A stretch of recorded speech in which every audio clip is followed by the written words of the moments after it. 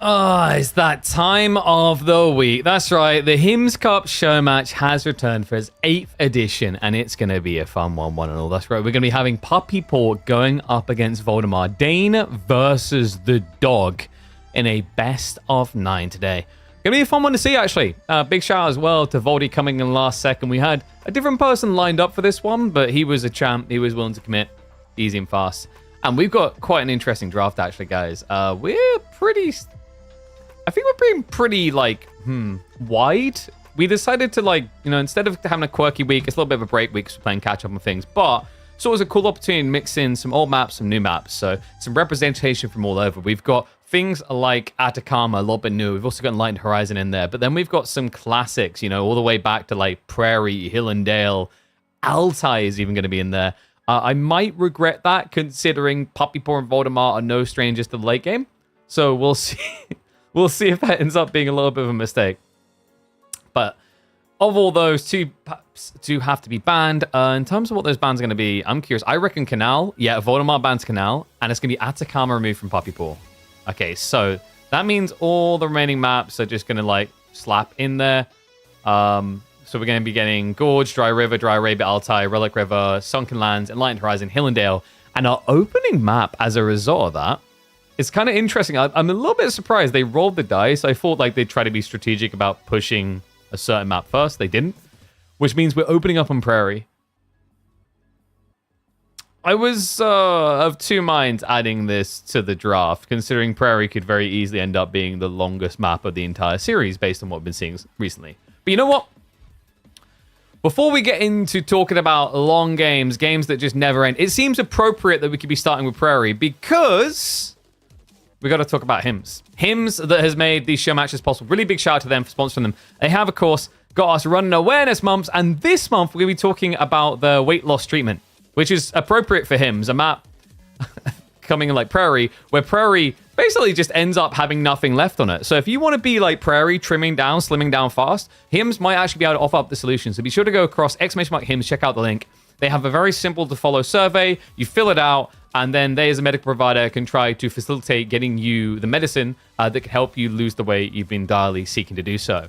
It's straightforward. It doesn't require a lot of in-person doctor situations. The cost of the medicine is actually very reasonable, quite low per pill compared to most of the competitors. So be sure to check it out. Go across the website now and just fill out the survey if you have been curious. You don't need to commit. You can just go through and then see if it's actually a right fit for you. But once again, really big shout out to HIMS for coming in and allowing us to run these now for 8 weeks. Kind of crazy. Yeah, 8 weeks already. Wow. So, we need a Civ draft.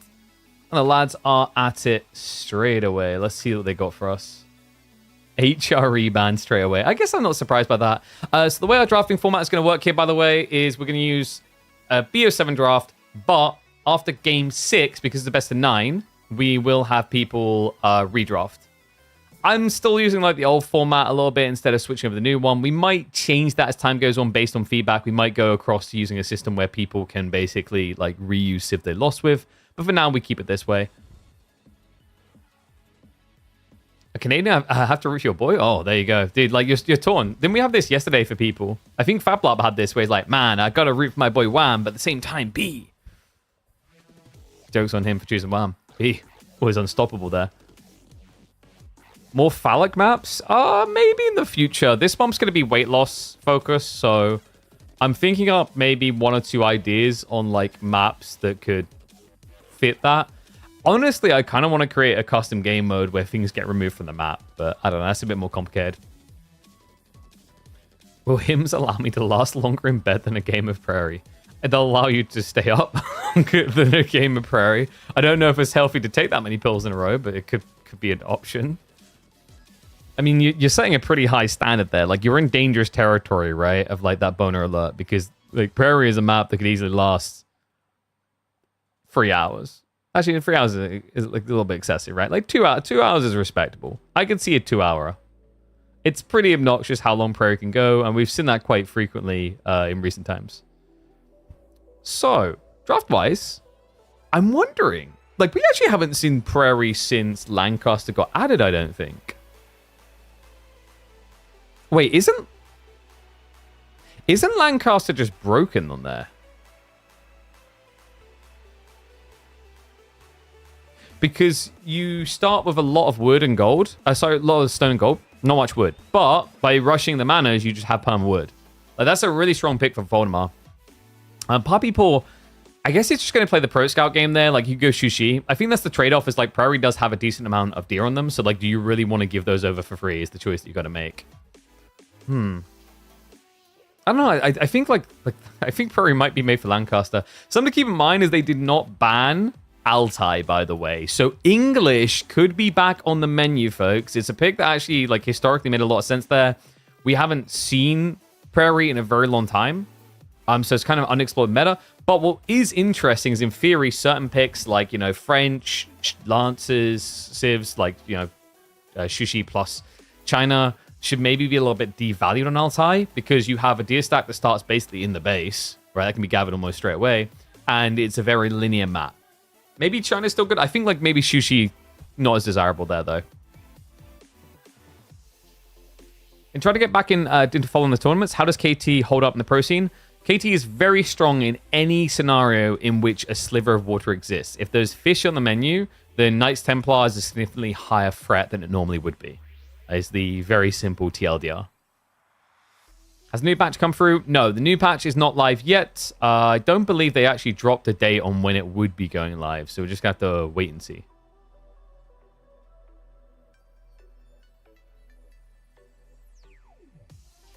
Prairie sounds OP for 20% faster sheet. It's not even just that.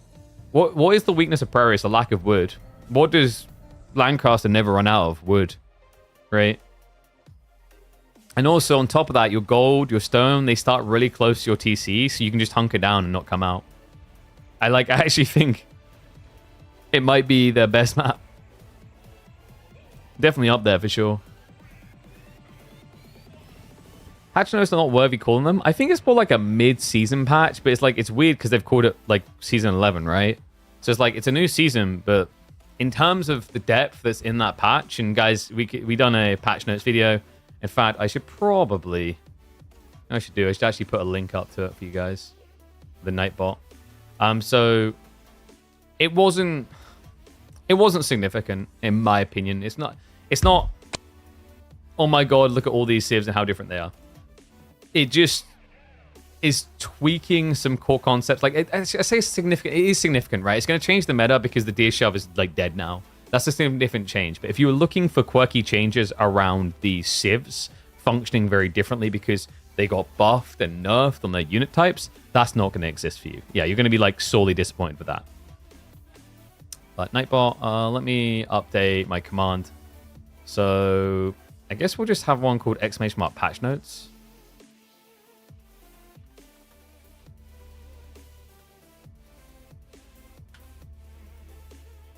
And I'll add that one in, and I'll put an ! mark in the title as well.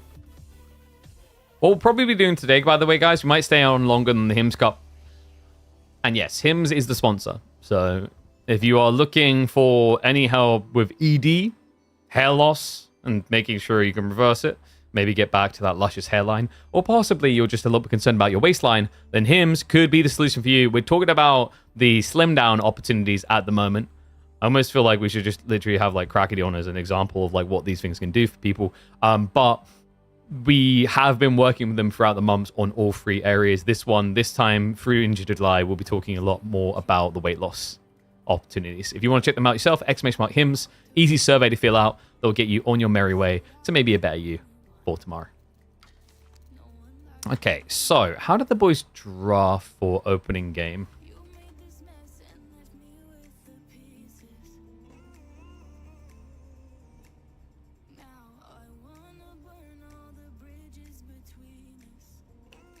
Looks like... Wait, have they not actually drafted for the first game? I haven't picked, rather, is what I mean. But looking at the draft, man, it's a good thing Canal got banned out. A Nice Templar is going to be intriguing. I don't think they're too potent here. What contraption? What contraption are you talking about? What, that? That's an Easter egg about something we're doing next week. What's it looking at? You guys looking forward to my OnlyFans streams? No. No, it does actually look like it's staring directly at my crotch thing. Yo, it's a waistline cam, so we can talk more about it. No, I'm not going to go there. Feet cam? Oh, dude, like not enough of you sub for me to start a feet cam. We'd have to be like 1,000 sub streamer for me to start feet. No, dude, I don't think even then. I told you guys the story, right? About like Apex Legends and my when I broke my arm. I literally streamed playing Apex Legends with my feet. So like, basically, show feet. No, actually, that's right. I was about to show you my feet and how to hold the mouse. But I'm not going to do that for less than like 20 gifted. So you just won't see. But yeah, I actually played Apex Legends games with my feet. Because my dominant arm was broken. So I used my left one normally for like movement. But aiming was all done by my foot. It was weird. It definitely got even weirder than you'd think. Because my viewership tripled or quadrupled from doing that. And it turns out putting foot cam on the title has a very big impact, yeah. Cracked would be a good commentator for the weight loss sponsored tournament. Oh, I don't think he really wanted to be involved. I don't know. I asked him originally because we've been helping them source some like creators. It just wasn't something he was interested in doing at the time for whatever reason.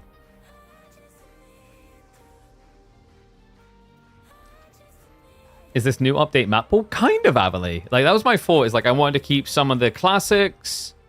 Right, I wanted to bring some of the new map pool. And then I wanted to use some of the new maps. So, like, you've kind of got a mixture of what's going to be coming, what's happened a long time ago, and some of them actually be happening again, and then something in between.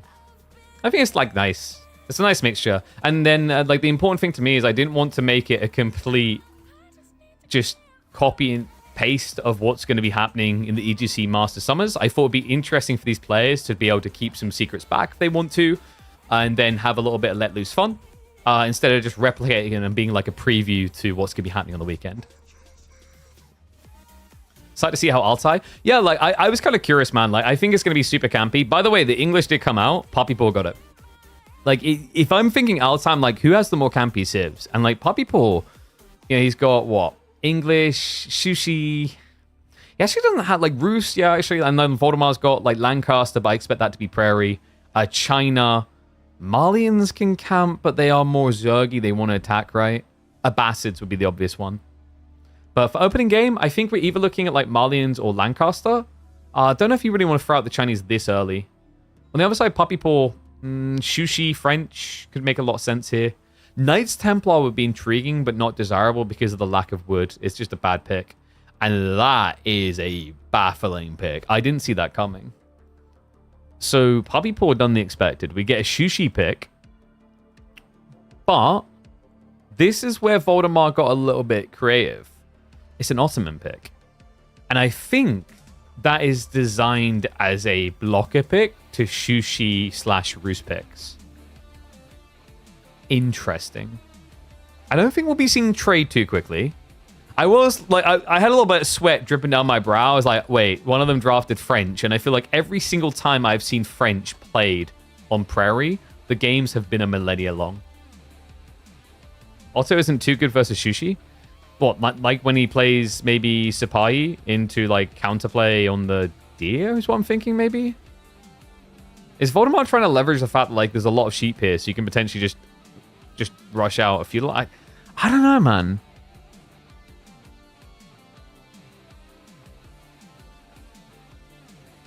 I think it's on a map like this.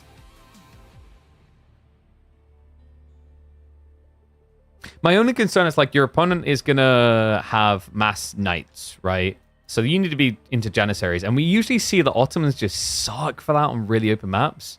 Because like, how do you counterplay? How do you address? How do you deal with any of it, right? It's a weird one.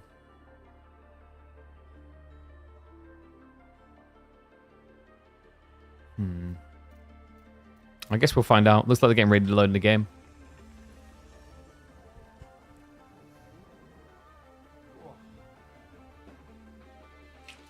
Alright, let's get ready.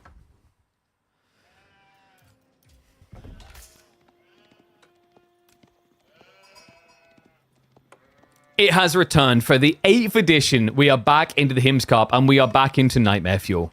Prairie as the opening map. This, on average, proves to be by far the longest map you will see in every single series you do. Let me just fix my bug map and get that back in position. As we hop into G1, we've got Puppy Paw on the west side here, playing as Shushi, but Voldemar done something kind of crazy. He whipped out the Ottomans on the opening game, and he done so on Prairie of all maps. So I'm curious to see what he wants to do here, because if this is about deer shoving, he's going to have to eat it up while he can. That is going to be getting nerfed not too far in the future, I imagine. I don't know. I don't know if it's about the deer shove personally. Like, the deer, they're not stacked together. Remember, with Prairie, there's a lot of deer stacks, but they're spread out in groups of 3. And this is why, like, Pro Scout Civs feels pretty good, because actually, with the lack of wood on this map, the biggest, most desirable thing is to play into food gold type units quite often. I think what Voldemar's trying to do here, conceptually, is look at this map as lack of resources equal free units, good. And Ottomans, they do give you that, but obviously the pacing is not crazy. Shushi, on the other hand, is a very pace-oriented civ. They have great timings in getting Pro Scouts out, the fast castle builds. You even see a lot of people now going Mount Lu Academy in the third age, so they have that extra tempo control by pushing troopers out even quicker. And I think what concerns me a little for Voldemar is that idea that if this is a fast castle build, your opponent's going to build the Lancers. So in theory, like, you just build Janissaries to counter, right? But the thing about this matchup on a map like this, Janissaries does not feel very safe. It's very immobile, it's very stuck. It's very easy to just not be able to do anything. So I'm curious to see if for that reason Voldemar is looking for a more early timing. For example, in theory, Sipahi are a perfect counter into things such as the Chuganu, as well as the Pro Scout play. So you do have a decent amount of blockers against what Shushi want to do early on, or could do. And this is a great start for Voldemar. 29 sheep. Wait, what? Oh my god. He ripped him off. Look at the scouting pattern. That's crazy. Puppy Paw, did he miss sheep in the center? He did. He missed 4. He missed 4 slap bang in the center of his scouting rotation. And now he's running where Voldemar's already been. That is ludicrous.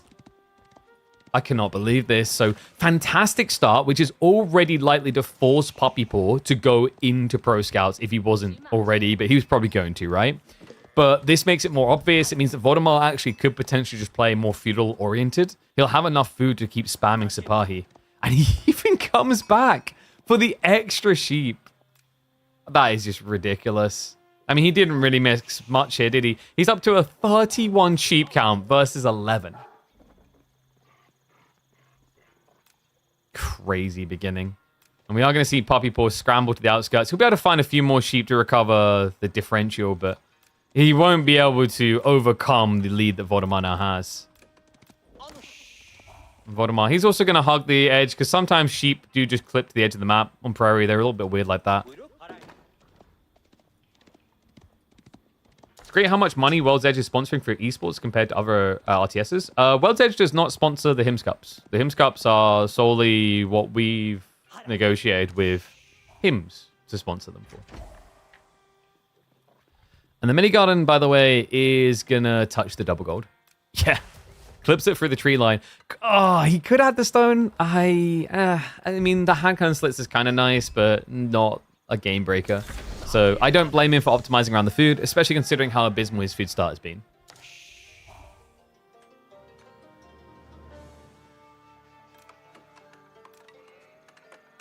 Sultani Trade Network is going to be coming in from Voldemar. Now, that's interesting. Why would you do this with an 8k gold in your base? I mean, I guess having this many sheep just kind of makes it feel free. And remember, you can get another 10. I don't know, like, I still feel like Madrissa is worth it if you want to play tempo. So usually when I see Sultani Trade Network, I'm expecting someone to be a bit more greedy and rush the castle. Man, Ottomans is about to be kind of a crazy one, by the way. With the upcoming patch, which I imagine is like, what, week 2, maybe 3 away? I think Ottomans is going to be a very mixed experience. We're finally probably going to see them actually diversify their strategies. 2 to 3 extra builds come to mind. But it's definitely going to cost them these early aggro timings and extra value. Like, military school, I think, is going to fall off as an opening. Just because if you can't shove deer, there's no great value in it. Puppy Paw. How are we looking? Oh, wow. Wait, what? So he's rushing castle with only 10 sheep. That's kind of crazy. Voldemar, it looks like he's mirroring because he's realized, wait, where is the pro scouts? And it is going to be Shallow Monastery. But the interesting thing is, Voldemar, he can equalize this, folks. It's going to be a little bit slower in his tech timing for sure. But keep in mind what he can do. He's about to have enough XP to get the Imam point. He can run 2 monks out to deny relics, which would be a very logical choice here. What an intriguing game. I mean, kind of crazy when you remember there's what, 3 deer per stack, and I believe there's 8. So that's 24 deer across the map spread. And Ottomans aren't really like to do pro scouts themselves, so in theory, you can just get it. But the fact that Puppy Paw is doing this with just now 7 sheep. Remember, it's like less than that because some of these are clubbed and half harvested. He's barely going to have any food to play with. Yeah, I'm not feeling inspired right now. I guess Palace Guard? No, you have to be Lancers. Palace Guard isn't more lean on food, it's actually more expensive. You just need Lancers to be leveraging the 8k gold you have. Voldemort. He's almost ready for the own age up. He has got the Vizier point. I would highly expect Imam here. Like, you're not in a game where you need the extra sheep yet. But wait, did he go for it? No. Okay, it's just he still has 27 sheep. Come on. Oh, God. What a legend. What an opening as well. I mean, it's interesting, like, actually, sorry, we've got to put predictions up. Remind me next time. I wonder how people were predicted, because, like, the obvious answer is to say Puppy Paw, right? I don't think Voldemar minds me saying that. Puppy Paw is a very talented player. But Voldemar has a very good position 2 to 3 minutes from now, as long as he doesn't take damage, because Puppy Paw will be out of safe food. Scout is going to get chased away. Mehmed Imperial Armory is half complete. Meanwhile, Voldemar is going to get struck out on the gold. Spearman will be a little bit slow moving into place, so Puppy Paw draws first blood. I just realized we're 20 seconds out from live. Let's hit the fast forward. Ever so slightly.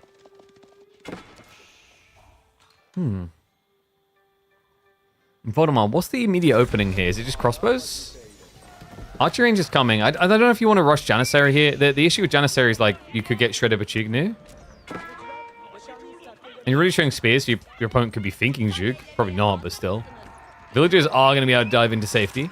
Lancers are making it uncomfortable, though. The archer range is not even up yet. An extra Lancer now arriving. It feels like Voldemar is just hemorrhaging here. Spears coming out now. He does body block him in unintentionally, so the villagers kind of help out there. But Voldemar, this is absurd out of time. Janissaries, he does just go for it. He doesn't even just screw around with the idea of crossbows. He just needs the golden answer. He has got the Imam point.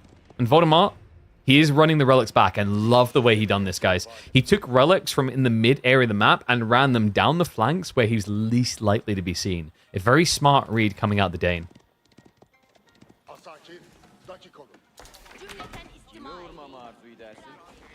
In the battle of the Dane versus the dog, it's got to be said that the puppy might be in a little bit of trouble with this comp now. He's under the berries. He's then got to start moving out into things like deer, the boar, etc. This is at least a high-value area, boar, berries, and deer. But that also kind of makes you predictable in that you'll be likely to go there. So if Voldemar opens with knights, which he's now doing, it's the first place he's going to be looking.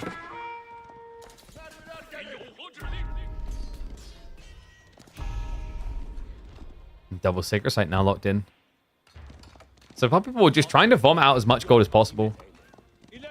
And the reason why Voldemar is ahead in villages is the traders, remember. When you build into the trade network, you get free workers, free traders, garrison inside. You're soon going to get a lot more gold garrison, though. 2 relics now arriving home. And the final one is all the way in the corner. Puppy Paw is already camping it, mind you. So beneficial 3-2 split looking likely here. A nice blocker, just trying to slow down the cap. Voldemar's got to pay a lot of attention, though, because that Shallow Monk actually kills quite fast. Lancer is now coming in, and that was a beautiful handoff. Look at the timing on that. Just a fraction away from the cap, just denies the gold. Scares him off.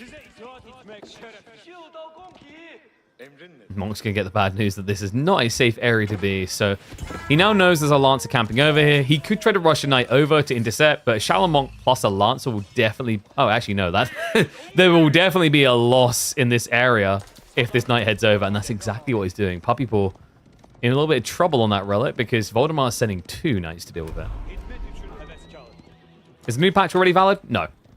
This is not new patch. We don't know when it's dropping yet. And a PG switch. Now, this is why I kind of want to see Voldemar doing crossbows instead of Janissaries, but I understand why he done Janissaries. Like, Janissaries just have more damage and more attack speed against cavalry specifically. But against Palace Guard, that's where crossbows would probably feel a little bit better. They're cheaper, they have more range, and slightly worse attack speed, as well as damage, but, well, not really. The base damage is worse, but with the bonus is better, right? That was what I was expecting, is like robustness. But Voldemar instead is going to be a little bit trapped into Jannies until he sees what he's up against. For Puppy Paw, this is a little bit dangerous, though. It puts a lot more emphasis on food gathering than gold gathering. Gold gathering can be done safely at home. Food has to be out on the map. Now, speaking of gold, he is sitting on a bulk load here. Puppy Paw just looking to, subscribe for his own business, set up his own Canadian bank at this point. Could be he's planning to rush into pagodas here with the Yuan Dynasty. Would make a lot of sense. It would offset some of his food issues. And he's definitely got gold for days to even start thinking about buying food with the free sacred sites now locked in. Voldemar, I do believe it's time for a mosque, mate. Yeah, he's brought the free relics home, but he never found the time, rather, to go into the mosque. Instead, he's prioritizing the military schools. Not sure how I feel about that. Like, free relics? I mean, you're missing out on 240 gold a minute to generate, like, in terms of like, military school efficiency, less than that? Like, what was it, 180 maybe? Oh, less than that, even. Supply taking almost 2 minutes, and the supply is 160. Yeah, this is just not very efficient. And there we go. Mosque is finally going to be coming up.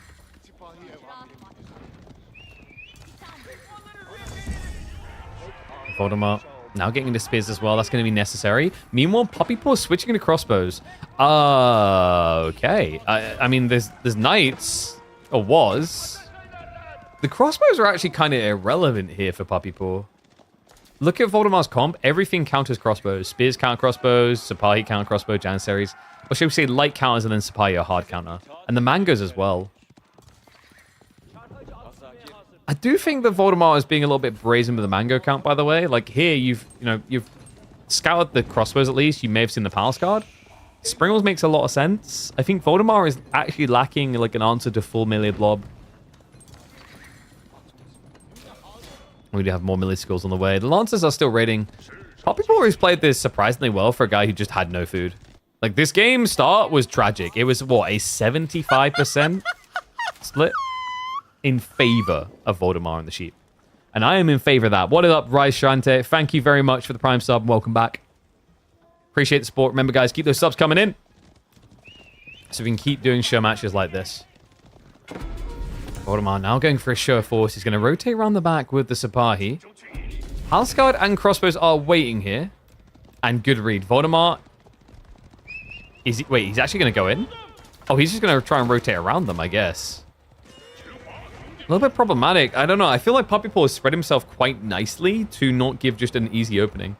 It's almost like he's using these guys as pseudo outposts. But Voldemar found the one spot that isn't being guarded.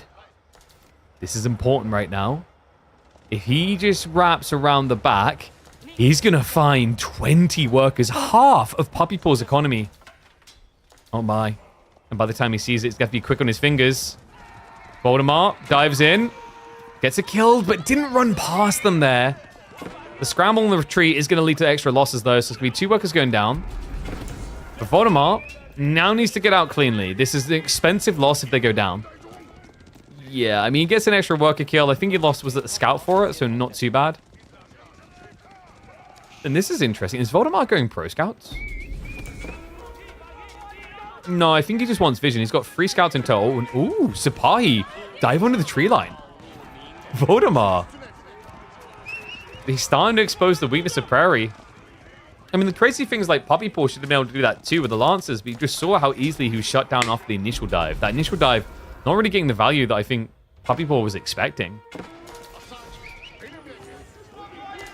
Voldemar, like, as this game now goes on, what you got to keep in mind is the passive production is worth its weight, right? Like, normally it just doesn't feel that impactful until deeper in the castle, approaching Imperial Age. But the reason it's good is because Poppy Paul's options like require him to go wide. Food, wood, gold, etc. It's never as simple as staying in your base like the Ottomans can.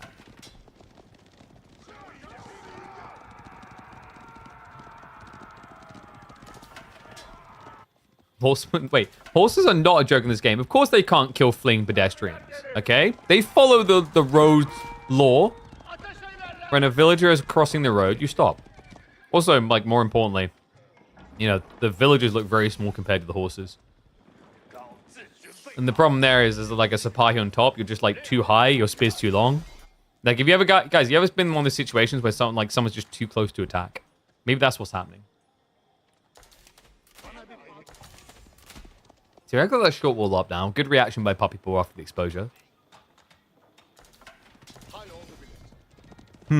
Could this eventually turn into a late game trade? Well, we do have an Ottoman pick, so I wouldn't write it off. I don't know if Shushi really wants to be in that position. I mean, from a unit type, it's not bad for them, right? Because you can get the Bombards at 11 tower range to counterplay into the Great Bombards. It's like both of these civs definitely have potential in late game, but there's no denying Ottomans remain kings of the ultra late.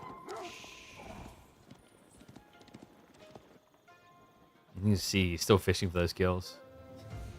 Poppy Paw being a little bit paranoid here will pay off. He's like, oh wait, what are these guys doing? I'm gonna find out. Has he got enough spears? 4's not too bad, but PG. But the trickle of damage is mattering here, and Poppy Paw, he's been forced into 2 TC, so he's looking for the eco scale. That has not been scouted by Voldemar. How do you guys feel about Sipahi currently? I think Sipahi is like something that's been slept on for so long. And if you're an average player watching the game, figuring out like, oh, I want to try to learn Ottomans, I feel like a lot of people just steer clear of Sipahi for that reason. But in actuality, this is one of the best units in the game. Almost any stage of the game. It's just in Feudal, it requires a lot more work to make work. But what we're seeing here is a castle usage, which is quite intriguing. Like, the reason why it's intriguing is, like, why would you build these over knights? And it's because I think Voldemar expects this game to go hyper late. And if it's going to go into, like, Imperial Plus, I think you'd much rather have Sipahi than you'd have knights. Mainly because of the scale point, right? Like, you know, once you invest into the elite techs, you know that after you lose, like, 40 Sipahi, you can produce 40 more. But 40 knights into 40 more, not so feasible. Wolf's going up. Wait, did he not see him? Oh, come on. Well, Voldemar is going to reveal himself on the wall, weirdly enough. If he just heads in, though, look what he'll find. Oh my god, Voldemar. No, he just got the bad news. Guys, this is kind of looking grim right now. Poppy Paw has, by some miracle, pulled off a farm transition on Prairie like this. This is not easy to do. Voldemar's reaction is going to be to hunker down on greed himself. He's got 2 TC now as well. So he's not going to fall behind on economy, and he does still have the passive reduction. But this game is getting weird.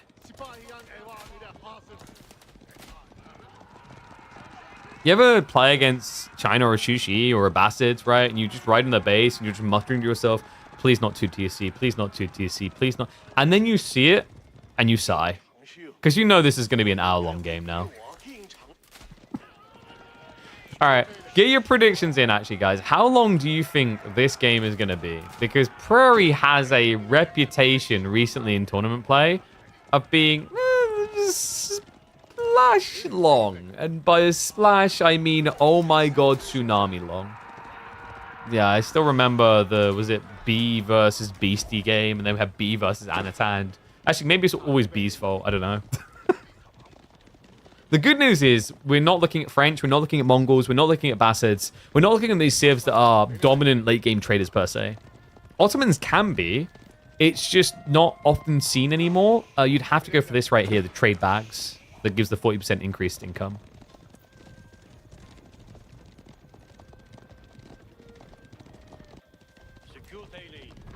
Should be a mild punishment for getting caught by the cavalry, like 5% of ills. So yes and no. I think like that would... There's probably going to be a retune of Cav if they do adjust that. But in general, I have been vocal about the fact that I don't think villagers should be able to escape a raid as easily as they do. Formation shuffling and no clipping is way too good in Age of Empires 4.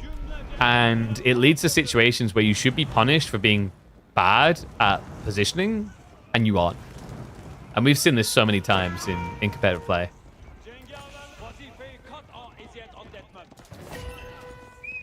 All right, looks like the boys are saving up, by the way. Yeah, we're going towards Imperial. You might be looking going, this is weird. Why is Vodemar going imp with 2 farms? Because of the passive production spike, right? You get that big phallic structure that looks like it consumed all its HIMS pills last month.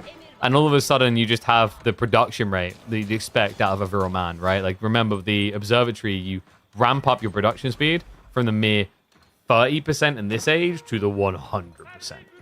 It's insanely strong. And I still think just too good to resist. Like, Seagate Castle is almost just a meme by comparison.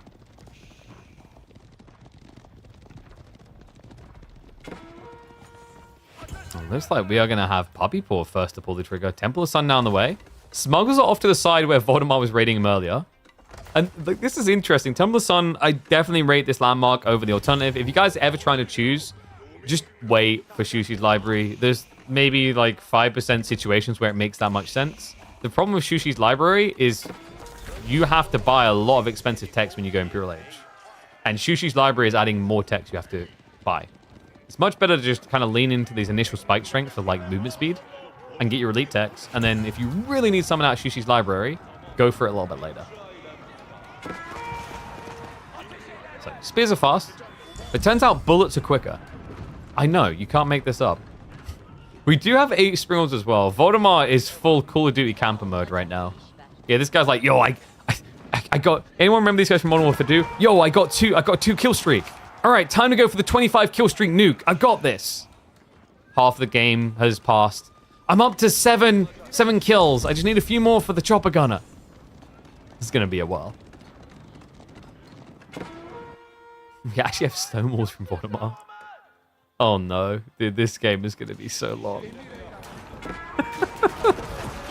Well, Puppy Ball's going to try to break him, but the problem is all the Springolds. Like, Puppy Ball's comp is pretty terrible against Springolds. He needs some Cav, but he didn't want to build Horseman against Sapahi. They'll beat him. And you don't want to build Cav in general against Janissary. Like, this is the reason why Ottomans, if you are allowed to get to the late game, is by far one of the most frustrating civs in Age of Empires 4.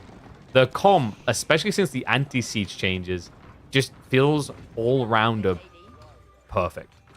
Right? It ticks every box. You deal with cavalry, you deal with range units very well, and then, of course, the mass Springles can deal with the melee units as well. Like, it's... box tick, basically.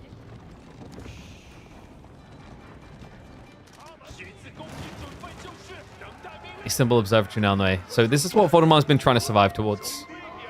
And you can see that Puppy Paw is fishing for a timing.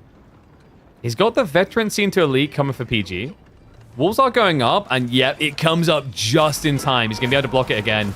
And the Springle shots. Oh my god, the Elite isn't in yet! Look at the bodies! He looks away for 1 second, and now he has to dig 10 graves. Really good strike there by Vodemar. Should reset Puppy Paw, and he's about to get the bad news. This is already stonewalled up. He does not have siege engineering now. What Puppy Paw does have is a phenomenal tech timing here. He's got melee tech free, as well as elite army tactics on the way. We have got him sneaking around the flanks. He is hunting for the kills, not able to find them yet. But notice that the map is becoming very uncomfortable. Vodemar is stuck in a corner with nowhere to go. The farms, however, are beginning to come through. Vodemar now up to 20 farms with enough trees to easily get him close to 40. How to counter Ottoman mass siege? I mean, you could do the crying, or you could just, like, build your own siege, silly. You can see what we've done there, because that's the bees are ridiculous. So, yeah, like, against the Springolds, he actually needs some sort of range composite. The crossbows can kind of do it if they can get close enough, but the problem is, like, you're going to have to headbutt into Sapahi, right? Like, yeah, I really like the Ottoman's comp right now, but Puppy Paw just has mass is the scary part. What Vodemar needs is more active production. He's relying on passive entirely, and is leading to this ridiculous lead in bio units. And the weakness of Siege is that you can just go away from it, which is exactly what Puppy Paw is trying to do. He is using the Divine Vitality, but actually, like, the marching drills, the extra movement speed, the Divine Speed, would actually be perfect here for these backstabs. ET does kick in. I love the fact that all these spears are running away from Sapahi. I'm going to turn now, and the flood begins. Look at this. Straight onto the military schools. Voldemort, no! He chased with the entire army. Puppy Paw just tears him left and right. And looks like it's going to be tearing him a new one. Military Academy also being prepped behind this. Remember, Puppy Paw is full late game economy. He made the farms happen super early somehow, some way. Walls are up. That's going to slow things down only slightly, though. The Power Scar burned through fast at this stage. We still do have the Vitality. It's interesting. It only works, it only heals when you're out of combat. So, looks like the OP. Janissaries are going to be enough to scare him away for the time being. Those are only Castle Jannies, though. And he makes off with the relics. Okay, come on. Yeah, Puppy Paw is just ready to play with the food, isn't he? And Voldemort is having none of it. He calls the GG. He throws in the towel. The Ottoman's late game potential will not be reached. And Puppy Paw shows you why getting into a macro game versus him is never a good idea.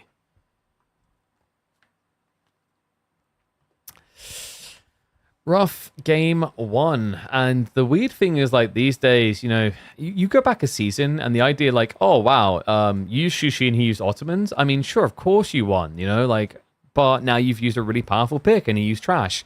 That's not the case anymore. Ottomans is a very good, versatile pick at this point. So I call that a pretty expensive loss. Not as dire of a loss as if you'd used Chinese or Lancaster, maybe, but expensive all the same. Game that didn't go an hour? Yeah, Puppy Paw didn't allow it, surprisingly enough. And no giant dick-shaped maps this time. Dude, like, remember, we're in a different month. If you guys aren't aware, we're doing weight loss this time with him. So if you guys are wondering on a way to maybe get some magical pills that can help you start to lose that weight, maybe that belly fat that's been hanging in there since Christmas. If it's been hanging in there since Christmas, it's now June. That's half a year. It's time to do something about it. Then maybe the thing that can do something about it is not Puppy Paw by trimming you off of Prairie. It's HIMS instead. If you go across, they actually have got a survey set up here. You can go through it, and they've even got a limited time offer going on right now. So if you follow from the survey, it'll make recommendations on medicinals that would be useful for you in your journey to lose weight. It's a very simple to follow survey, and no commitment required. You get to the end, you can decide if it's right for you, and then whip out the card if it is. A big shout out to HIMS for coming through and sponsoring these for the third month now in a row as we move across from the uppy pills. And so we had the uppy pills, we had the growy pills, and now we've got the shrinky pills. We've got all the pills. All right, so let's see what the boyos have got in mind next.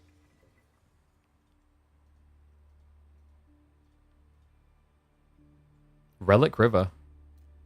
And it's going to be Knights Templar versus Jean. Ooh. KT, like, pretty good on this map. Honestly, I think, like, KT, when you look at the design of Relic River, it feels like they were the civ that it was designed around, if that makes sense. With the diverse sacred sites and everything. Even the fishing. Definitely going to be an interesting one. So, Mongols are banned? Yes. Mongols are interesting. Like, they can be good on Prairie. Very good, actually. And then we also have Dry River, where they can be okay. Altai is also, I guess, like the one. I think the boys were concerned about Altai, because in theory, you guys remember the old trade days, right? Like, Altai has the corner trades, so that could have been an option. And then even some like Hillendale.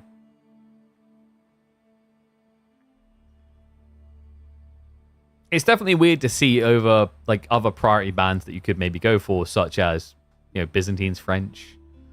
Ottomans as well, because Enlightened Horizon is in. I think that's the other shocker to me, is that Enlightened Horizon is in, and Ottomans wasn't saved for there. I'm curious what Voldemar's thought process is with Lancaster. It must be like Enlightened Horizon or Gorge. Does HIMS Cup have a Wikipedia? It does indeed. You can go across and have a look. You can toggle on to show matches, and you'll be able to see them. All right, looks like the boys are getting ready. And what were you saying about we need to be more zoomed in? I feel like we're pretty nicely zoomed in. You don't want me bigger, do you? It's not that month. I don't know. That feels like way too close.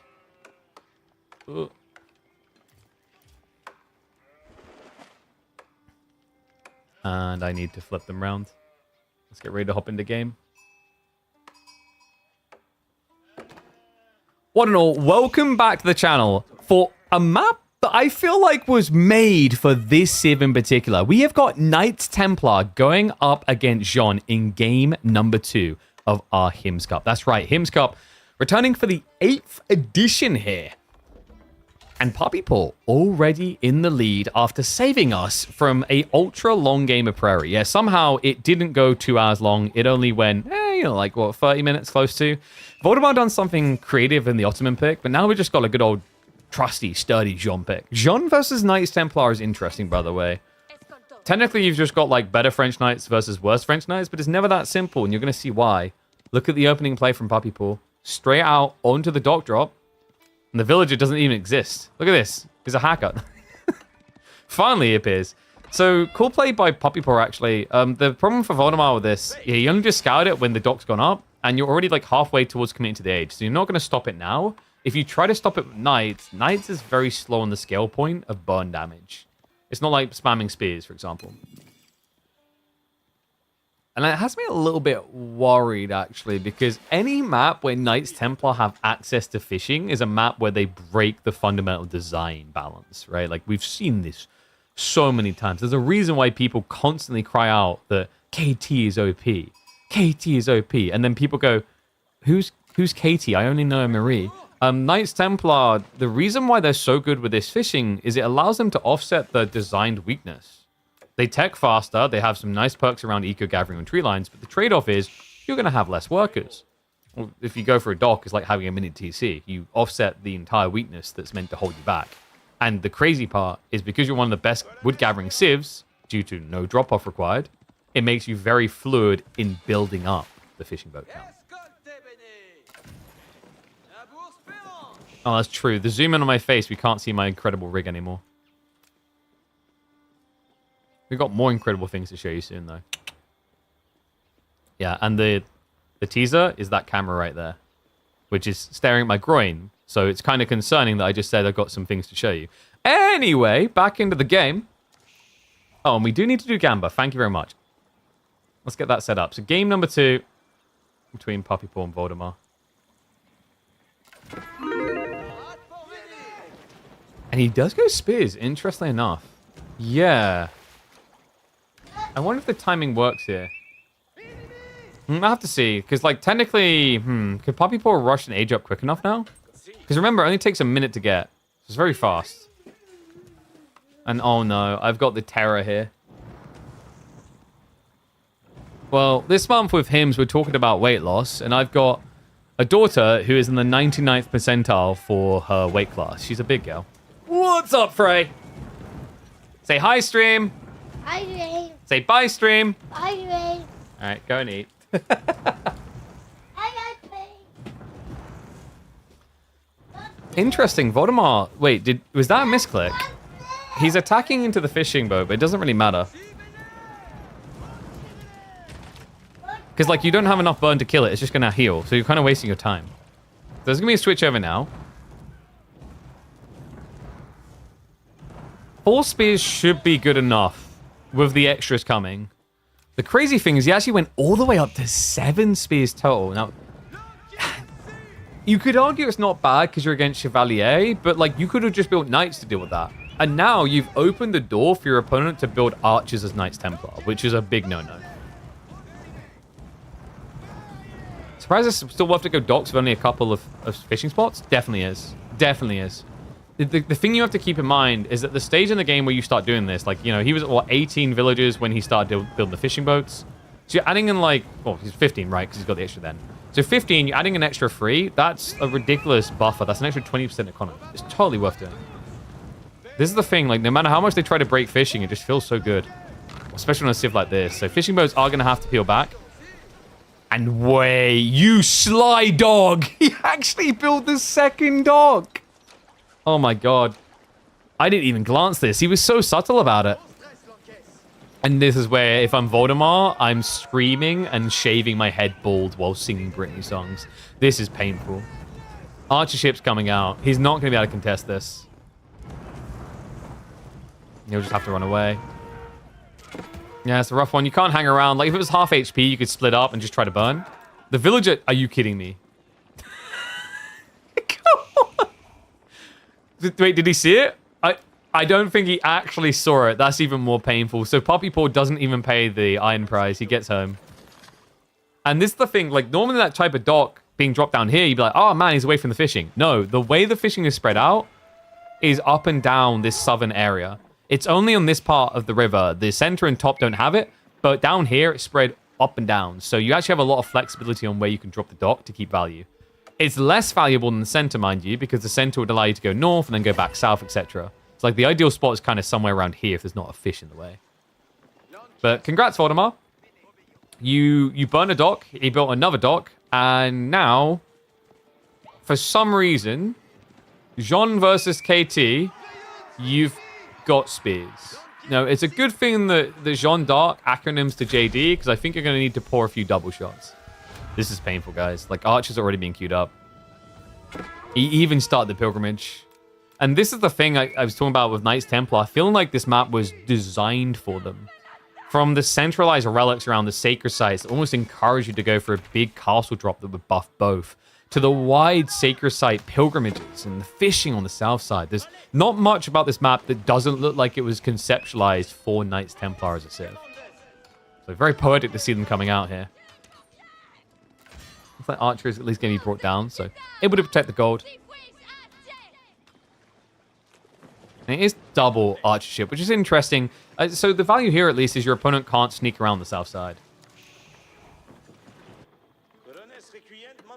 So it kind of linearizes the move, because Voldemar doesn't really want to go north. And that's really annoying. Like, the pilgrims are up there, right? So you eventually want to send a knight, but that first knight feels so valuable. I think it's worth going for the pilgrim still, though. Because, like, think about it. You could try to snipe a villager, but if you snipe a pilgrim, you're denying 130 gold. A villager is going to gather about 35 to 40 resources a minute. So it's like killing 3 villagers temporarily.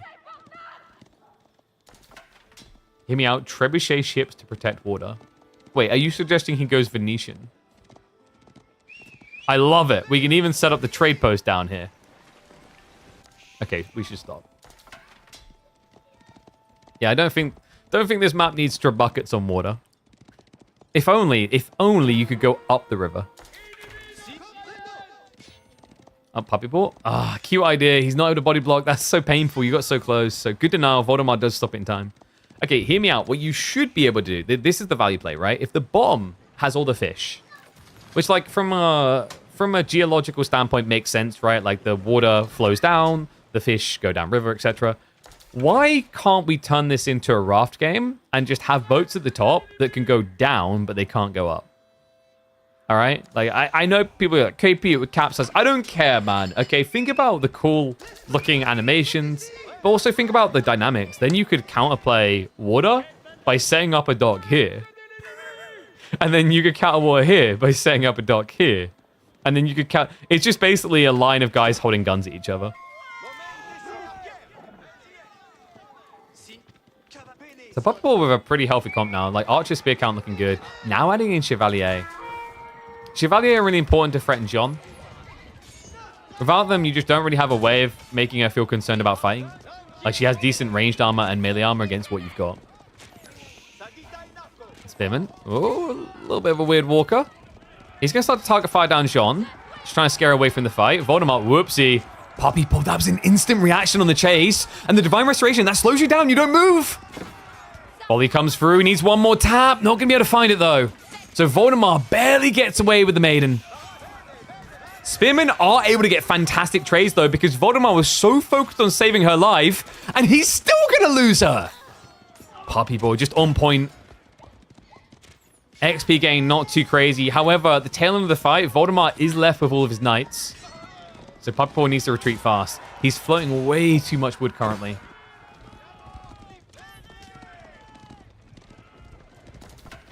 Chevalier count should start to inflate quite quickly with the fishing count now being up to, what, 6? Yeah, maybe you sneak out for like a second dock. That wouldn't be a bad idea here for the efficiency. And this is the other thing, right? Like, congrats, you started to block the north side, but now because he's set up down here already, pilgrims begin to venture south. And that's going to be like, what? Yeah, 130 gold. It just hits the maximum. You have a bug generation where you could go up to the second sacred site with an archer ship. Wait, what? I'm curious, like, did it look like this as well, or did it look like you could go up?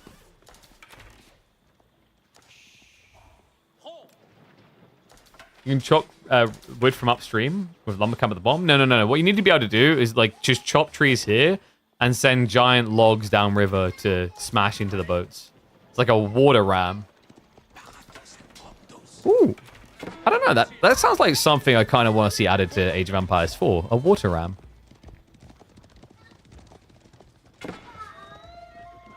Just have the boats try, like they have to convene to build it so that a demo ship can come in to grief them all. It would definitely accelerate the win or loss on water for sure. I mean, I've got safe passage into Sanctuary, so it looks like Papapour is ramping up his gold gen as he tries to make this more and more about knights, but he's got such a great supporting cast of archers, which is important. Just keeps his opponent away from spears that would be great against Chevalier, and also it just makes it impossible for Jean to participate. Right? She's going to be just stuck on the sideline watching people play.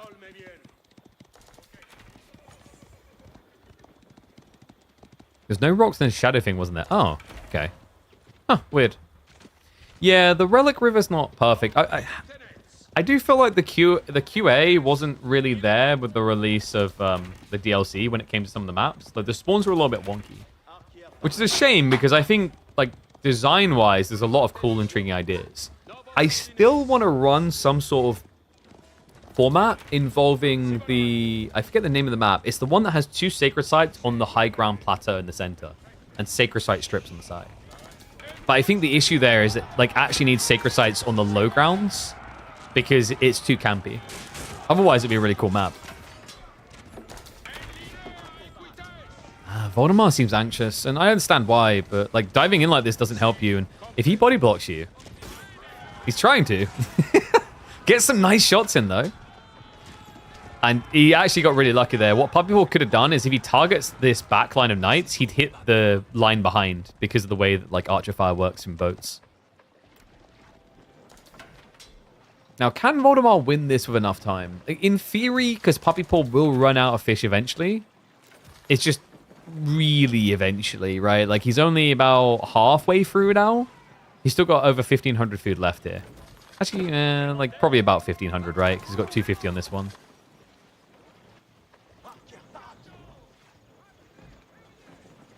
Add new landmark dam and you can block water? Oh, no. Well, you just want to, like, go crack it later? Just flood the entire map? We tried flooding the entire map. Do you guys not remember that 80% shallow water map? Which we thought would be really cool, and it just ended up with people just spamming boats because nothing else was worth it. So Papapour is getting ready for the age up. Papapour, just greedy with Genoa? No, he's going to go Angevin. He wants extra answers to the knights. Interesting. I thought he might just blob spears, but yeah, this does make sense. Angevin has kind of been taking over whenever there's fishing. The moment fishing gets introduced to the equation, you can afford a lot more spears. And this is the thing. Like, it really is this idea of premium trash. But for trash to be good, you need enough of them, right? Like, the concept of the word premium trash is very weird. But it does hold true for what heavy spears do. Yeah, just a cheaper men-at-arms. And the funny thing is, like, in this matchup, you can't build men-at-arms, right? Like, Jean will just annihilate them with knights. But you're getting a spear men-at-arms. It's like, it's the perfect storm, right? Voldemort, he needs to get out of this age, man. This is not going to serve the purpose anymore that he's looking for. This predictable mass knights into castle play is not the way. Not against KT. And whoopsie. I think we're a few seconds out from live. This archer ship just keeps griefing him. You don't like heavy spears? I get where you're coming from to a certain degree, but like, it's not... I don't think conceptually it's a problem because it's not drastically different from men-at-arms. I mean, in some ways it is, right? Because you get bonus damage tag. But that's against Cav. Like, my point around, like, different from men-at-arms, like, the counterplay is build crossbows, right? I think the reason why heavy spears often feel BS is because Knights Templar do it when they're ahead and have really good economy. And in those type of situations, it kind of reminds me of like an old school H3 Burgrave where like the answer is you need to get castle, you need to get crossbows. What can you do against them as Japanese? There are no crossbows? You got horseback crossbows. What? And actually, like, wait, like, you don't win that argument. I'm sorry. I'm going to have to firmly stand my ground here. Why are you not building samurai against mass heavy spearmen? A Duchy tech wins every day of the week. Oh, this army doesn't look like it's going to be able to win anything, though. Voldemar. I pity the fool that has to stand up against this. It's veteran archers, after all. And he already got range damage, too. This is an annihilation, an absolute wipe. Jean's already dead. With any hope of Voldemar clutching up in game number 2, it's starting to turn into a bit of a snowball effect here, as the Canadian looks poised to extend his lead with the OP picks.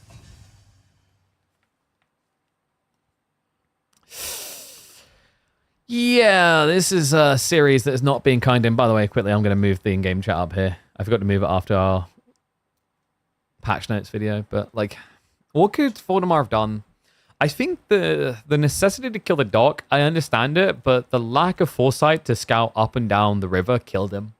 Like, to make that type of spear investment and then not actually stop fishing at all, it puts you so far behind, it's ridiculous.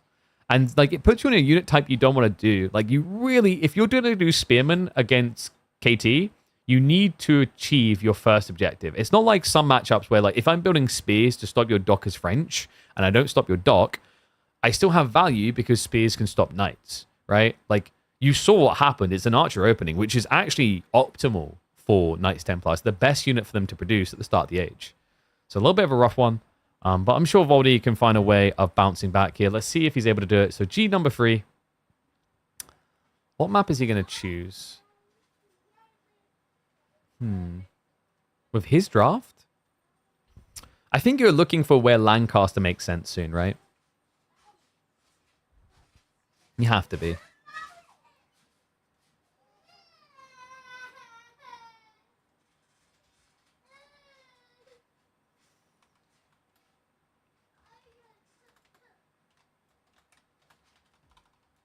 One sec, I need to type something. No sheep. Oh, wait, wrong game. It's L1, isn't it? So I think the first game of the series is uploadable.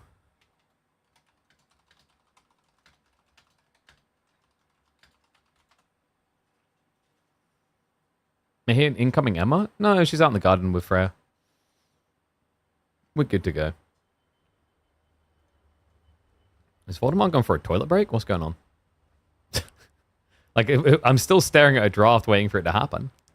Like, brother.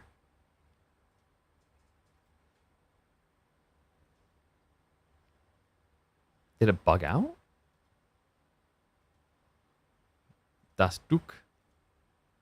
Okay, I guess Voldemar's going to get a drink or something. A brain refresher. And yes, this is a best of 9. Weekly hair blog. Do you struggle with balding? Casting team games can make all your dreams come true.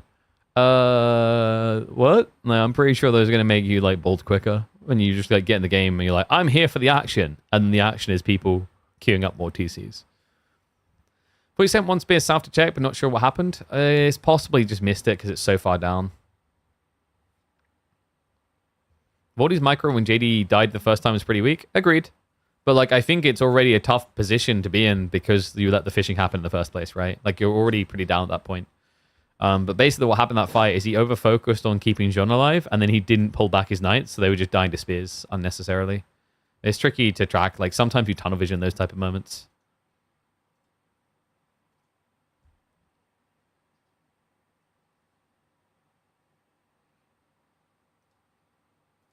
What is going on? Are we still not ready? Like, brother. Alright, I'm going to run... I'll run a minute and a half ads now, guys. So you don't have to worry about them when we're in game, okay? I think Voldemar just went to get a drink.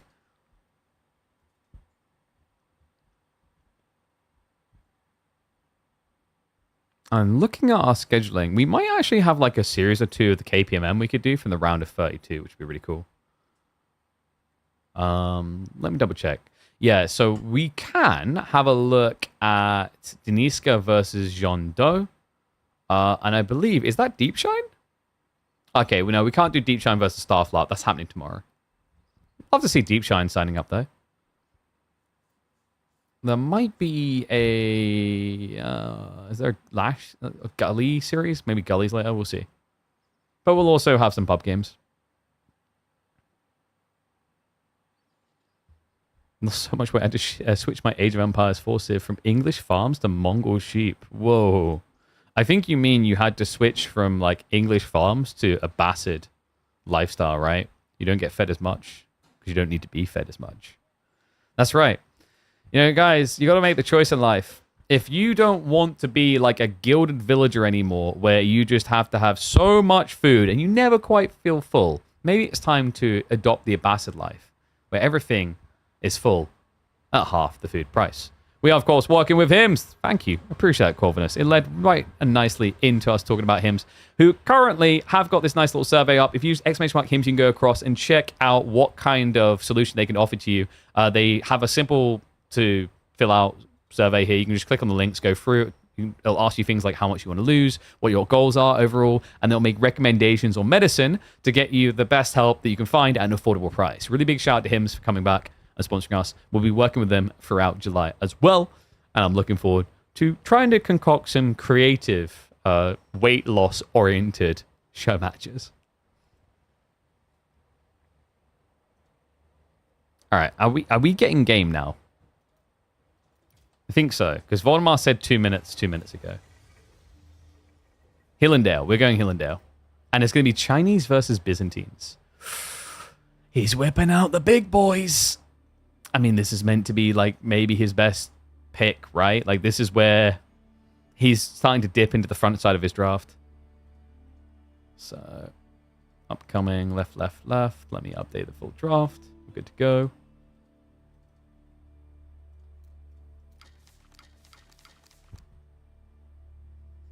Just eat less. All right, that sounds like you know what that sounds like? That sounds like you need to just win more Wallows. Do you think Marine Lord eats less? No, that guy's eating lobster every day. All right, eating less is only an option we take when we can't afford the more food. That's why I've been slimming down in recent times. Not enough people subscribe. Pepper hands.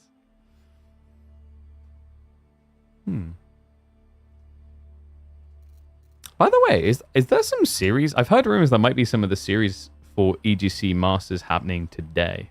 I'm going to keep an eye out for that. If there is, we'll cast them.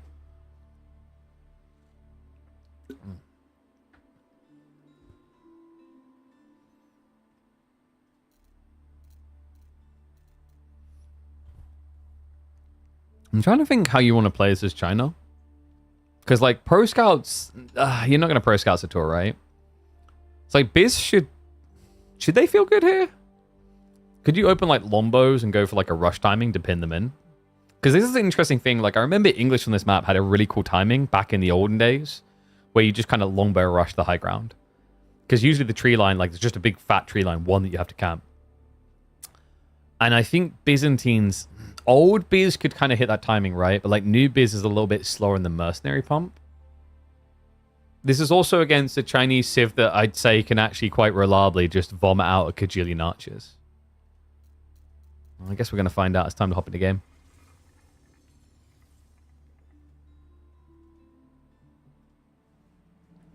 Oh. Do we have predictions? Let me prep it. There we go. Unleash the Gamba. All right. I've sinned. I can't believe I've done it. I hate this map. I complain about this map, but for your entertainment, I've done it. Hill and Dale has returned to competitive Age of Empires 4. And Voldemar, well, he's going to need it, and he's going to need a miracle here. Currently down 2-0 in our best of 9. He needs to strike back, and this might be the place. This might be the Civ. It's going to be his signature Chinese in the yellow, going up against Puppy Paw on the Byzantines to solve this problem. And Byzantines... interesting pick here on Hill and Dale. I was just talking about the idea that they could maybe play for like an aggro merc timing, but the more I think about it, why bother? The thing that Byzantines have been best at recently is hunkering down and greeting.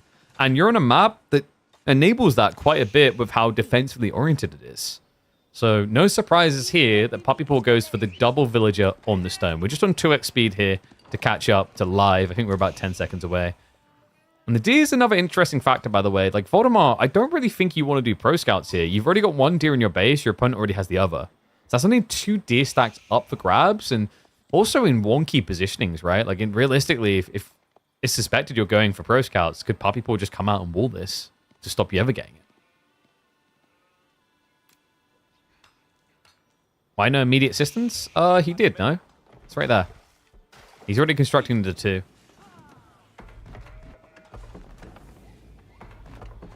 HIMS choosing AoE4 player base to partner with is very telling.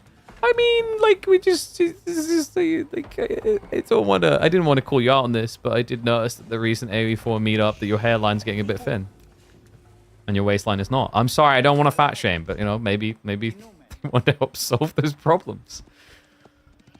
Oh my god, I forgot just how much gold is on this map. Let me just, if I can get close enough that... Yep, that smells like 24 karat. It's... What's like, let me math this out. So you've got what? Is it meant to be 11 or is it meant to be 12?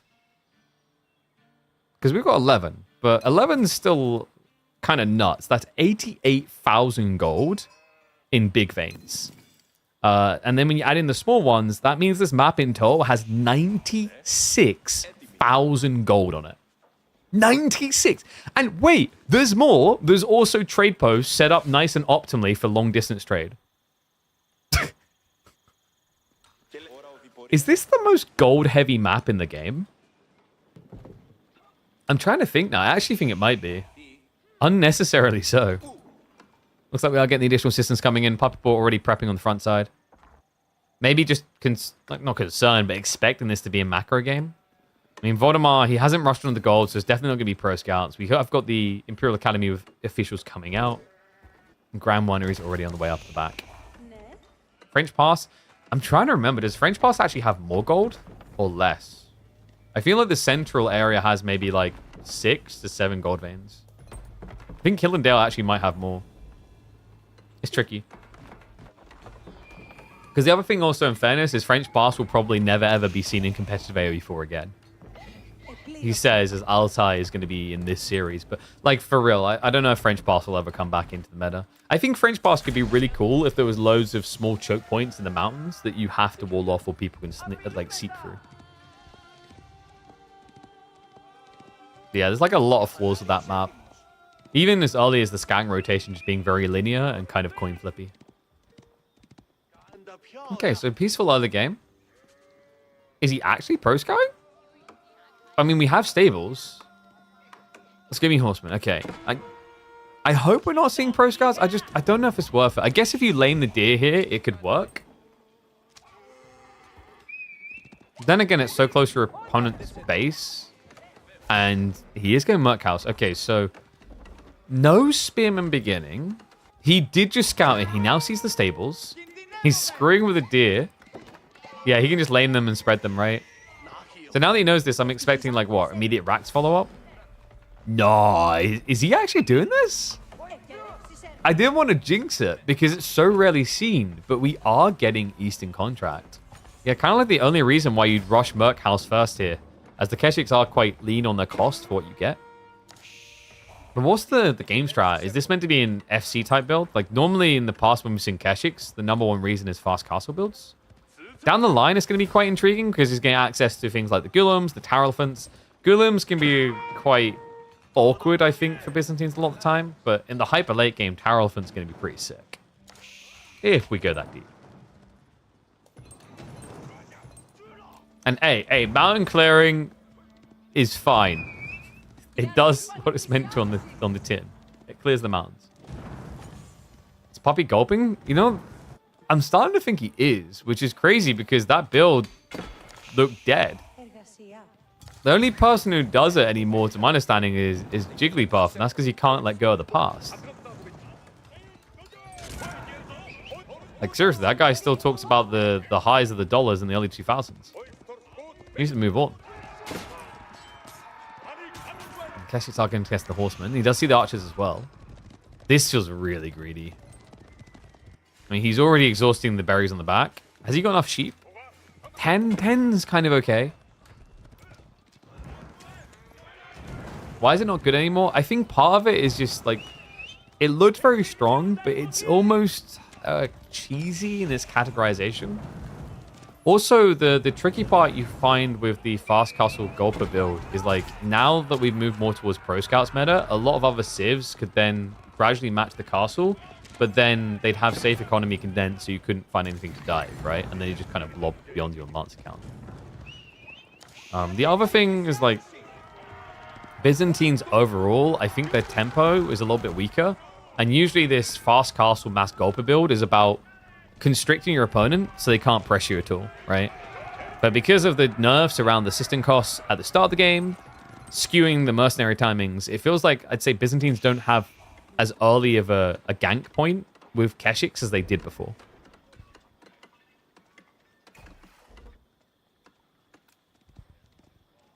You do have the 1-1-1 from Voldy, so a little bit of everything sprinkling in. Which just makes sense. Like, you can see what this is really going to be about. He has got enough troops to start torching down the systems.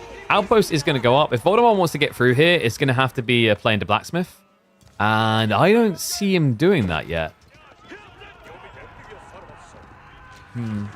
Go Hippodrome. The problem with Hippodrome is it makes it very obvious what you're doing.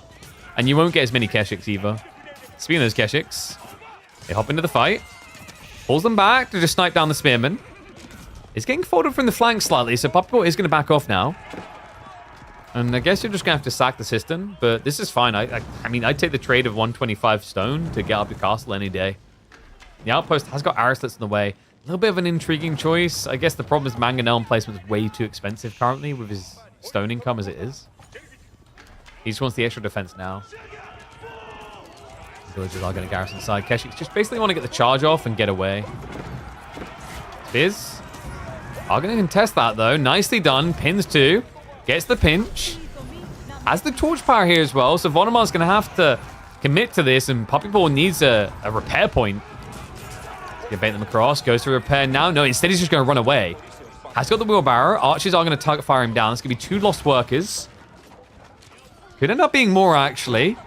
Veterancy is on the way for the 1 Keshik, and I'm wondering, is this, after all this, gonna be the Cataphat build? Because what just happened is Puppypaw just lost the Ford Gold. Yeah, this is a big deal, remember.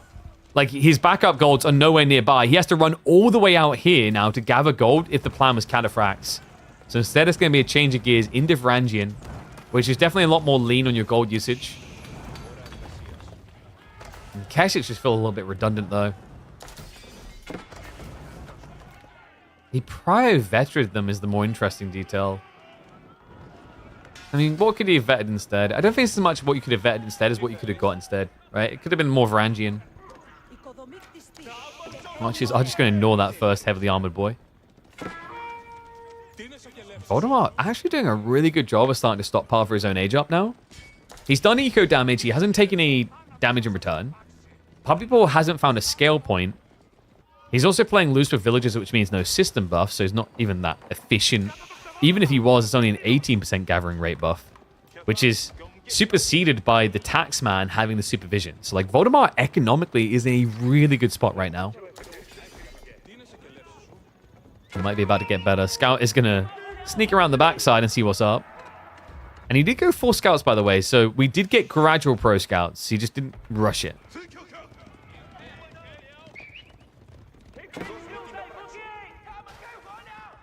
Man, you see how uncomfortable this is, though. Puppypaw, like, looking at the spawn, Voldemar's read was sick, right? Like, the wood was forward, the gold was forward.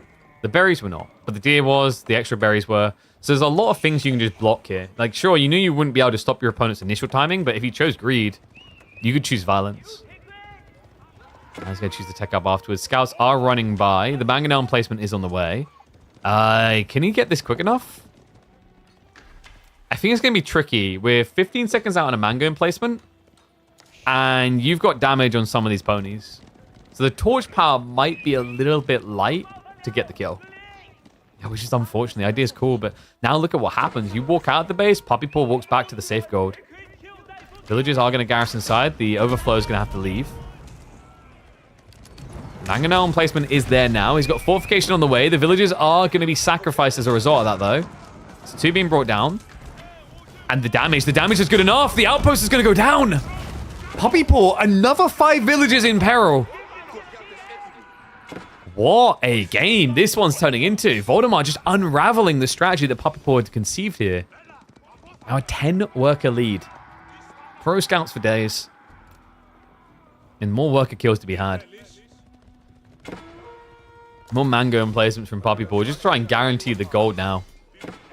The second Golem... Oh, God. No, this is horrible, guys. This is exactly why I want to vomit every time I see Eastern Contract. Eastern Contract almost feels like it's meant to be a bait for you to switch and then never think about mercs again. Because the problem with Eastern Contract is you start showing heavy cav, and then you follow up with melee infantry that's heavily armored. You're begging your opponent to go crossbows, and your mercs, you have no flexibility to like switch out of that, right? Like if you go Western, you build Lombos, and let's say, you know, the answer is men-at-arms. Well, now I've got Landsknechte, which are kind of decent against men-at-arms, right? Or when you go for the Javelin contract, oh, I've got Javelins, you build Horsemen, but now I can switch Camel Riders. This contract choice lacks any flexibility, really. Then again, the timing, are you kidding me? What? Voldemar. He wasn't expecting that. They just blind ran across the map and done that to him. 3 worker kills.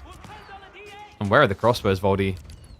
I feel like I've seen them queued up for quite a while, so maybe he cancelled and reallocated. TC will at least eventually clear these boys out. But the Barbican is incomplete. The timing did not align. He has got Lancers marching back now, so we'll be able to resecure. And remember, he has got the Barbican song that's about to trigger, so that's going to scale his TC production rate. On the other side, it is level 5 system, though. So Puppy Paw has inflated. He's bulked up his economy a little. The rush for relics should now be on. And oh my god, you monster. I criticized his choice. I apologize, but it was necessary. This is sick, though. He's getting access to the neutral mercs, and it's going to be a Horse Archer strat. Okay, that's pretty cool. I mean, it isn't Knights and Crossbows, so I'm kind of like, mixed bag, but the idea conceptually is really smart. It allows him to diversify. I was a little bit worried for a second he was going to choose French Knights, which would have been kind of pointless. What a creative build now. The villagers, well, would they just see him walking back? I think this is where Voldemar should be suspicious. Why are the gold workers gathering on the north side? That's going to be another double kill. He hasn't found the Merc House just yet, though. And remember, this is also now something that Puppy Paw can roll in the Golden Horn Tower. Now that you've got access to the neutral mercs, they can RNG into existence from the tower. This is getting very intriguing. Because Voldemar is kind of light on ranged right now. I mean, he's got 5 crossbows, 7 archers. It's not crazy against what's going to be 6 horse archers.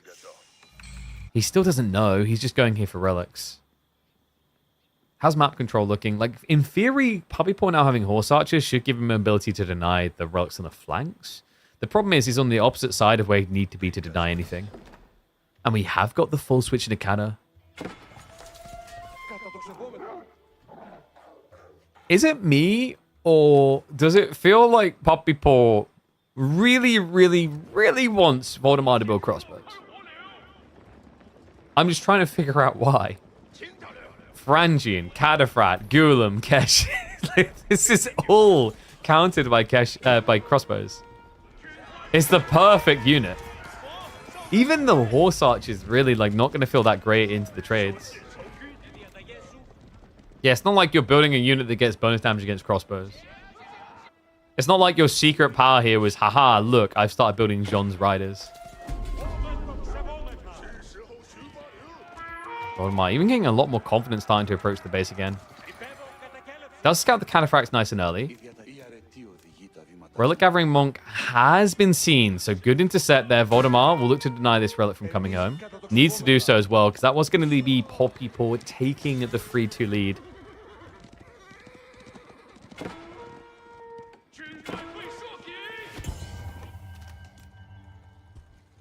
Now, keep in mind, Puppy Paw still hasn't revealed this yet. He's just queued up another 2 horse archer groups. This is wild. He's planning to dive in and just slaughter. There's no one at home right now. Look at where Voldemar's troops are. They're on the other side of the map. Can he find his in?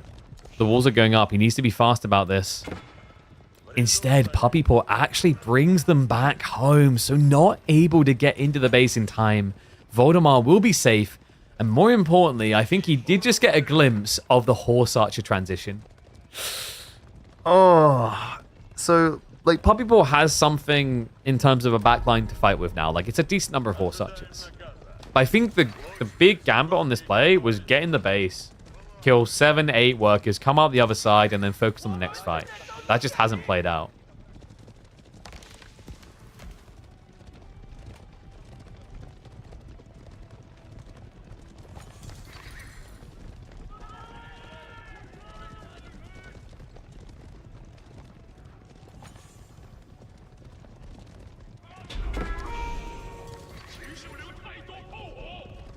Looks like we are getting sneaking around the back by the Lancers. Horse Archer's there to mirror. And the farm transition underway. Yeah, it's almost like the shoes on the other foot compared to game one. You've got a player with no farm transition against full farms on the way. And ironically, it is going to be the good farms of the Chinese again. This is looking like Voldemar's best game so far. God knows he needs it. 2 down already. He's going to lose the Lancers that we're looking to raid. We're kind of in hunker down mode, right? It's a little bit tricky to stay on the high ground forever here, right? Because, like, the tree line is not going to last very long. You only get a single fat one. But the secondary is pretty reasonable. You can just wall this in and move on to it organically. Oh, sorry, I didn't respond to that. What are the good matchups to play this Keshik fast castle build? I think it's good against civs that play like a loose FC. Like one that comes to mind, which stuck with me. Miria had a really cool build on Highview against Roos, where he was able to like catch them building a greedy high trade house. I think it's good against civs that have things loose and want to be greedy.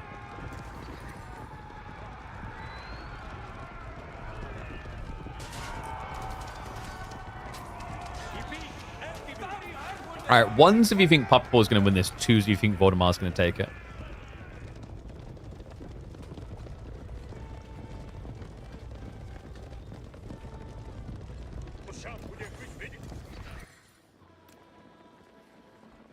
Because this whole such, like, you're going to have to dive him, right? And think about what Voldemar can build that ruins the dive. I'm kind of making it obvious by staring at this phallic structure. Even more obvious when it's not an ED awareness week. So you know that I'm looking at this for a reason. It's Nesta Bees, right? Like, Nesta Bees is the golden solution. If he starts to feel threatened by horse archers, it's actually okay against Varangian as well, because like Varangian have a lot less health than standard men at arms.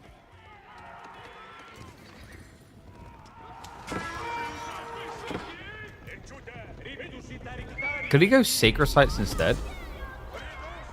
Possible. Voldemar has a slow-moving comp. Actually, Voldy's going to walk out. Hold on.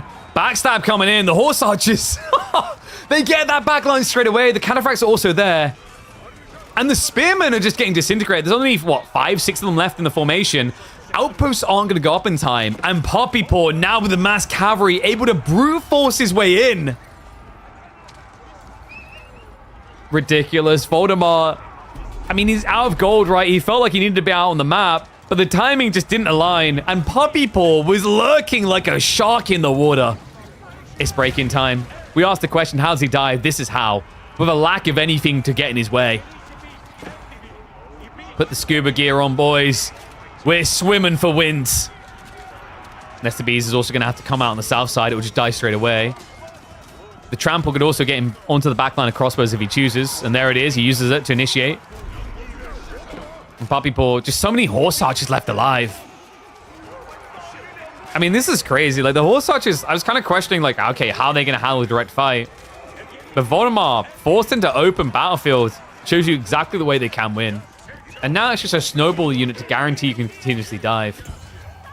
Voldemar, it's a heartbreaker, man. His best performance, it felt like, for the first 15 minutes. Irrelevant in the face of Puppy Paw's mid-game. Nesta Bees is going to get some phenomenal shots off, but it's dead. And with it, I think Voldemar's hopes and dreams of getting a win here. Yeah, he's going to hang in there, Kitty, a little bit longer. I mean, Voldemar does still have a worker lead. The problem is just he can't gather what he wants, what he needs. He has moved down to the north side for wood now, but farms are about to start going idle. And food is what you need to make the world go round here. Second wave also coming in. It's just, as soon as you think you've weathered the storm, all of a sudden 12 horsemen and 6 more horse archers show up. Yeah, just like, you know, the worst nightmare when you go into a back alley. And the beatdown just seems to never end for poor old Voldemar.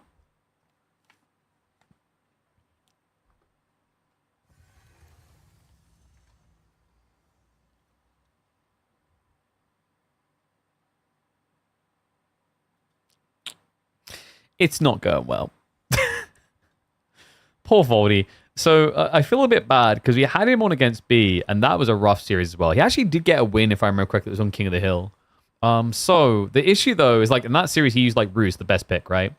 I don't know if I'd say China was the best pick here, but like he just used a powerful Civ all the same. So it's getting very hard to believe. He's still got the House of Lancaster, and I am wondering if, like, in hindsight, if he could go back, if he would have trusted them a little bit more on Prairie. You know what? I trust in that. Is that anti-criminal or ant-1 criminal? I can't decide. Both sound amazing, but what is just as amazing is the fact that you did Prime Sub. Appreciate that, guys. Remember, if you've got Prime Subs, they are just money you're giving away to Amazon. So why not give it away to someone you like watching? I assume you like watching me because you're here. Maybe it's just the fact that no one else is online, but either way, it counts. So make sure you sub. Don't want you guys to have to worry about the ads. And we'll get ready for the next game. I also just need to quickly send a message here.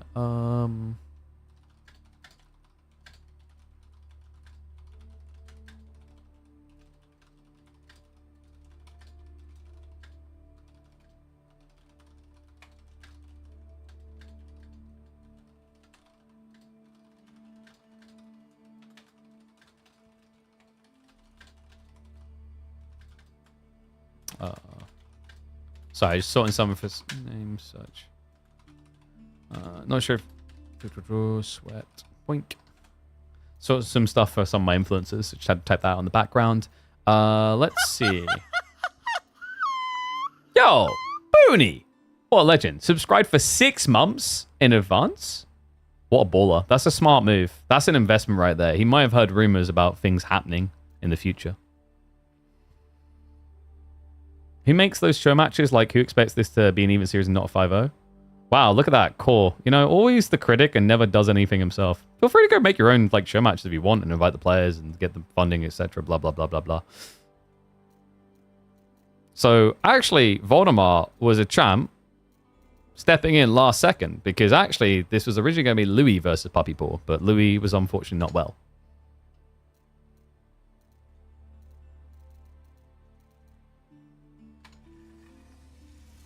Asking a normal question? I don't know, man. It just feels like your questions always are loaded in a very... I don't know if I call it blunt as much as critical fashion. But yeah. Voldemort was a champ for stepping in 3 hours before the series was due to begin. It's a big shout out to him.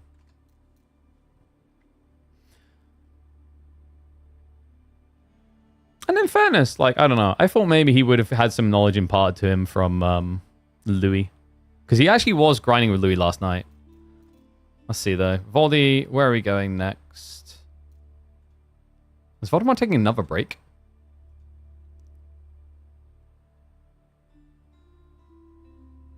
Don't see it not being a valid question. I mean, it's more the case of you open up with who makes these show matches.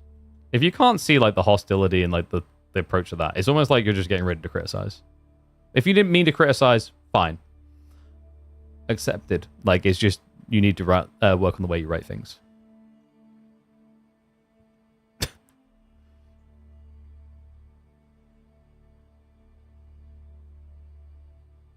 Yeah, I think Voldy is just taking another quick break, though. I'm trying to think, like, actually what his recovery point... Like, has he got any gigaed matchups remaining? We've still got Gorge, right? Yeah, but Puppy Paw has Roos.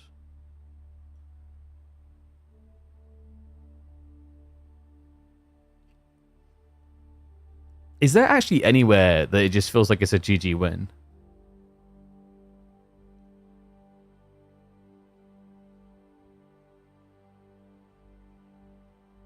Like, Ayu? Against French, Delhi, Roos? I do think he's a bit stuck, draft-wise. Like, it's not that none of these are, like, matchups you can win, right? But it's not like there's a GG matchup, right? So, for example, when we had him against B, he had Roos versus, I think it was Malians on King of the Hill. And that's, like, the GG win, right? That's like that, boom, you can't lose that, right? It's Roos. It's incredible.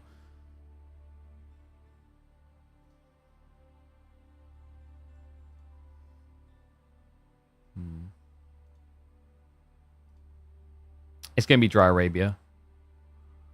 Another Voldemort break? Yeah. So he's chosen Arabia now. I think this is like what? Probably Malians? And then Puppy Paw, do you just go French? Because he's probably saving English for what? Altai? Yo, what is up, Pepe Sylvia? Appreciate you, mate. Thank you for the sub. Welcome back to Swarm. Ad time? Oh, yeah, good idea. We'll do quick ad time. We'll do like a minute of ads.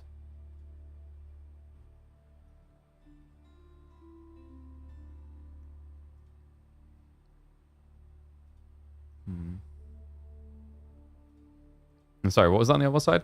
Actually crazy how you can't even handle a little criticism. I can handle criticism. It's just there's a way to be critical and feedback, and there's just like sounding rude. And if you can't tell the difference, that's like on your inability to like read social cues. Like, work my butt off to organize show matches. We literally spent the entire morning running through a full list of players to get a replacement, most of which weren't available. And like I said, Voldemort was a superhero for coming in the end because like most people just couldn't make it for one reason or another.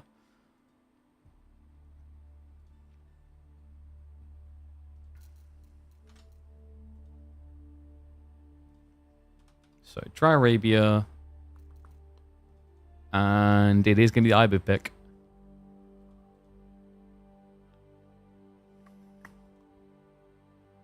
I don't know. It's like it's kind of a little bit demoralizing when you just feel like you're maybe drafted into a bit of a corner. I'm wondering like if the new drafting format instead of a redraft after 6 would have been better for this. But obviously you have to get like deep enough for that to matter, right? Even the ones that seem close to sometimes to stomp. Oh yeah, like that's the crazy thing, right? Like some of the series we've been seeing.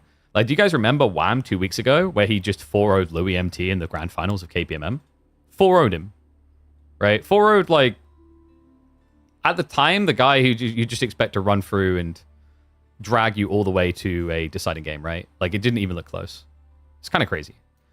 So, yeah, it's like, it's unfortunate. I mean, in this series, I'd say game 1 was, like, intriguing, but I think there was just a pivot. I think in game 1, like, the problem with Voldemort was probably, like, he let it turn into a macro game when he had good cavalry presence. That was the Ottomans versus Shushi matchup. Game 2 was like, oof, you missed the dock, pretty obvious, ends there. Game 3 was a little bit rough, man. I wonder if he would have played it differently if he'd scouted that horse archer play. Like, it was well hidden. He smuggled it into the tree line intentionally. And what is up, HDM? Thank you for the prime sub, mate. Welcome to Swarm. Appreciate you, bud. In fact, maybe that one is uploadable as well because the horse archer play.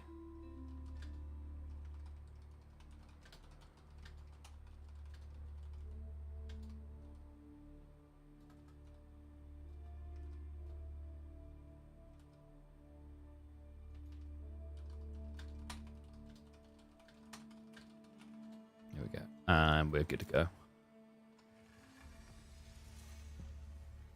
Pup props wins for sure? Sure. And it's like, if Voldemort takes a game or two, like, it's impressive in itself, actually.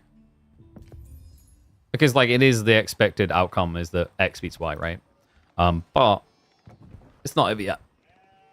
Now, let's see if he can do it. Let's see if there's some comeback potential here. One and all, welcome back to the channel for game number 4. We hop in for good old-fashioned Dry Arabia. This series getting quite uncomfortable now as Puppy Paw is leading 3-0. He takes to the field with the Deli.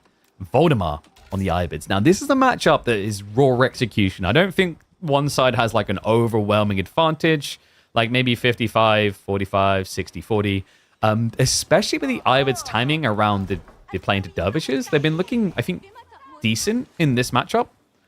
The concern right now is whether poor old Voldemort can hold a candle. That's the real big challenge he's got ahead of him because Puppy Paw has found a way out of binds. Like, remember that opening game we were talking about? Like, that was a game where he barely got any sheep off the map. He couldn't pro scouts rush. He still found a way to navigate to a full farm transition. I think the challenge for Voldemort is he knows he needs to attack. He wants to find a way to attack. You don't really want to turn it into a macro game against Puppy Paw because I think Puppy Paw, like the Canadians, one big advantage they have, I think it's their mid game. I think their mid game is the most powerful area. Puppy Paw compared to Wham, definitely, I'd say, a little bit stronger on playing the other game if necessary. But where they really thrive is when you get into that kind of break point and you're looking towards the castle timings. Voldemar, I think usually his strengths lie in these kind of feudal beginnings with good aggro, and then it's like what happens next, right? I think Voldemar is in that way, he's trying to become a little bit more of an aggressive chaotic player. I've talked to him about this, but there's a certain point where you're so far off the chaos path or things get so weird on the aggression, you almost feel safe and there's solace in falling back to eco. The weird thing is Ibids can do that, but it is somewhat predictable, right? The way we normally see them play that eco game is they rush relics after going castle and then they go multi-TC. The opening is going to be the interesting part. I'm assuming it's going to be dervishes. It feels like most of the time you're looking at dervish beginning. Like, I actually want to, like, if I had to pull stats, it'd be interesting if it's possible to do that with AoE Full World. I would say Logistics Wing must be making up probably about 50% of high-level wing plays right now in competitive. Maybe more. We have been seeing a little bit of military wing reinforcement depending on the map. Growth Wing is like out of the top 2 now, right? I feel like Growth Wing is very, very rarely seen in Feudal Age and actually Castle Age. Like normally when we're seeing the most seen one at the moment is Logistics into reinforcement. Sometimes Logistics into growth, but like mostly it's been camels and camels. And then when in doubt, more camels.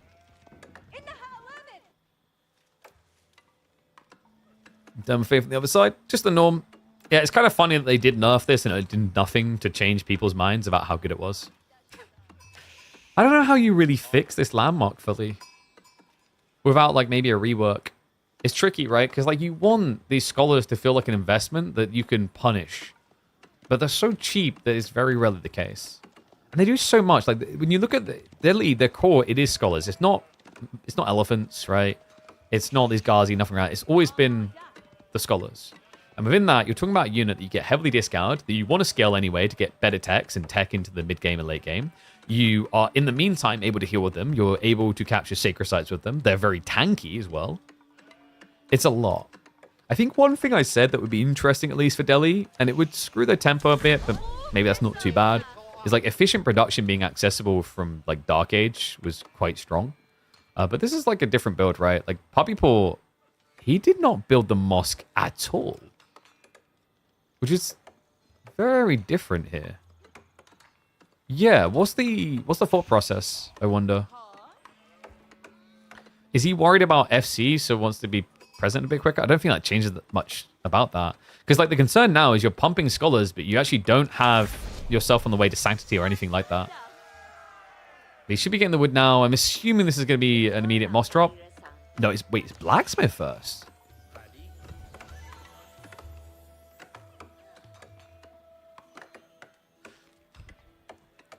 All right, he definitely has my attention. Perhaps he thinks that Voldemar is just going to fast age and he's trying to reactivate his own fast age here. But this is quite like unusual, right? Like by now you would normally expect to see a mosque, because remember when you build a mosque you get a scholar for free anyway. Because when you don't have a mosque, yeah, like he has to do something like this. So he goes up to 3 scholars slowly and then switches over to efficient production. So he done this to prioritize tech speeds, right? I'm curious in his mindset why like the mosque for 100 wood wasn't worth it. I mean, get creative, right? You might as well, you're free or up. It's definitely an interesting time to experiment. Looks like the deer lame is going to come in. Just a few weeks from now, you won't even need to do this anymore because the deer are just not going to move themselves anyway.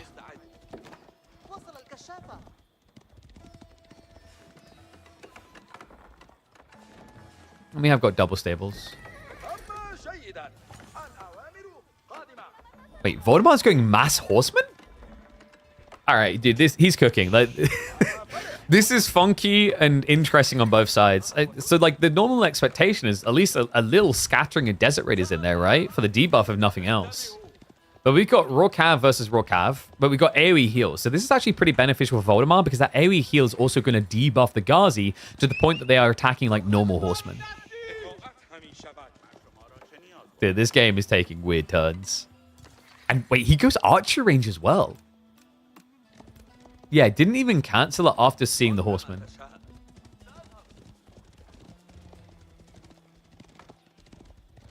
What a curious game. It's almost like I don't know. It's almost like you have this situation where Poppy Paw was being a bit more experimental, and then Voldemar, you know, you would have expected maybe like the linear play Desert Raider plus Horseman. But this like this linear move into Horseman is actually very good. Because Poppy Paw, I think, was anticipating there was going to be Desert Raiders. The only reason you probably want to be littering in archers here, it's not like Ibids are known for their spear building. What a polarizing game. Voldemar, we talked about this idea of being chaotic and aggressive, and he's definitely showing that in the early game.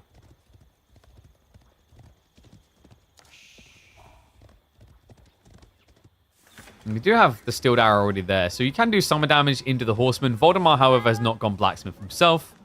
He's just fully committed to the Horseman device ender.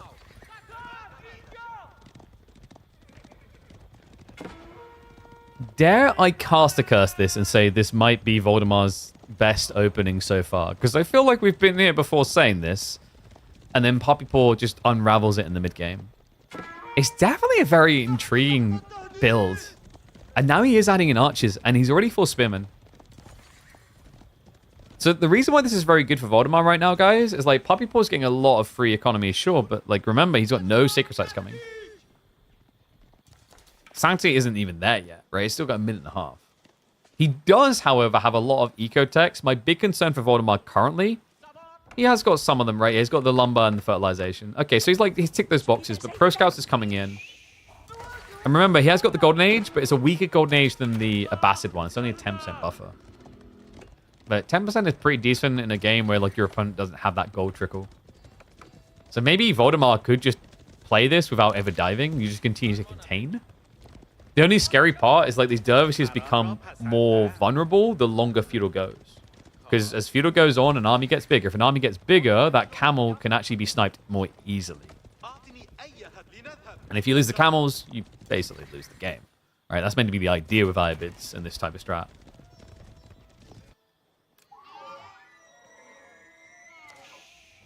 Textiles as well. So Poppy Paw showing actually quite a lot of respect here. Makes sense that this many horsemen, you can actually dive and then body block retreats.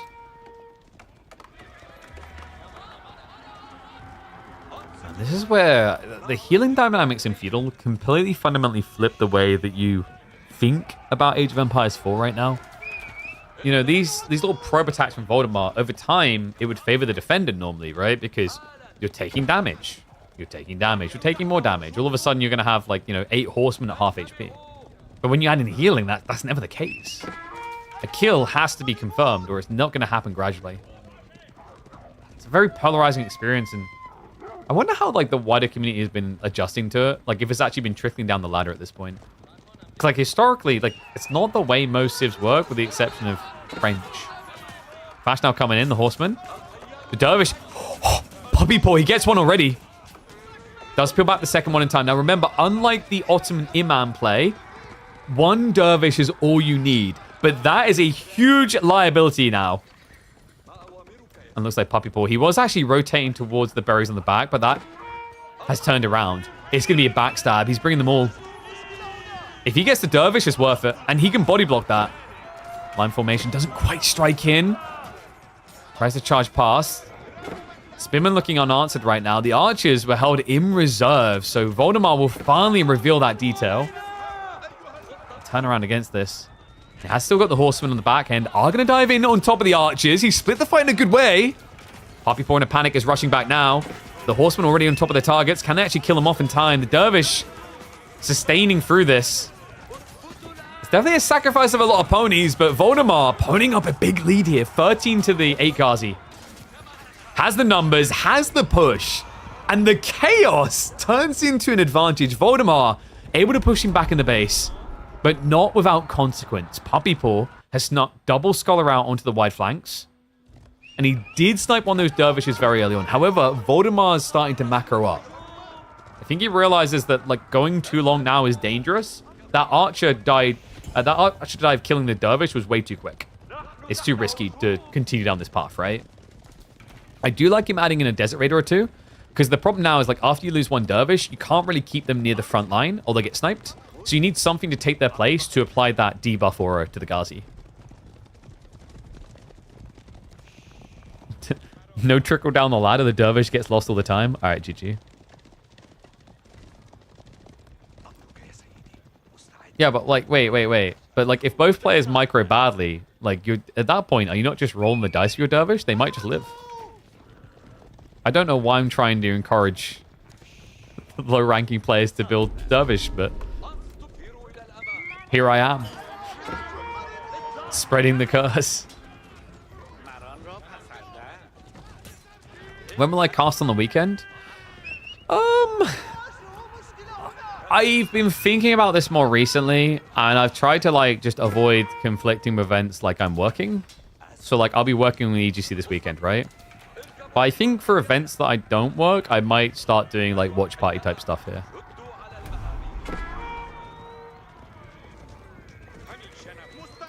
So we'll see. Maybe with the upcoming LAN, we'll look to like do a watch party. Oh. Watch party slash basic caster games. We'll see. So Milliwing reinforcements coming in. It's holding true, right? Like, the growth wing is right there. Mathematically, growth wing's not too bad, right? Like, 7 villages at this stage are going to be giving you about 40 resources each. That's going to equate 210 resources a minute. But getting the Desert Raider play, every 2 minutes you're going to get 3 of them, the 180. So that ends up coming out at, my brain, 540 in half. So you get like 270. So like Desert Raiders, like getting the Desert Raiders is definitely more efficient. Not by a grand deal, though. And the difference is you lose the robustness that would be there if you went for the villages instead. It does, however, give you a burst timing. Voldemort, in the meantime, has lost the Dervish. Wait, what? And Puppy Paw. Oh, my God. He's not going to let him get away with that, is he? We're 50 seconds out from the age up still. Outpost to be torched. This is way too many Ghazi. Puppy Paw. Could he dive it? Probably doesn't feel a need to. He's got Sacred Site control now. He's got 1,200 food income a minute with Pro Scouts pulling deer back. He could just mirror the age up. He's going to look to intercept from the Horsemen. Horsemen that are no longer really threatening without the camels. And well, you don't really want to ride 6 Desert Raiders out against 30 Ghazi.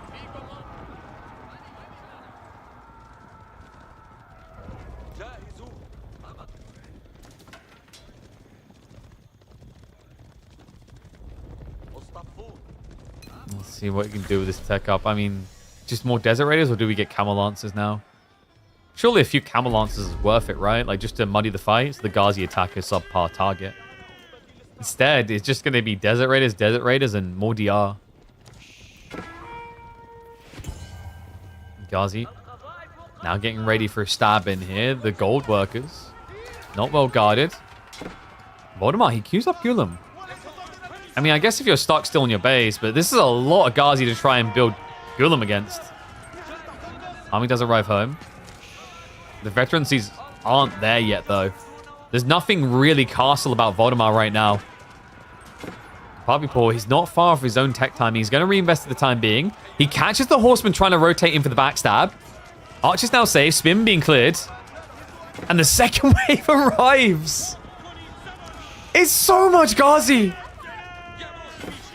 There's no getting away from it. He has to stand his ground here. He's going to get massacred. And it looks like Puppy Paw is going to be 1 game away from a clean sweep in the HIMS Cup.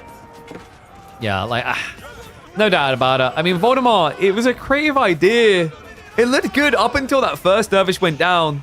Then just felt like it was inevitable the second one was going to fall, as does his entire base, to the wrath of the Canadian Delhi. I mean, kind of a weird, wonky but funky build coming out from both players. Unfortunately, when we went into the weird and wonky, Puppy Paw still came out tippity top. So potentially only 1 game left here.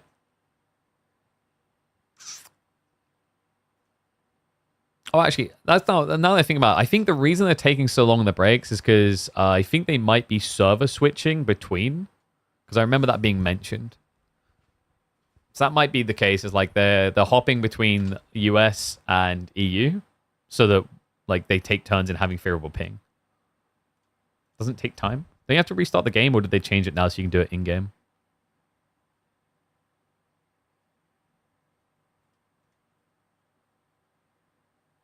Walk away for 30 seconds? That's why you don't walk away, Blade. That's why you sit here intensely staring at the screen, going, USA, USA, before realizing that Canada is not the USA.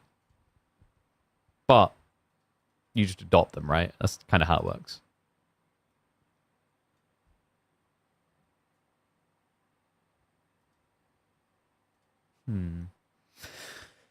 Lancaster time? He's still got a Bastards, which I keep forgetting because it's just a black flag.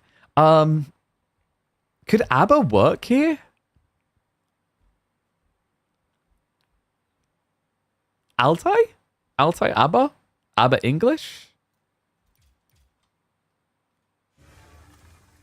Because if you go Altai, right, I think pop people could just go English. I mean, he could kind of play any of these. You guys remember when Miss used to do the fast imp mass French TC build on Altai? That was crazy. Could Lancaster work on Altai? Very campy map. Big ABBA buffs. The buffs aren't in yet, though. Remember, guys, the patch notes, rather, that we done the video for, that's not in yet. That hasn't arrived.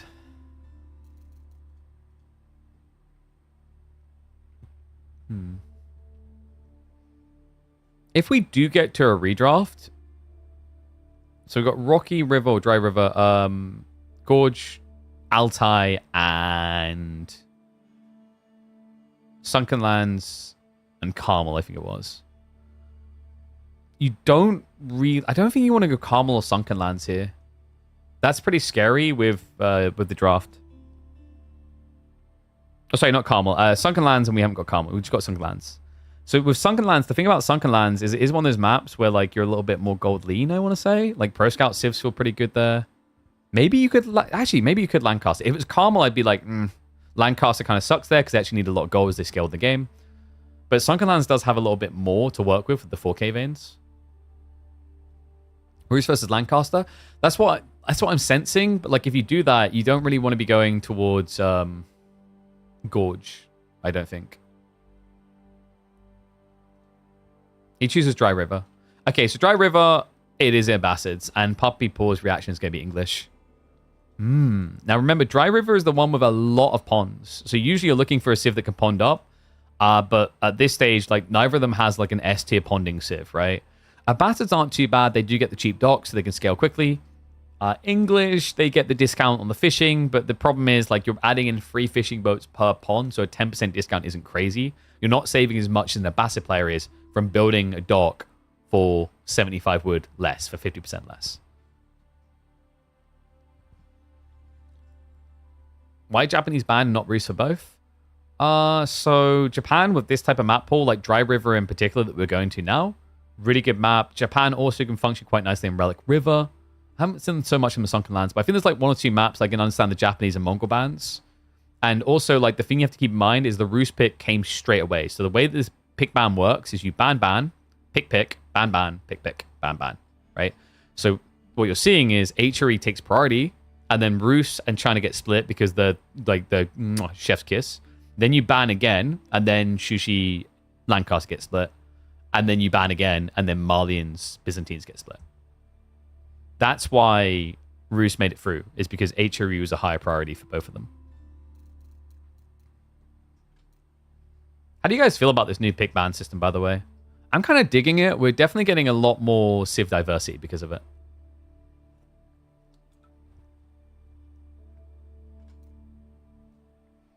Which kind of is what people were asking for, right? People were really upset that we just weren't seeing as much civ diversity. It just felt like it was Chinese sushi every single game.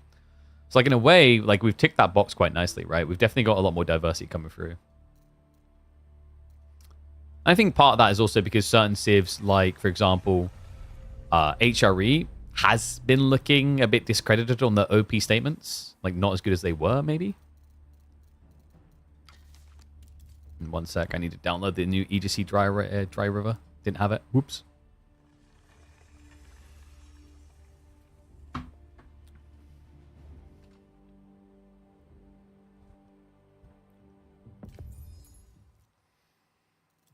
All right. go ahead and do this. Things are getting weird. No, seriously, we are in a show match right now, and I am seeing English and I'm seeing Abbasids, and the year is 2025. Yeah, this is not release time. What is happening right now? Two of the weakest civs we see in Age of Empires 4 coming out now in game number 5 of this best of 9. Puppy Paw, looking to close it out with a clean sweep, has got the English, while Voldemar heads to the Abbasids on Dry River. Dry River, an interesting map, remember. You've got all of the nice little ponds. Is it Dry River or Rocky River? Yeah, it's Dry River. I always get them mixed up. So Dry River, you got the 6 ponds, which have a lot of fish in them, actually, guys. So definitely worth playing towards. Look at this, 5 fish per pond. This is the new EGC version, which I believe got increased from 4 to 5, if I'm not mistaken. I'm trying to remember. And I think the other thing is maybe they made some enhancements around the tree spawns. But English versus Abbasids is interesting. I think Voldemar, like from a Civ perspective, this should be advantageous because you have got these very cheap docks. He only pays 75 wood to set them up. Meanwhile, Puppy Paw, the only eco advantage he gets is he pays a mere 8 less wood per fishing boat. Typically, you're going to max out in a pond between 3 to 4 fishing boats, which means your grand total saving is 32 wood. A lot lower than what Abbasids gets. Then there's the economical elements of Abbasids eventually getting the Golden Age and getting the buffed gathering rate. So, like, this could be pretty good on an economy level for Voldemar. The concern is whether it's going to be good on a military level. I believe we're a minute away from live, so I'm going to hit the fast forward as you guys get your predictions in. Puppy Paw is rotating around now. So, wait, is he trying to set up a dock where his opponent has a dock? What on earth? We have 3 more villages being pulled. Oh my god, no. No. Are you kidding me? Puppy Paw, you can't do him dirty like that. He's getting ready to outpost rush him. He's cheesing him out. Good old-fashioned English style. I'm getting flashbacks to Donati versus Philisberto. Oh, God. Voldemar, he does the right thing. He rushes the gold with 8 to guarantee he gets enough before this goes up. But this is grim. What a reaction by Puppy Paw. He scoured the gold and then immediately pulled the worker from the dock. It's going to pull back now. So imagine what? Outpost up on your opponent's dock? I think that makes sense. Because like the thing here is like, if you stay here gathering the gold, blocking the gold, yeah, sure, your opponent's going to be a bit annoyed, but he's got what he needs for a tech up. He also is playing a Civ that doesn't need to unlock siege engineering, so he can build a ram. If you do this, however, this is something you can shut down perma and take for yourself, right? So it's all kind of a case of like, what do you want your villagers to do? Something that is going to deny your opponent resources, but you don't want the resource yourself, or would you rather deny and get? So I imagine behind this Puppy Paw, what, probably sets up a dock on the other pond? He could just shoreline fish this, but the tech up's eventually going to come in, which will weaken the play.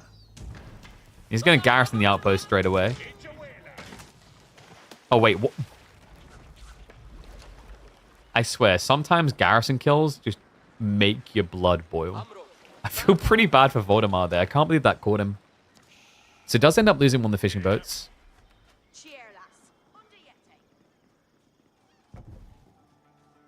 And Puppy Paw. Oh, we still got a little bit to catch up on. He's going to go for the stone. So we do the 2x speed as the tech up comes out. I think we're like 30 seconds out from live. Culture Wing's going to be coming in from Voldy. Interesting. What's the plan here? FC? Because I'm trying to think why you want Culture Wing. Culture Wing used to be really popular because if you get the Preservation Knowledge, it discounts Naval Arrow Slits. But like this isn't the type of map where you'd really want Naval Arrow Slits, right? Like what's the purpose? We've got another dock being snuck in. Abbey of Kings is on the way, and this is going to be 2TC. What? That's... Okay, this is probably the most roundabout way we've seen someone go 2TC in a long time.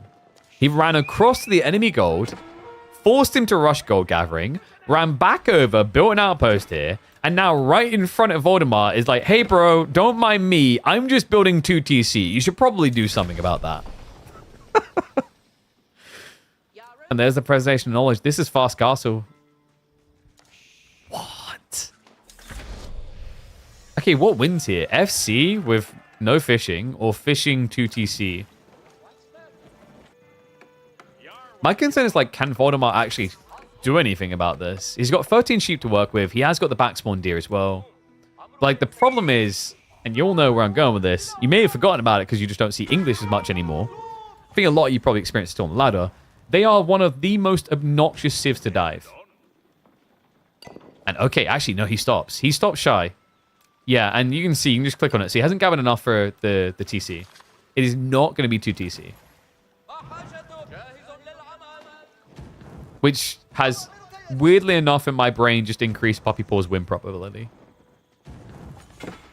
He's just going to get the arrow slits. He's got enough stone left over to go for what? Like additional outposts if need be? I mean, he can fortify as well, right? But that's still going to be surplus stone over what you need.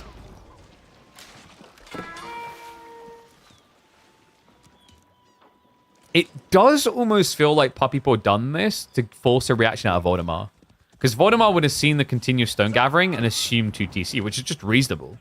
And although he can now see that it's not 2 TC, there's ramifications. He would have built a solution to the 2 TC, right? The idea, it seems, for Voldemar was just mass horsemen. Which makes sense. Like, the horsemen can run around, burn the docks, and then you could potentially play into the second TC as well. Now it's a bit more of a sticky predicament. Because you're trying to scale horsemen, but your opponent hasn't leaned into the greed, which means he's going to be working with surplus food. Surplus food that looks like it's being put towards an FC timing.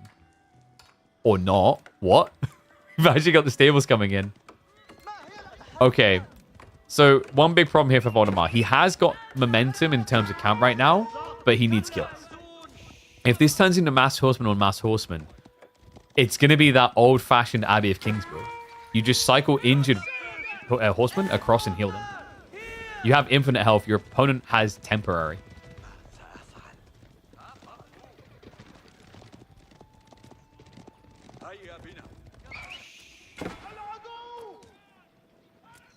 We do have the cam archers. So this is like Voldemar just trying to play a really clear timing. Like the cam archer is going to give him the debuff, and then he just needs to overwhelm. He's going to move him with the burn now. We do not have any sort of counter ships coming out. So no archer ships, no springle ships or whatsoever. Popboy is going to march out with the boys though. And I like that actually he doesn't go boats here, because the problem with going boats, guys, is like boats cannot move to another pond. You've got 2 ponds you need to guard. If you blob horsemen, you can rotate between. Another scary thing is Voldemar is trying to contest the pond that has got the outpost aura, meaning attack speed increase. Villager from Poppy Paw. Wait, what happened here? Oh, he didn't have enough wood. Yeah, but he does have a short bow, so you can now deny that. Shifts onto the other dock. Poppy Paw marching over, but it is a double up on horseman count currently. Yeah, and this is like a trickle damage effect, right? He'll eventually kill one dock or the other. Let's force the flash. Unease. Makes this anything but easy. We've got a demo ship on the way. Wait, this is intentional. Look at the positioning. Voldemar, is he going to take the bait? The horseman charge back in. He baits him across, and there we go. Triggers the demo. Just a little bit too late. Poppy Paw's swollen brain, but the ping, or rather the delay on the manual detonation, leaves him just shy of the timing there. A sick idea. One that would have turned this fight around, but instead Voldemar, he forces the torch. He still has the numbers temporarily. Maybe not for long. Remember, the food income, slightly favoring Poppy Paw, but should scale a bit better as time goes on here. As long as he keeps these guys alive. He starts to peel back the scout and the injured horseman. Actually letting a few of them go down, so a little bit of an overextension there. Poppy Paw will get most of them out, and this is where the King Heal comes in, but it does cost him the dock, cost him 4 of his fishing boats. And on top of that, Voldemar is spreading everywhere like the plague. Ooh-wee. Now, Voldemar, of course, so far up to this point, has only had the 1 functional pond. He can now go up to 3. It means he's going to have food eco edge. Going to be a commitment to try and set up the dock again. Second wave arrives, and Poppy Paw realizes again, uh-oh, this doesn't feel great. The unease is destroying him. Villager goes down. He needs an answer to the camel archer. Like, Voldemar is destroying him this game because of that camel. The king is about to get sniped as well. He's not going to be able to heal. Great removal, expensive loss. 100, so 200 resources down the drain. And now you can turn around for the fishing. Voldemar, what a way to play. And you know, like, it's actually kind of beautiful that this could be the game where he scores a point, right? Like, we talked earlier in the series about China being his signature civ, but I've always believed that Bastards is where he looked best. Historically, anyway. Not something we get to see as often anymore. But man, is he flexing this game right now. Horseman count is even. The cam archers are still something that needs to be answered. It's going to move out on towards the docks. Torches out. Meanwhile, Voldemar heads into the main. No wheelbarrow either. Puppy Paw. He's going to try to run away. He's going to need to do some garrison shenanigans. He wants to save some lives here. So do a quick in and out. The dive is going to continue. The undermesh is not there, though. This is bold from Voldemar. More horsemen spawning now. New king comes out. He baits a lot of aggro over onto him. And Voldemar, this dive. I think it may have been a bit too ambitious. Now, he did get quite a few worker kills. But there's still 17 horsemen. And there's a concerning strike back now. I think Voldemar, if he holds in his own base now, he's fine. Because the problem is Puppy Paw has got 17 horsemen. He took a lot of damage. But the difference is infinite health versus temp. So Voldemar, I think, conscious of this, that's why you're seeing him switch into spears now. He understands what's coming.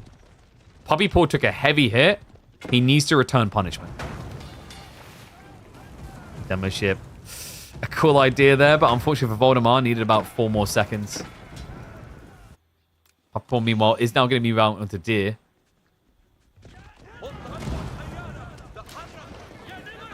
Voldemar will look to re-establish docks. Kind of a crazy dive as well. I can't believe he'd done that pre-undermesh. Like, midway through undermesh, he decided that was the go time. And in fairness to him, he did make it work to his advantage. Like, on the raw worker count, we're talking about 44 to 38. So that dive achieved, like, what, 4 or 5 worker kills plus idle time. His seal's problematic, though. And Puppy Paw, oh my god, he just gets on top of him. The Camel Archers can't outrun. Great micro. Puppy Paw strikes down 2. The other 2 get through to the choke point. He's going to stand firm with the horseman. But it's happening, guys. Like, this is ridiculous. Despite the better economy, the issue for Voldemar at this rate is the healing. Now, we do have that spin and switch starting to arrive. The question now is whether Puppy Paw sticks horseman or switches lombos. Lombos is going to take time. Time you might not have. Are you kidding me? Well, 8 minutes after he gathered the first bulk of stone, he goes back for more, and we're actually going to be seeing 2 TC English. Yeah, but Voldemar, with all this fishing, no way he doesn't commit, right? He's going to see it. Revelation comes in. The TC's not complete, and he can just dive. Torches out.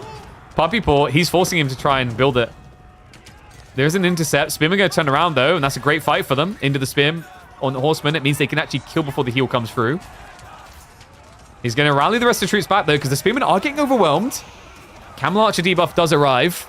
The short bows from the villagers to try and protect here. What is happening in this game? This is absurd. Puppy Paw, he's getting wiped. Horseman count is down to 12. Voldemar holding steady. The Camel Archers are baying away the English villagers who are desperately just trying to get rid of these. But it's not going to work. King goes down. Town center is going to go up, though. Puppy Paw says, I'm not dead yet. I'm mostly dead. I'm like a zombie at this stage, but...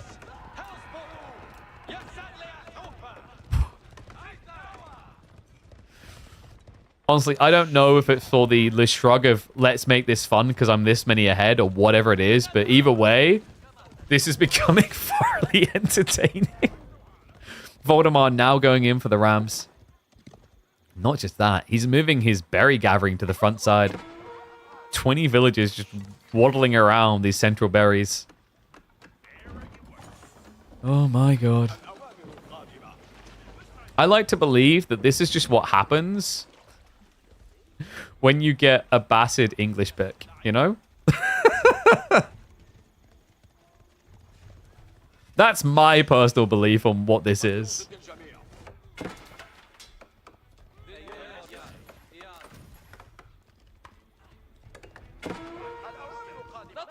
Let's define being dead.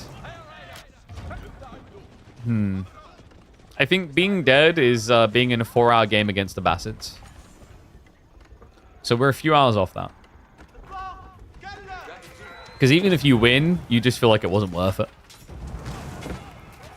You guys ever get those type of games? The ones where you just kind of like convince yourself that it was worth it because after the 4 hours you won, but then you just sit there and go, but at what cost? And you calculate the MMR you could have won if you just surrendered straight away and went next.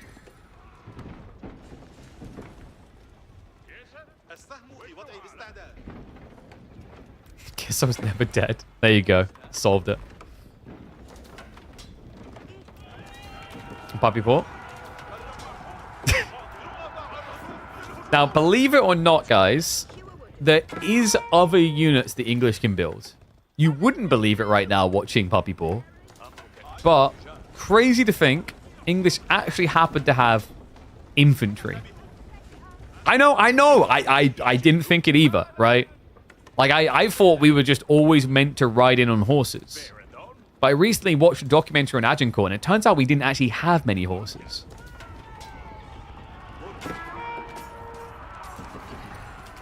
And that's why we have short bows! Da, da, da, da.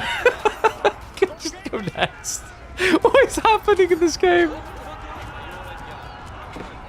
Puppy Ball's like, wouldn't it be embarrassing if we lost this game right now? I'm going to keep playing this out. But Voldemar, the Rams are in.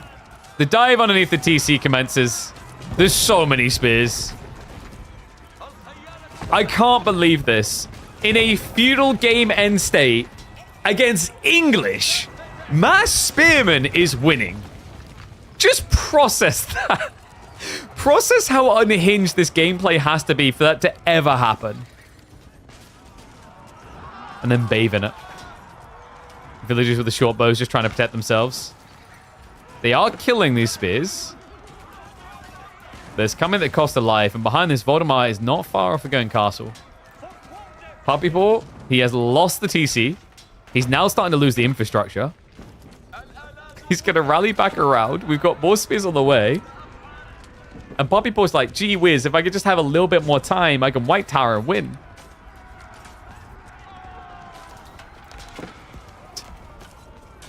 All right, guys, get very specific. When do you think the GG is going to come in this game? Like, microscopically specific when you're timing. 2037. Interesting.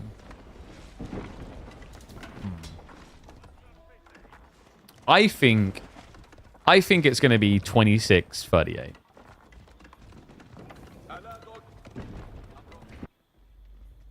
He's built a White Tower, guys. It's not going to end that quickly.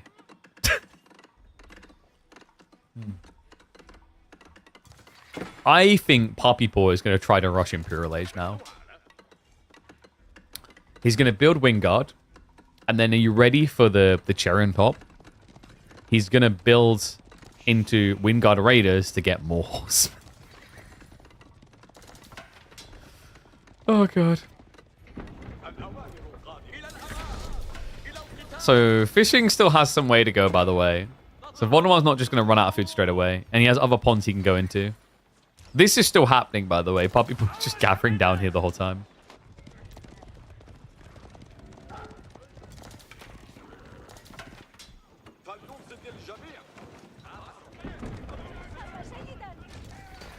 Betting on Volt this whole time, and to break even, I gamble my points on Puppy Paw, and now he's going to lose. Yeah, of course you did.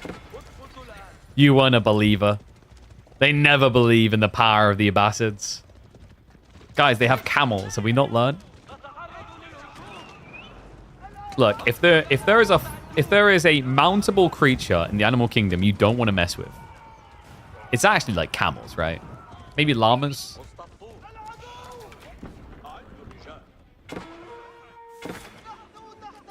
Mass men at arms now from Puppy Paw, by the way. I really, really hope he remembers to get the feudal upgrade at least.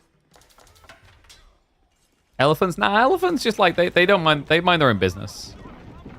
Camels are like, they're going to hold a grudge, you know? Even a rhino is more chill than a camel, I feel like.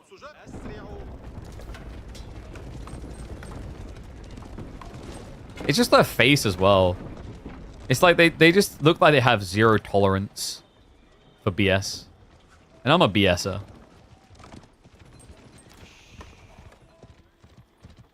Alright, so we are 9 men-at-arms in. He has still not got the feudal upgrade for his men-at-arms. This cannot keep happening. He's... Please remember the upgrade. Oh, God. Is he going to lose this game after bulking like 40 men-at-arms? No, okay, he's got it. Oh. Guys, I've cast... I think in excess of 4,000 hours worth of Age of Empires 4 games at this stage. I've seen some things. And the fact that I had to question whether he's going to get the upgrades on men-at-arms tells you the things I've seen. Have we gotten about hippos? Yeah, but you're not... Like, who mounts hippos? They're not a regularly mounted thing. I was very specific about this. Otherwise, lions would be in there too.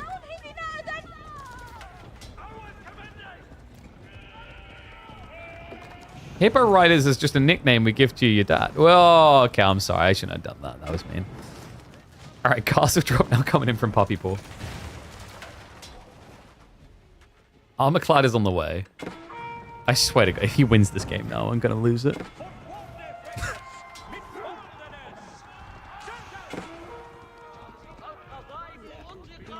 Wait, you saying like riding a hippo is a one-time trick? Yeah, like because it's going to eat your face off afterwards. That's like giving a class on how not to disarm a bomb. Be like, now pay close attention because I'm only going to do this once.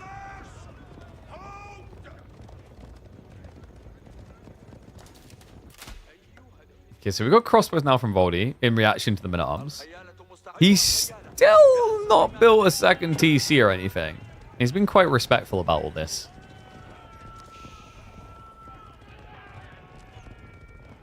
The vegan, why are they so aggressive? Have you seen the prices of salads? I would be aggressive too if I was a vegan. I wouldn't want to risk having to split the very limited salads with everyone else, okay? Like at that price, hell no. I'd fight you over them. You want $10 for kale? I'll kale you for that. All right, Puppy Paw, we've got Imperial on the way.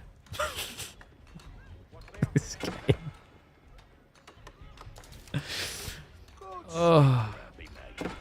I think about 10 minutes ago, people with their build order notepad out flipped the book shut and just stopped taking notes. If he just continues on this trajectory, mass men-at-arms strat is pretty dirty. I'm getting flashbacks to like when Louis used to do this with English a lot on Rocky River. Horsemen are also going to start wrapping into the base.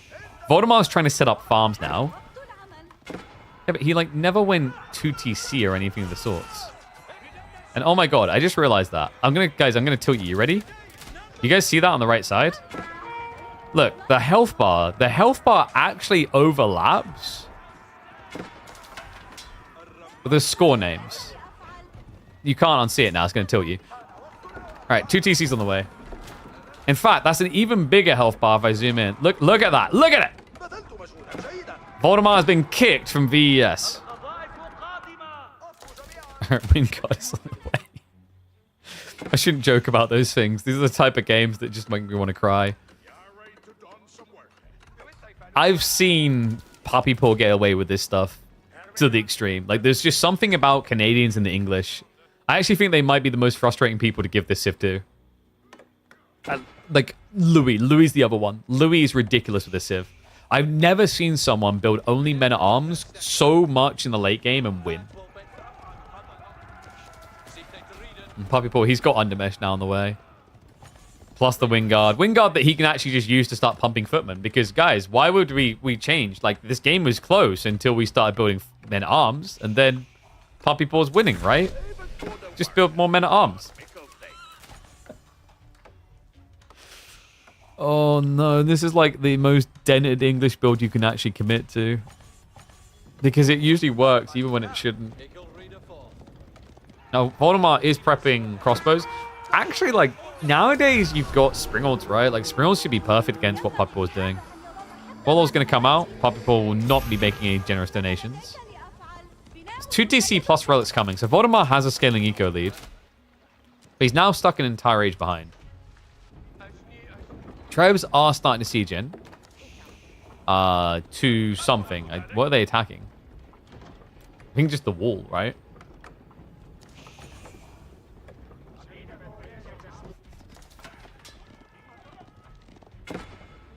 What did we predict? I think we said 26, like 36, right? Damn, we were wrong. I thought he'd get Imperial quicker. All right, new predictions. 37-63. Wait, that's not math. 37-33.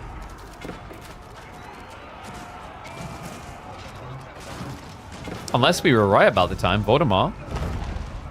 He's got good push power here. Military lead, substantial.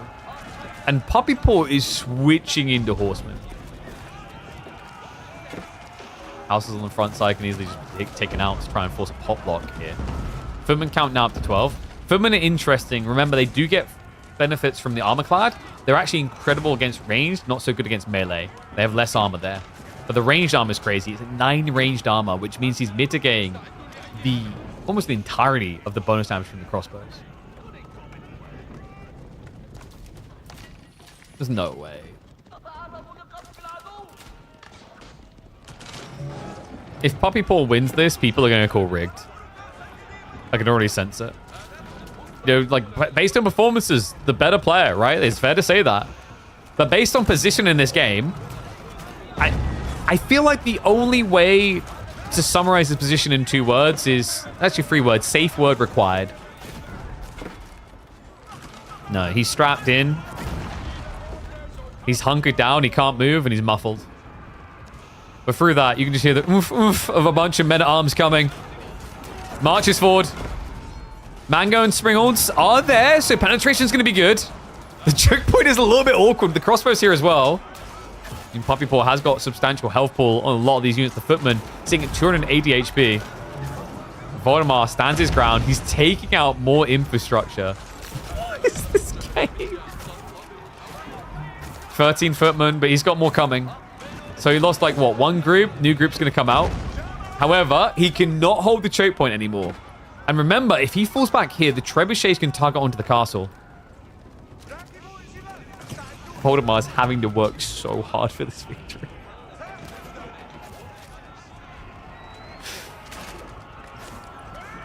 I feel bad for him. Like, maybe it's actually morale boosting. The game's going this long. But in some ways, the fact that you're having to work this hard to get this victory just shows how obnoxious English can be. How obnoxious Puppy Paw can. But I think he's cracked him. This should be the end. Castle's about to go down to the trebuchets. Horsemen are going to seep in, but it's only 2 of them, so he's not able to get rid of the extra siege. And honestly, if like Valdemar just builds 4 more of the Springald, this is easy peasy, right? Like, you just camp with Spearmen to protect against Horsemen, and then Men-at-Arms Footmen just die to Springalds. Your pair crew is desperately trying to keep this up, but at this many workers, 10 workers on it, you're just draining your stone way too quick. English base is hard to crack. Yeah, so like, is anyone else of kind of a mixed feeling right now? Because my brain was like, oh boy, we don't see English in competitive anymore. How refreshing to see English back in competitive. And then I watched this, and I'm kind of like, oh boy, maybe we don't care about English being back into competitive. If this is what we're going to get treated to. I tell you what, like, I got to give him credit as well. It was impressive how well Puppy Paw was able to hold with the short bows at times in the early game. That's all the praise I'm going to give an English pick. You're not getting more than that. Puppy Paw is now in a counter-offensive. Could you just get landmark sniped here? It's 40 spears. You technically could just get landmark sniped. Valdemar, he's going to be in trouble on the farms. 52 farms set up. A lot about to go idle. Some permanently as the villages are going down. Wait, he's pulling back the army. Frost, man! Frost! It's because he's got spears. That's the only reason I'm saying frost. Don't be weird about it. The castle's being prepared. Please, no. The eco lead is shrinking, guys. And also remember these farms having closures, so Puppy Paw doesn't need to move out for gold. Oh, God.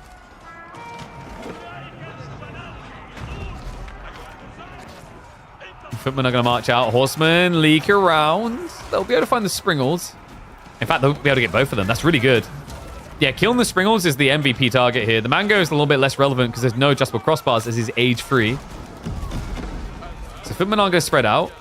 The military lead is shrinking.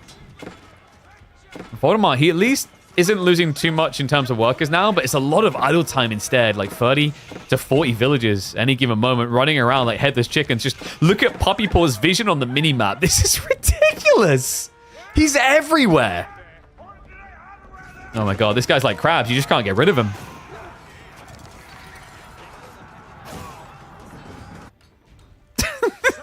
And these men-at-arms are no joke. Even with textiles, like you hit for 14 damage. You can't really shiv him either. He's got 180 HP. He's actually breaking him. I cannot believe he's actually doing this. Voldemar's starting to crack.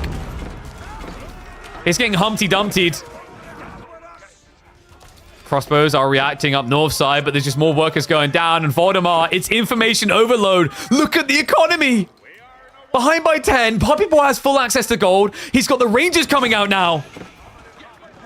And Voldemar is in dire tides. The biggest advantage he's had all series. And still, he cannot get a win. Third TC now to recover the classic from an ambassador player. But the damage feels like it might already be done, folks. Economy equal decimated. Horseman, that's a freebie. Only one spearman, maybe two here to defend is not going to be good enough. Loses some more of the siege. And he loses the series 5-0. A tragic end to this show match. And my heart breaks for him. Voldemar, our little Danish champion, hang in there, bud. We've all had these painful experiences against English. And Puppy Paw is a scary fellow to give this civ to. But that may be the most absurd comeback of the entire HIMS Cup circuit so far. Oh, that hurts. No, man. That guy, like, he was losing villagers quicker than you could probably lose weight if you were using HIMS. Reminder, guys, this entire show match was made possible by HIMS, who have been sponsoring us for several weeks right now. We are talking about the weight loss opportunity. If you guys are maybe piling on the pounds and you want to find a way of trimming it down, I definitely would recommend having a look at HIMS as a more cost-efficient solution that you can get remotely without having to go through the doctors time and time again. So if you click on that link, they actually have got a survey you can go through to. You fill it out. It's easy peasy to follow through. Simple questions it's going to ask you, like what your goals are, you know, what your overall feel is, that you fit in better clothes, how much you want to lose. And once you fill this out and you go through, they'll make recommendations on what they think would be a good fit for you. Make sure that you're okay with any side effects. Check anything that you're looking to sign up for here. These guys are not doctors. They're medical providers. So make sure you're consulting people ahead of time. But for a lot of people, it's hard to get access to these medications. And the cool thing about HIMS is they provide cost-efficient, easy solutions to get access to them. So really big shout out to them for getting involved. And shout out to Puppy Paw and Voldemar for playing the show match. Can anyone buy HIMS? That's an interesting question. I think so. I think they are global. I'd have to double check if any country can buy HIMS. It's not just the HIMS. Hers can do it too. Although I don't really know if you want ED pills, Bella. But yeah, like, I guess if like you have very stressful kids, maybe the hair loss. But yeah, like the weight loss thing, I think should be accessible anywhere. And what's up, Voldemar? Commiserations, buddy. A valiant effort. GG's. Do you need prescription? No. So like the way it works is that you go through and they will be able to provide solutions remotely. So you don't have to go to a doctor's and go through the multiple different sessions, etc., to maybe get treated. For some people, this is kind of like the only option because like sometimes doctors do drag out or they don't want to provide certain things just because you don't like classify on a criteria. And like even then, there are certain ones where it's quite expensive, right? So like HIMS focus is meant to be making them cheaper, especially things like hair loss type stuff. That's the type of things that like it's very hard to get a doctor to sign off on. What is up, Fatblop? Thank you very much, mate. Appreciate the sub. Voldemort gets a commiseration prize. But yes, Voldemort does still walk away with 25 bucks. And also, just once again, really big shout out to Voldy for coming in last second. This is literally 3 hours notice for him to come into it. So yeah, it was a little bit of a rough one for him. But shout out to both of them for making it an interesting one. The most absurd comeback we've seen all year, I think, is appropriate there. But yeah, what we're going to do now, guys, we're not going to end the stream. We've still got more fun to be had, guys. So what we're going to do next is we're going to be looking at some Tales from the Ladder. We might also have time for 1 or 2 of the KPMMs. I'm keeping an eye on which ones are being played to see if there's any close matchups coming in, is my thought. Starflight vs. Deep Shine is happening tomorrow. I think today, maybe Deniska versus Jean Do could be an interesting one. We also can check in on some ladder games. That's also an option. We could play Puny Villages. Did it actually get updated in the end? Also, I don't know. Maybe. Maybe later. I don't know. I don't know how long I'm going to go today. I might be up for a long stream. So, I'm quickly going to check the ladder just to see if there's any interesting matchups popping up live right now. If not, we have got replays to hop into.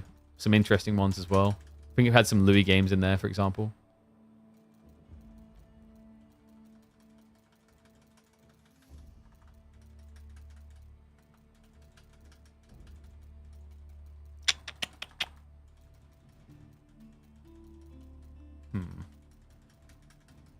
I think... Should we do a Louis game? Why no KPMM? So one of the tricky things is KPMM, the round of 32s can be pretty one-sided. And we noticed like most people didn't want to watch like a full Annihilation often. So sometimes we do. We usually look for like the closer seeded round of 32s. It's just the nature of like KPMM in the early rounds. It's going to be usually like more lopsided, right? And let me just...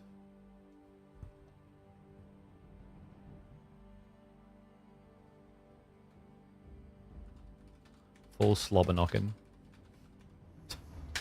I don't know, I'm just updating the name of the stream. I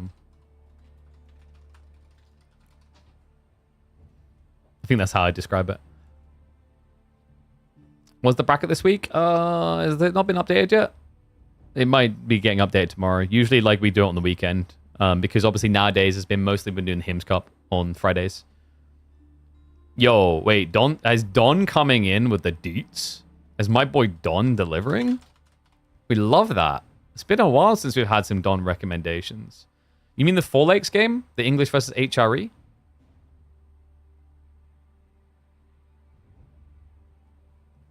I mean, we got to get some peak Don-tailored entertainment, right?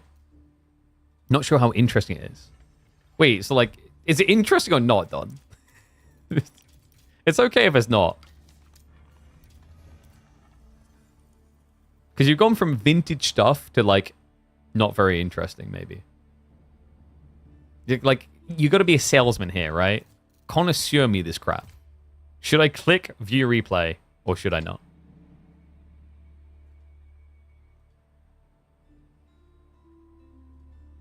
Am I going to click it? Should I click it?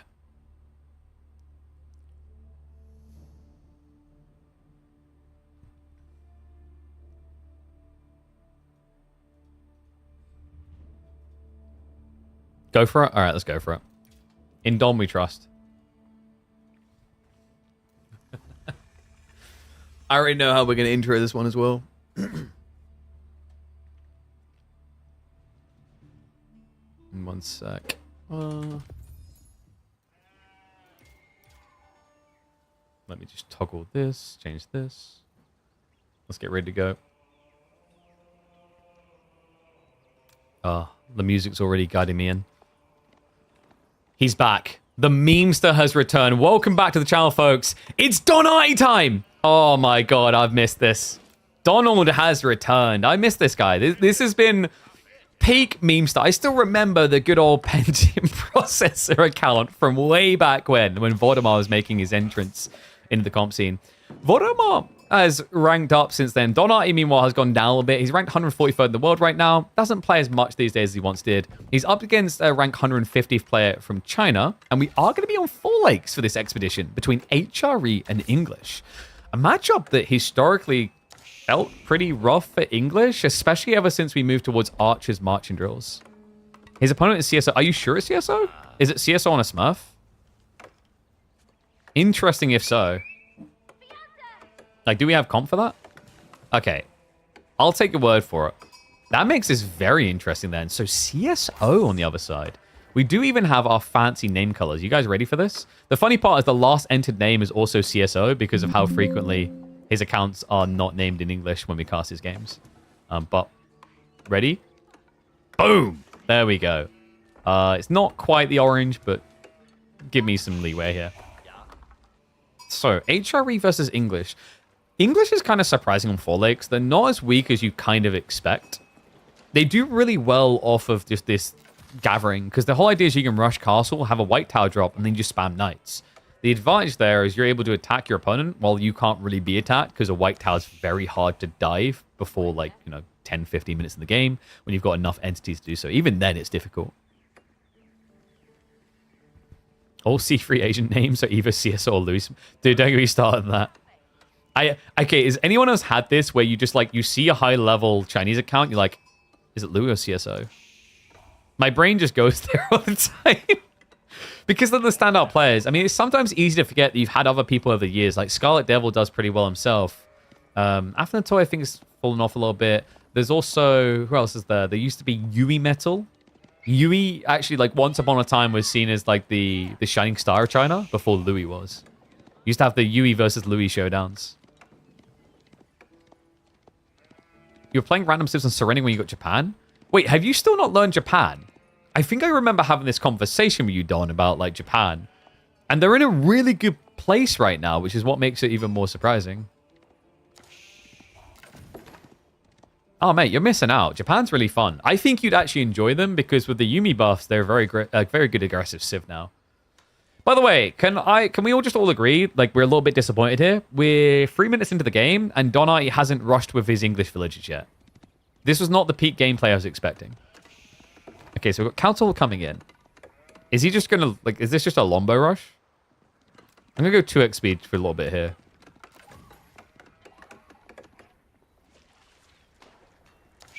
I mean, I got told it's vintage.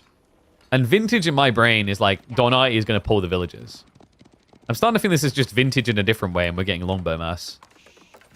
Longbows against HRE here is kind of weird. Because if HRE sees it and they just react archers themselves, they can just outmass you. Because of the better gathering rate, right? And he's probably going to be going Arkin no matter what, because the tree line plus the gold over here. Like, you don't really want to do it that loose, though, is the issue. And there we go. Arkin is in the way. Oh, he can actually shove the deer in, which is quite nice. Maybe he wants to turn this into like an FC build. Meanwhile, Donai has gone for the FU build. Yeah, both the racks plus the council. So it's just going to be a spamathon into his opponent.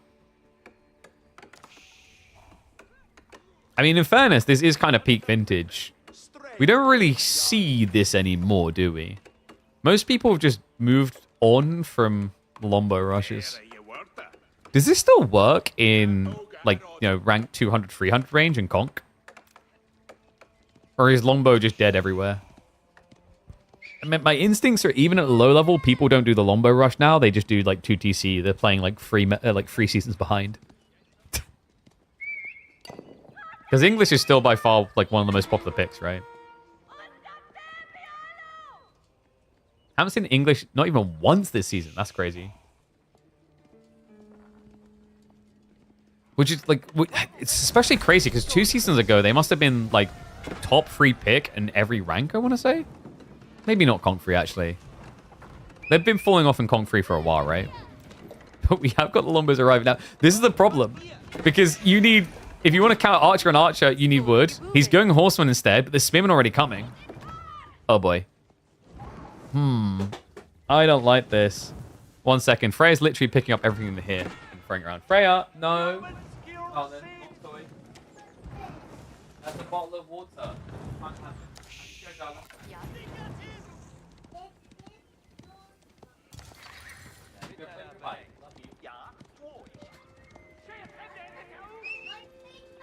Oh my god.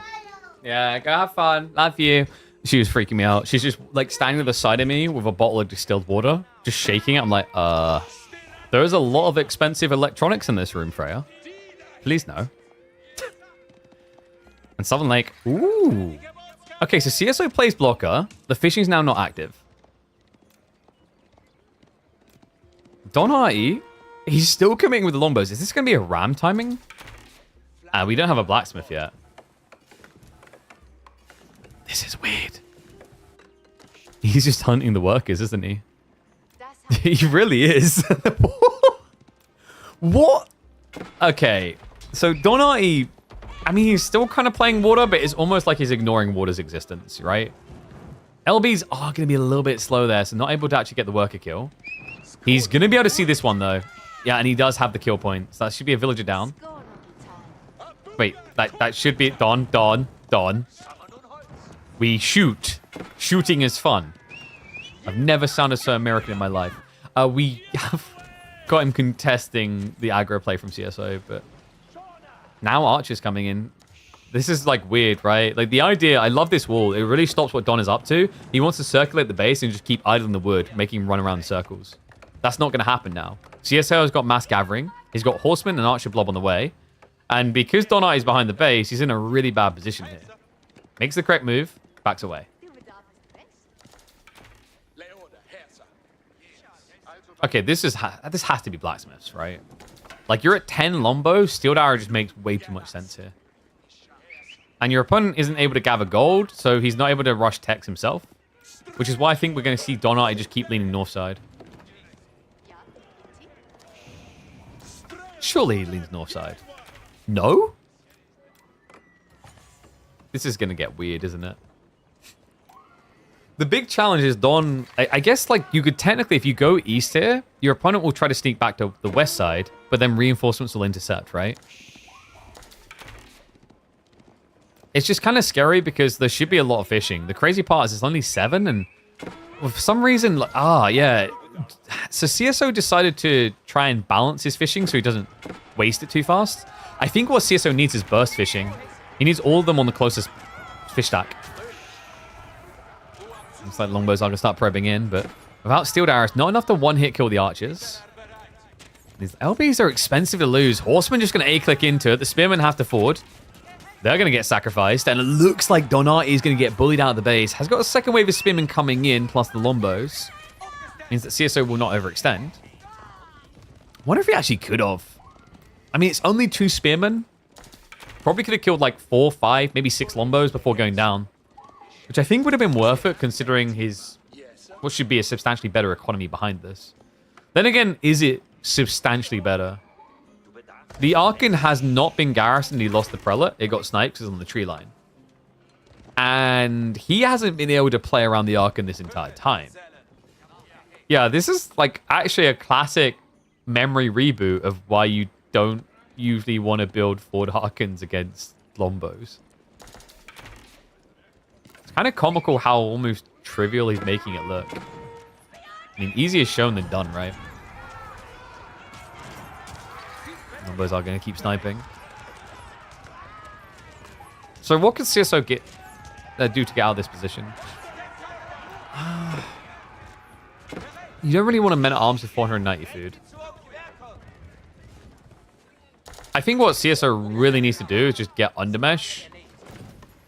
And then he's fine. Like, it sucks that you're not really getting the Arkin, but every time he kind of, like, re-enters this fight, it just feels like he's allowing the Lombo mass to get bigger and bigger without a counter solution. And Don, he's been playing this without Steel Arrow. That just came in. That's a humongous advantage. We're now at the stage where Horseman can just die to Lombo. Yeah, not a great look on CSO right now.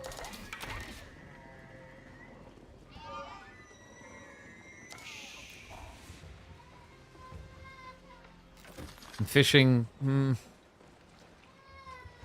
I mean, he's still not bursting, right? So what I mean by bursting is you just stick all fishing here. it'll deplete it down to 0, but the whole idea is in the meantime, you get a much quicker surge in food to produce troops with. This has become really popular on 4 lakes. We see it a lot in particular with Mongols, where they'll have like, 8, 9 fishing boats on this one deep water. But CSO is just thinking about this too much in like long term. It's kind of like when people say that, 20 years from now, solar will be efficient, so they buy it now. It's like, it's not very efficient to make it right now. It's getting there. In the early days of solar, it, like, wasn't helping the world because it was so expensive and taxing on the components to make, right? And it kind of feels that way when you just take this approach. Like, more crap now, better than middle amount of crap later, What's my gonna dive in? Not ideal. Steeled arrow was at least mirrored out by Undermesh, so CSO has at least forced a reaction at home, but Don's army has swelled up. Yeah, and the military count isn't even close, guys. Like, remember, there's 2 boats involved in this count for HRE. He's gonna get ready to dive. And also on top of that, no, please, wall the gap. There's just a big opening there. Did Don actually see it? He should have. He just doesn't want to commit. Maybe he feels like he's being baited here because if he goes in, the horsemen come home.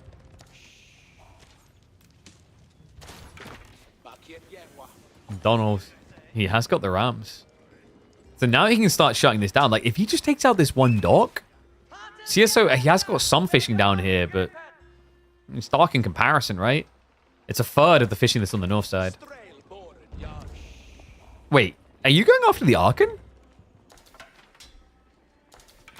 Why? To send a message. It really feels like that's what he's aiming for here. What on earth?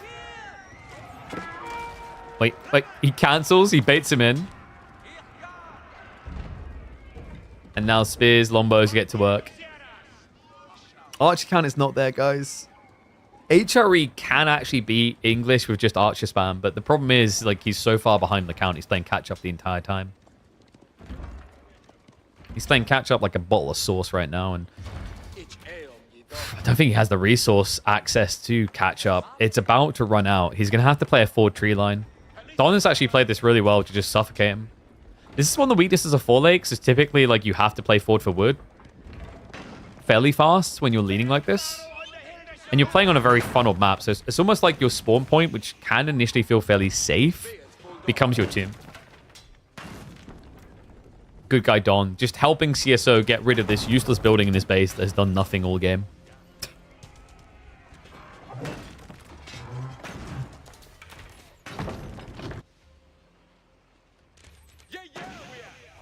So this has actually revealed a lot about Don.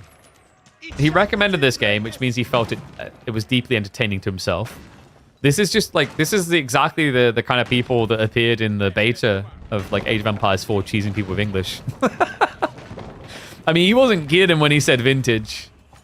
We have got Burgrave on the way. Interesting idea, but there's 40 longbows. He has got the food income, so in theory, he should be able to vomit out men-at-arms. And he has got the gold gathering in the back. Outposts as well. Donald. Certainly not. In his base, my lord? Oh my god, he's going! Dawn, it's the all-in! The 44 villager pull! He's ending the game now. He repairs his on cooldown. 4 rams in. What just happened? Well, that escalated quickly. The men-at-arms are coming out, but the veterancy isn't in yet. And the villagers have to try and hold on. But the E-repairs is 10 seconds away. And he's sniping out the workers. CSO just trying to get rid of the raw economy, but barely touching it right now. The longbows are the real damage maker you need to get rid of here. E-repairs. There's the torches. He pulls for it. And the damage is too high. E-repairs will not keep it up and alive. 1 landmark remaining. A classic all-in from Donald. He even just ignores the villagers. Straight in onto the final landmark. Army's been culled. Longbows just remaining to deal with the workers. I don't even see the ships out. He doesn't care. He only cares about protecting the rams. He even deletes the stables to get access. What a play. A classic Don Artie maneuver. And he just took out A top 16, what, a top 10 player? CSO is that good at the game. But looking at this, he must be feeling like a regular bronzer. Like, this is just taking me back to release Age of Empires 4 cheesy days. Longbow Rams. He wasn't kidding when he said vintage.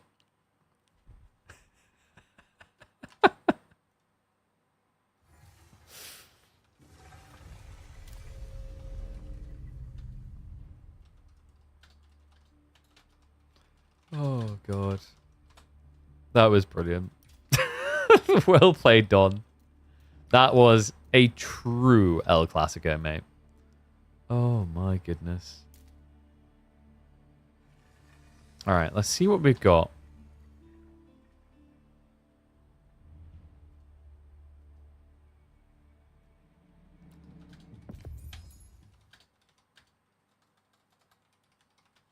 So I'm just getting an ETA on this because apparently there might be a Marine Lord series today. What if CSO knew after the game that this was going to be shown on KP stream? I mean, this is the moment where CSO just appears in chat, right? Actually, no, he's probably sleeping. Yeah, so that was actually one person I thought we might be able to get onto the show match.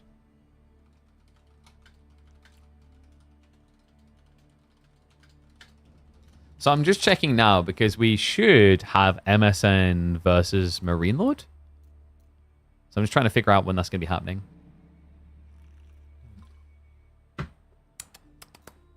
Oh, did we put out prediction? Yeah, we did from the previous series.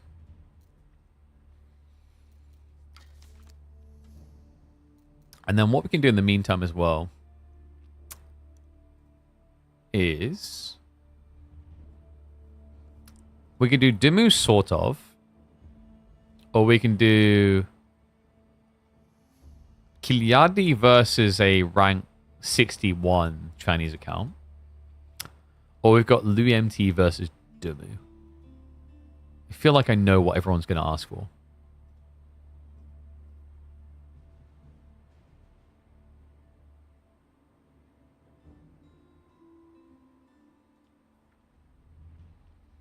All right, let me check confirmation.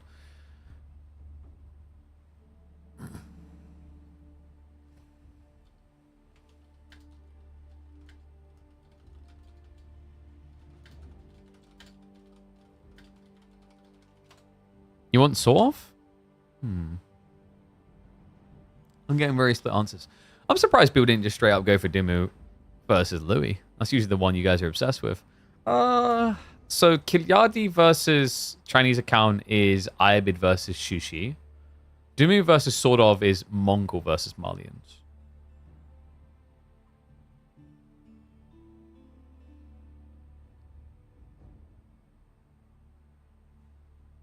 Mongol versus Malian sounds a bit... I'm kind of leaning towards...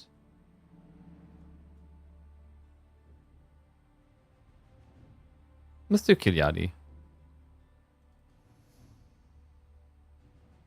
Actually, no. We'll do the Dimmu first. Screw it. We might actually end up doing them all. So let me open up that game.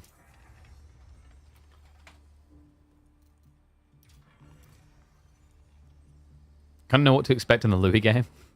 You like late game? They both do. Every goddamn time. Alright, let's do Mali's Mongols, because it is intriguing because of the map. They're doing it on Enlightened Horizon, which is odd. It's really odd. Not your usual.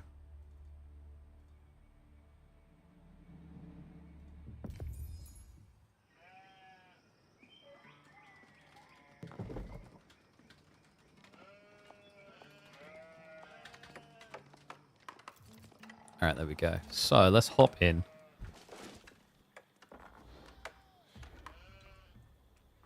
Welcome back to the channel, folks. Things are getting odd on Enlightened Horizon. I did not expect this. Malians. Malians on this map is a little bit odd.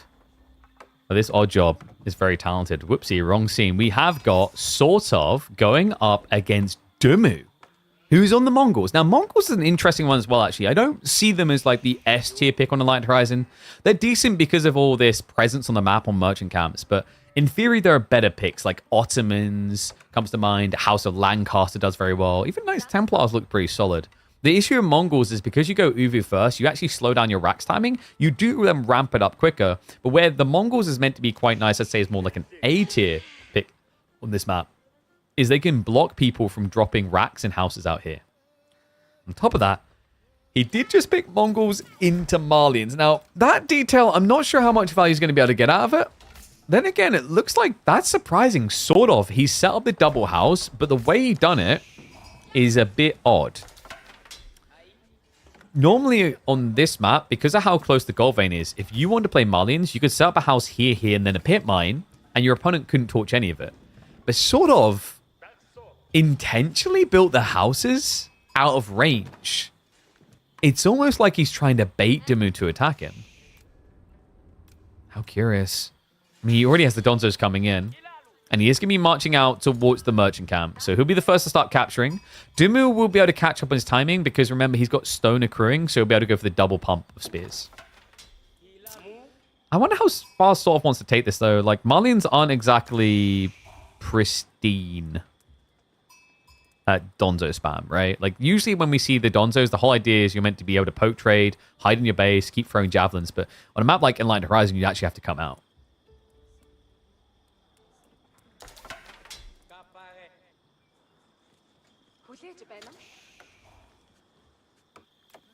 What do you think, guys? Who do you like on this map? Ones if you think Malians is better, twos if you think Mongols is better.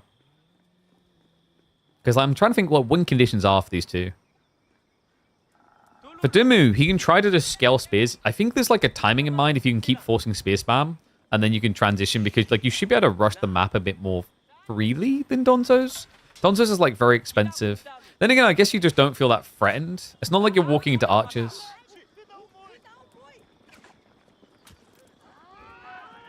He's bulking a lot of Donzos at that.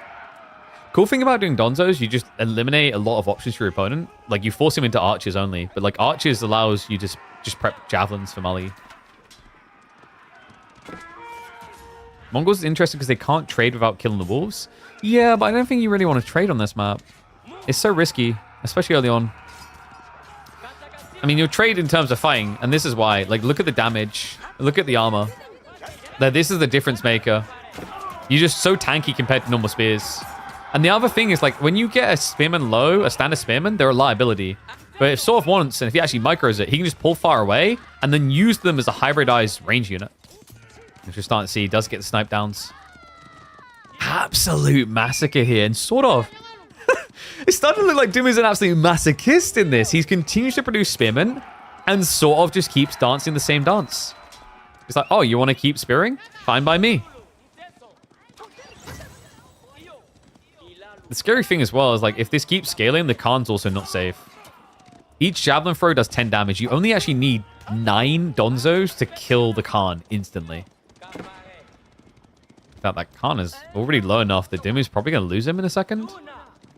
Next Donzo's coming in. Recharge is going to happen in 2 seconds. He could toss. And Dimu respects it. Good read. Backs away before it cost him his life. Is this everyone's favorite map now, by the way? I've been noticing a lot of positive reception around Enlightened Horizon. It feels like such a good map. It's a really fun one.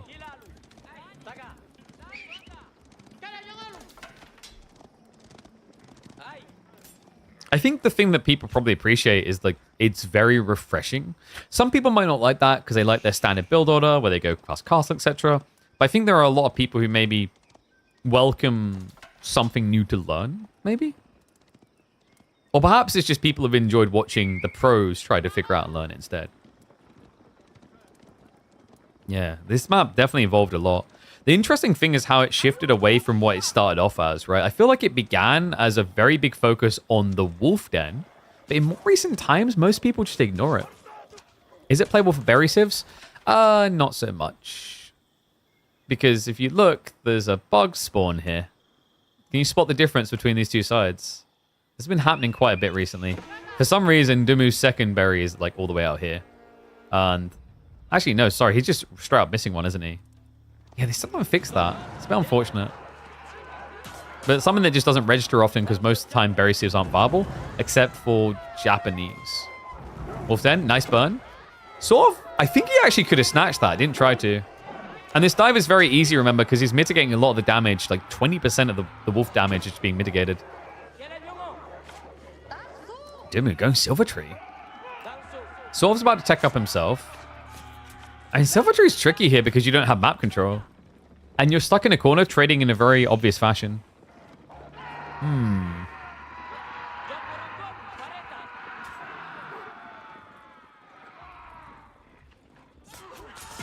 I'm a little bit concerned about Dimu's opportunity here.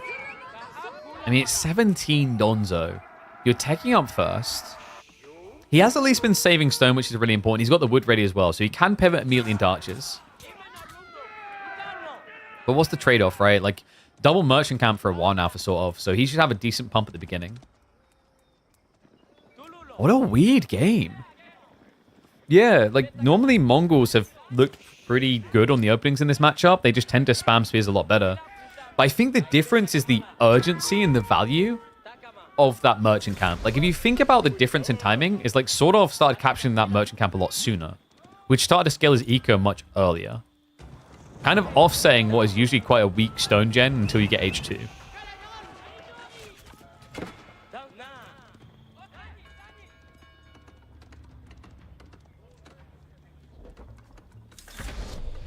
We do have the archer range, double archer range, in fact, coming in.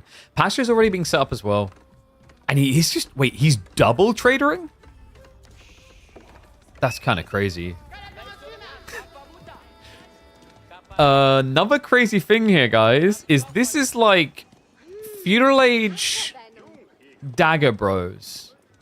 Think about what happens to archers here.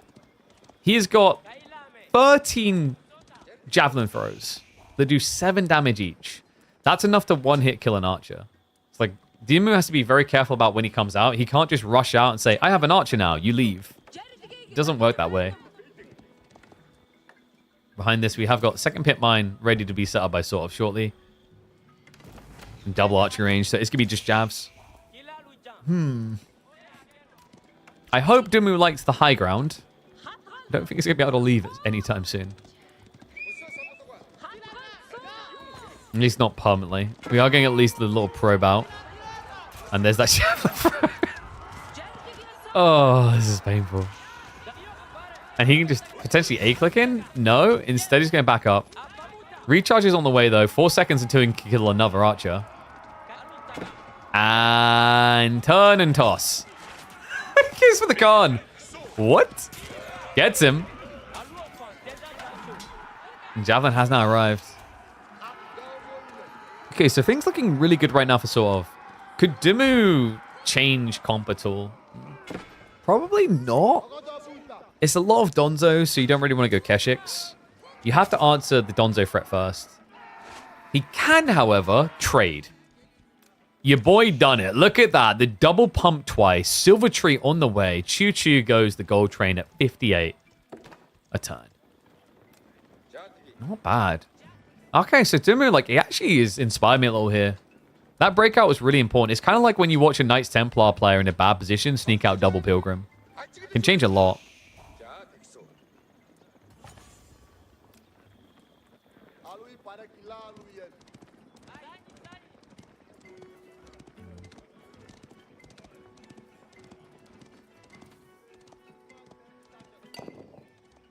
I wonder. Does sort of know? Because that's the weird thing, right? I don't think he actually went high enough into the base to see the Silvertree, if I'm not mistaken. And he hasn't scouted the traders yet.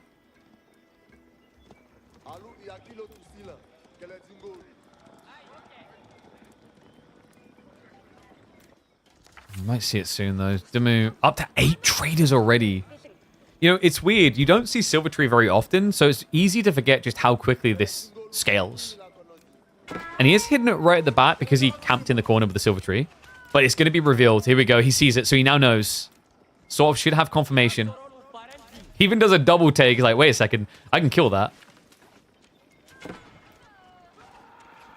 Especially when the traders walk back into him. Archer Mass is looking good, though. Sort of needs to rally the extra javelins. What an odd game. I mean, in theory, this is meant to be a really good map for doing Silver Tree on. Logic being, yes, you have to like have map control to do it, but if you're a Mongol player and don't have map control, what are your options? You don't really have gold in abundance on the high ground. So like these fast imp builds you see everywhere else, I don't think you're really going to see them on Light Horizon. Because there's just not enough gold for step readout to be really good.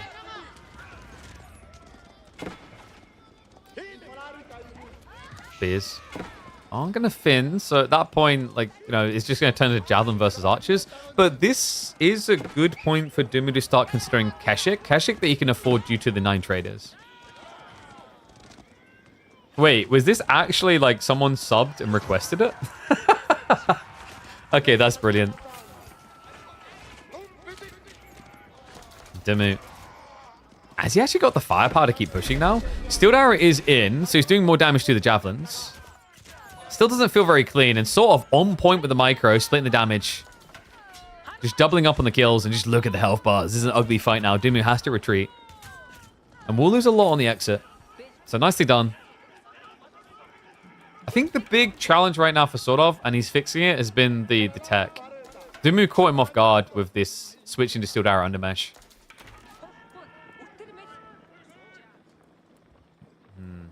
Sordov and Musa Fadi? I mean, you know, you got to build one just to feel inclusive, right? I built all the Marlene units. I'm a diverse player. I don't just spam Jav Donzos to win. That's the hipster brain for me. I'm different. I'm not like those guys who play French and only build knights. I build knights and 2 spearmen.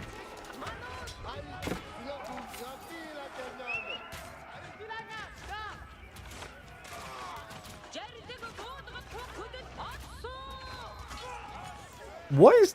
Like, Dumu is just investing all the gold into traders, isn't he? He's even buying food. Oh, wow. Is he out? He's got more pastures on the way. So this should fix itself in, like, the next 2 minutes. And then we'll finally see Keshiks. Yeah, look at this. Sort of a super work. He's even got archers coming. All right, so the only things we need to now build is Sofa. And we'll have had everything we could.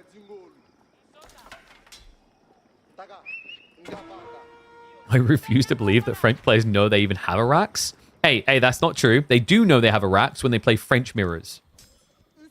You guys remember the good old-fashioned French mirrors? Where both would start by building 10 knights, and then the game would end with both having 50 spearmen? Oh, God. That was the dark age of casting Age of Empires 4. I feel like nowadays, when I look on the ladder, if I see a mirror game, I just skip.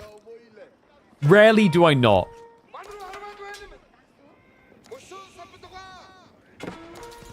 He scouted the trade. He already knew about the trade. He saw it much earlier. It's just he hasn't been able to like brute force into it. Because Dumu's been doing a good job of just maintaining archer scale. And we do have the Keshik switch now coming in. He has been hiding this detail. Sort of has yet to reveal Keshik. Which is sort of dangerous. One of your favorite casts of the 8-player Mongol free-for-all.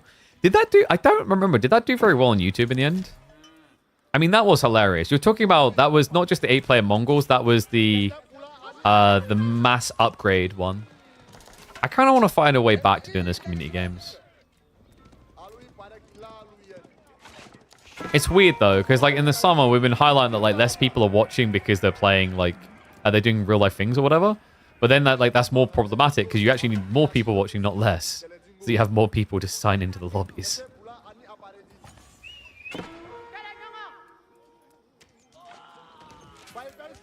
Yeah, I mean, I remember being mad at that game because the like, basically, if those don't know, there's a blacksmith's upgrade mod that lets you get blacksmith upgrades like 10 times. And that includes the pack-up tech. So what would happen is, instead of just dying, you had 1 or 2 players driving their TC around the map that no one could catch. It was ridiculous. Or hiding in the tree lines is the other thing.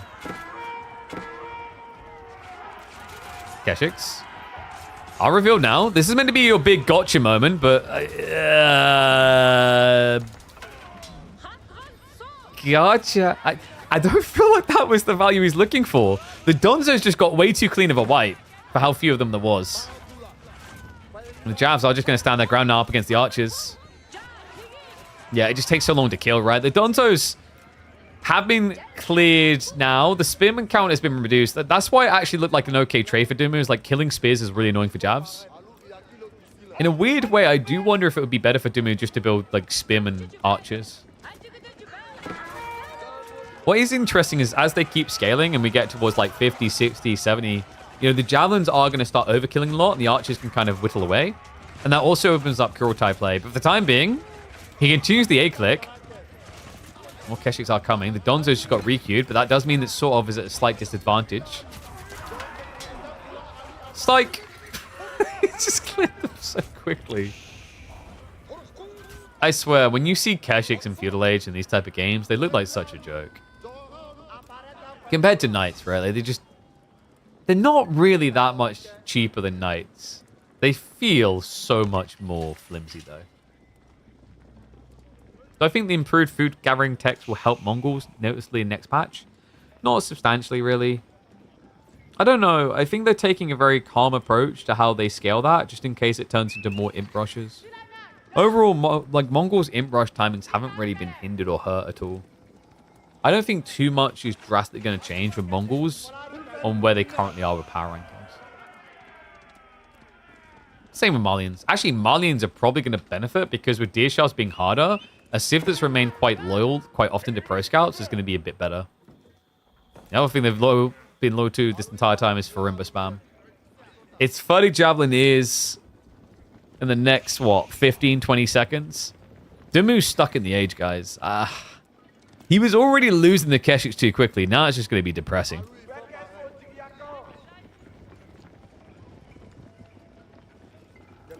Kind of feel for Dumu. What kind of psycho would force him to play Silver Tree? Yeah, because the other thing is, like, your archers can't even try to edge the range and trade out with the javelins. They're just stuck in range or getting kited, right? Like, with the Javeliner upgrade coming in, you now are not going to have extra range for your archers, which means the javelins can always just kite you. They'll shoot and then run faster to keep the distance.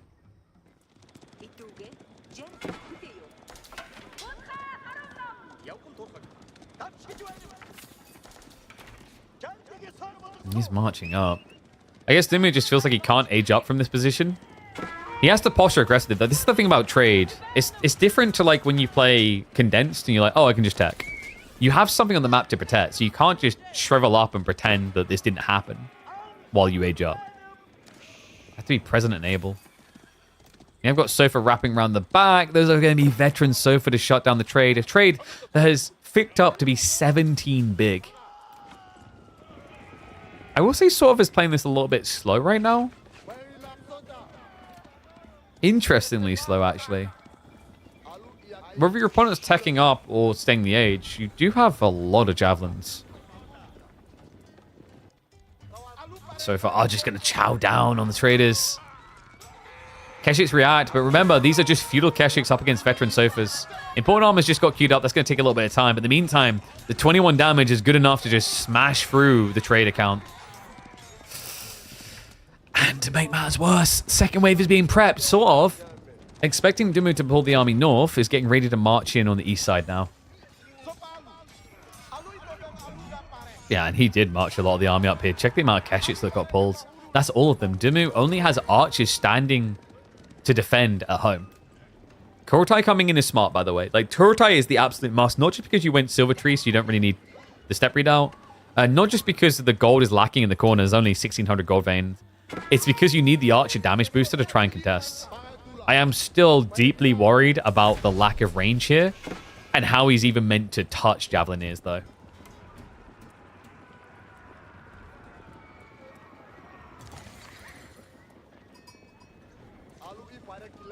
Javelin's now moving in.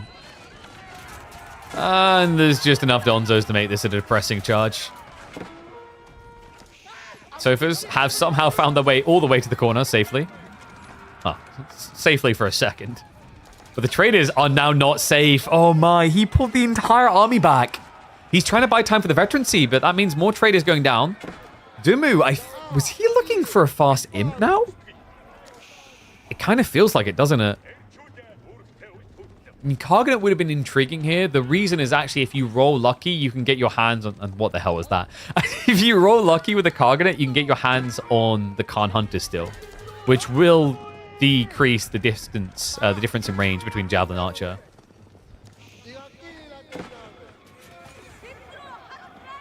Yeah, I don't know, man. I think Dimu maybe just got put in the corner.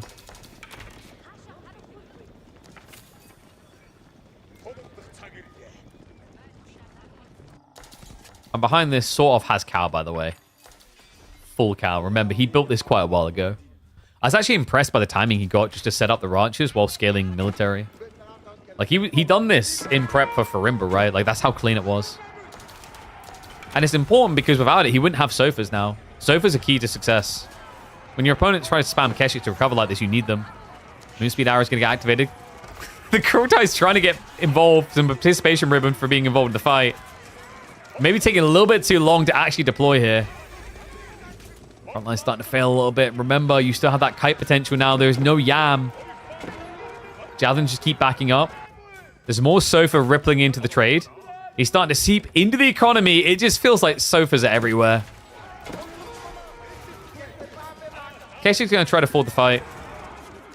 But that Kurtai is just never actually in the fight, it feels like.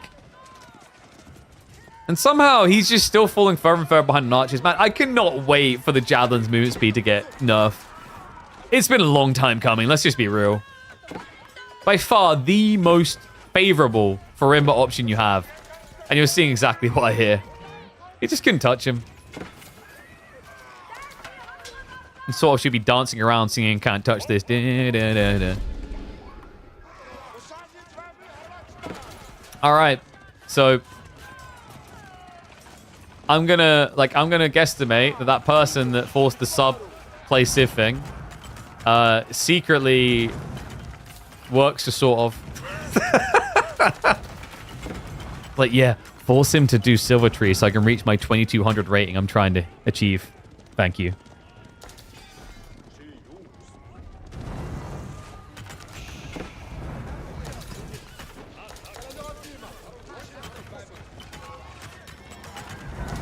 All right, well, Kurotai's going to go down.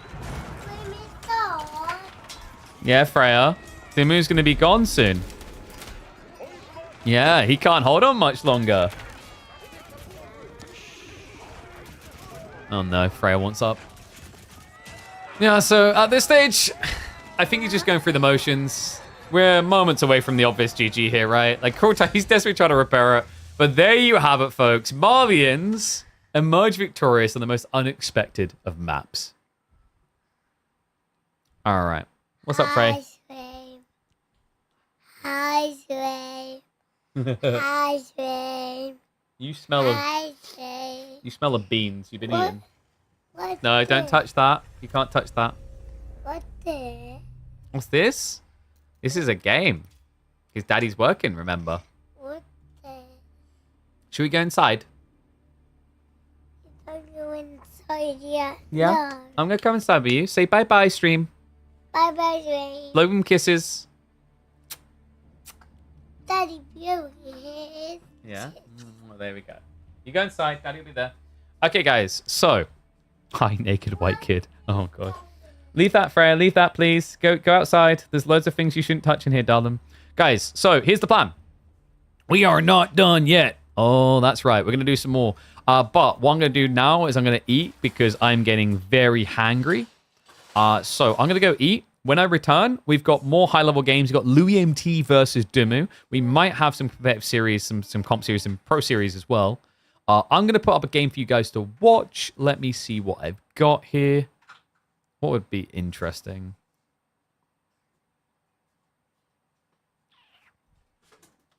In fact, if I check the old uploads, there might be one or two intriguing ones.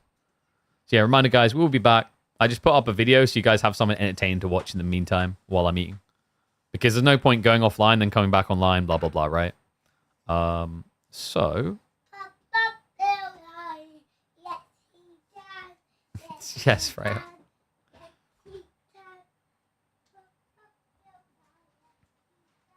Oh, do you guys want the absurd... the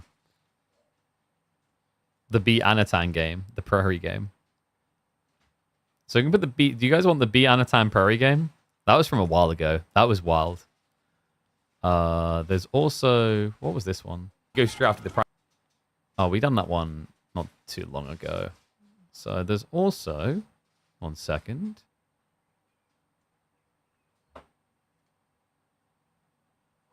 FFA? Oh, you want the 8-player FFA? That's a long time ago. Let me have a look. I can put that up if you guys want. That's a long, long video, wasn't it? I think that was a long video. Like, insanely long. You guys sure?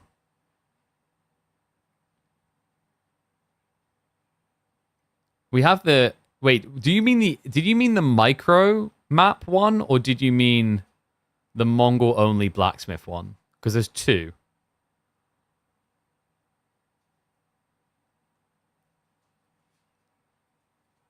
We had the Mongol micro, or we had the blacksmith's 10x thing.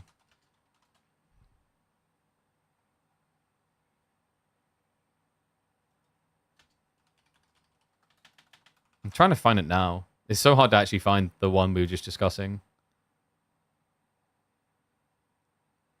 Oh, dude, we had some cool ideas back then. All right, I'm going to leave you with the absurdity of... I want to find it now. I actually want to find the blacksmith one.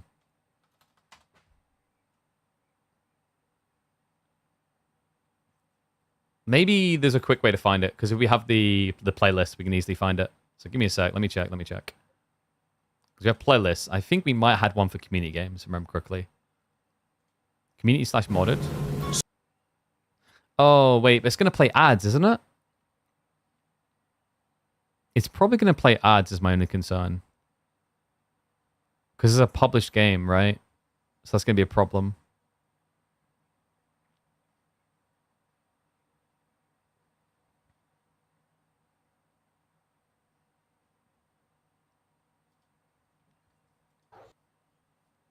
Is there a way to have it not play ads? Like, it's really stupid that YouTube does this. It plays ads on videos that you own. Like, why? I literally, like, made this. Why am I watching an ad on it? Does not make sense. Guys, if this plays ads, I don't know, like, I'm not going to be able to eat. So I don't know what to do now. Crap.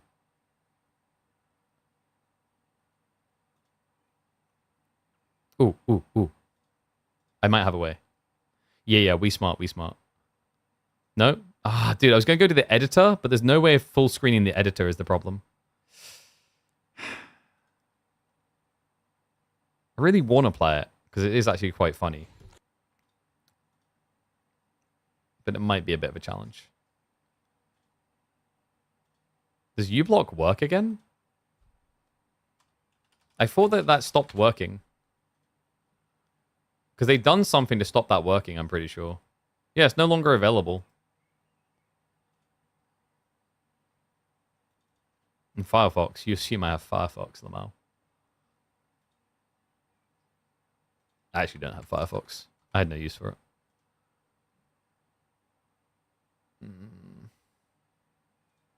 Ah, that's great. Maybe I'll figure that out later. For now, let's keep it simple. This was a ludicrous game. Oh, wow, look. Oh, God. I'm getting flashbacks. The Mongols versus French. All right. Try not to cry too much. Enjoy the game, guys. I'll be back shortly. Full belly and all, and then we'll do some more games. We might even be able to do some, like community games, maybe, if there's enough people. So stay tuned. Wow. And enjoy. Oh, look. The Mongol horde came, and you closed your doors and hid in your castle. Be a shame if we just burn it down, right? One and all, we had to bring back this classic. That's right. It's Prairie. When was the last time you saw this in competitive Age of Empires 4? Well, it's going to be fun to see how these two duke it out, because we have got two aggressive civs on a very hard to defend map. Anatan in the yellow with the French. B as the green boy playing as Mongols. Yeah, traditionally very powerful picks. I'd say that these were the two of the most frequent picks for Prairie throughout its entire history of existence. Mongols made a lot of sense once upon a time for the trade routes. Silvertree has fallen off a little bit in terms of popularity. Not as good as it once was back when you had the trade trick where you would double produce and then move it to the corner. Okay, screw it. Dude, I want this game. I want this game badly. All right. So. Does it? Like, I think this had U-block by default. I could have sworn they already had U-block. Let's fix this. Hey, there we go. At the opera. Nah, dude, like, we're doing it. Like, I'm not depriving you guys. You guys want the Mongol game, you get the Mongol game. We're gonna show the Mongol free-for-all game. Because it's hilarious. It is absurd. Of course I can resist, man. A blast from the past. An absolute banger at that. Okay, so U-block should be installed. Do I need to close Opera and reopen? I might need to. You guys are going to see the most absurd Mongol free-for-all you will ever see. I hope you're ready. I hope you're strapped in. Because the epicness begins. It turns out that now. unlimited upgrades is a little bit broken. So we found a way of balancing it. One and all, welcome back to the AoE 4 action.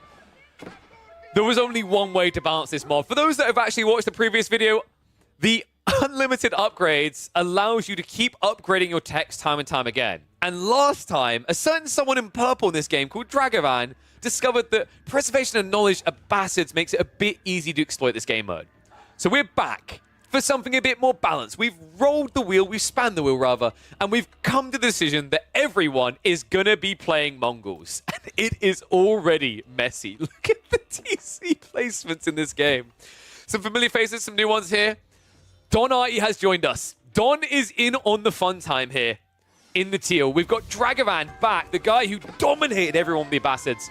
Also playing the Mongols, everyone the Mongols. Golidekal is up here in the pink. We've got Lamette in the orange. Those are all conch level players. Mr. Merlin is looking for his home right here. He was a former conch. And then we've got Market in the green, Hussein in the blue, and finally, choosing to realize they made poor decisions, Redbeard going further east. All right, this is going to be fun.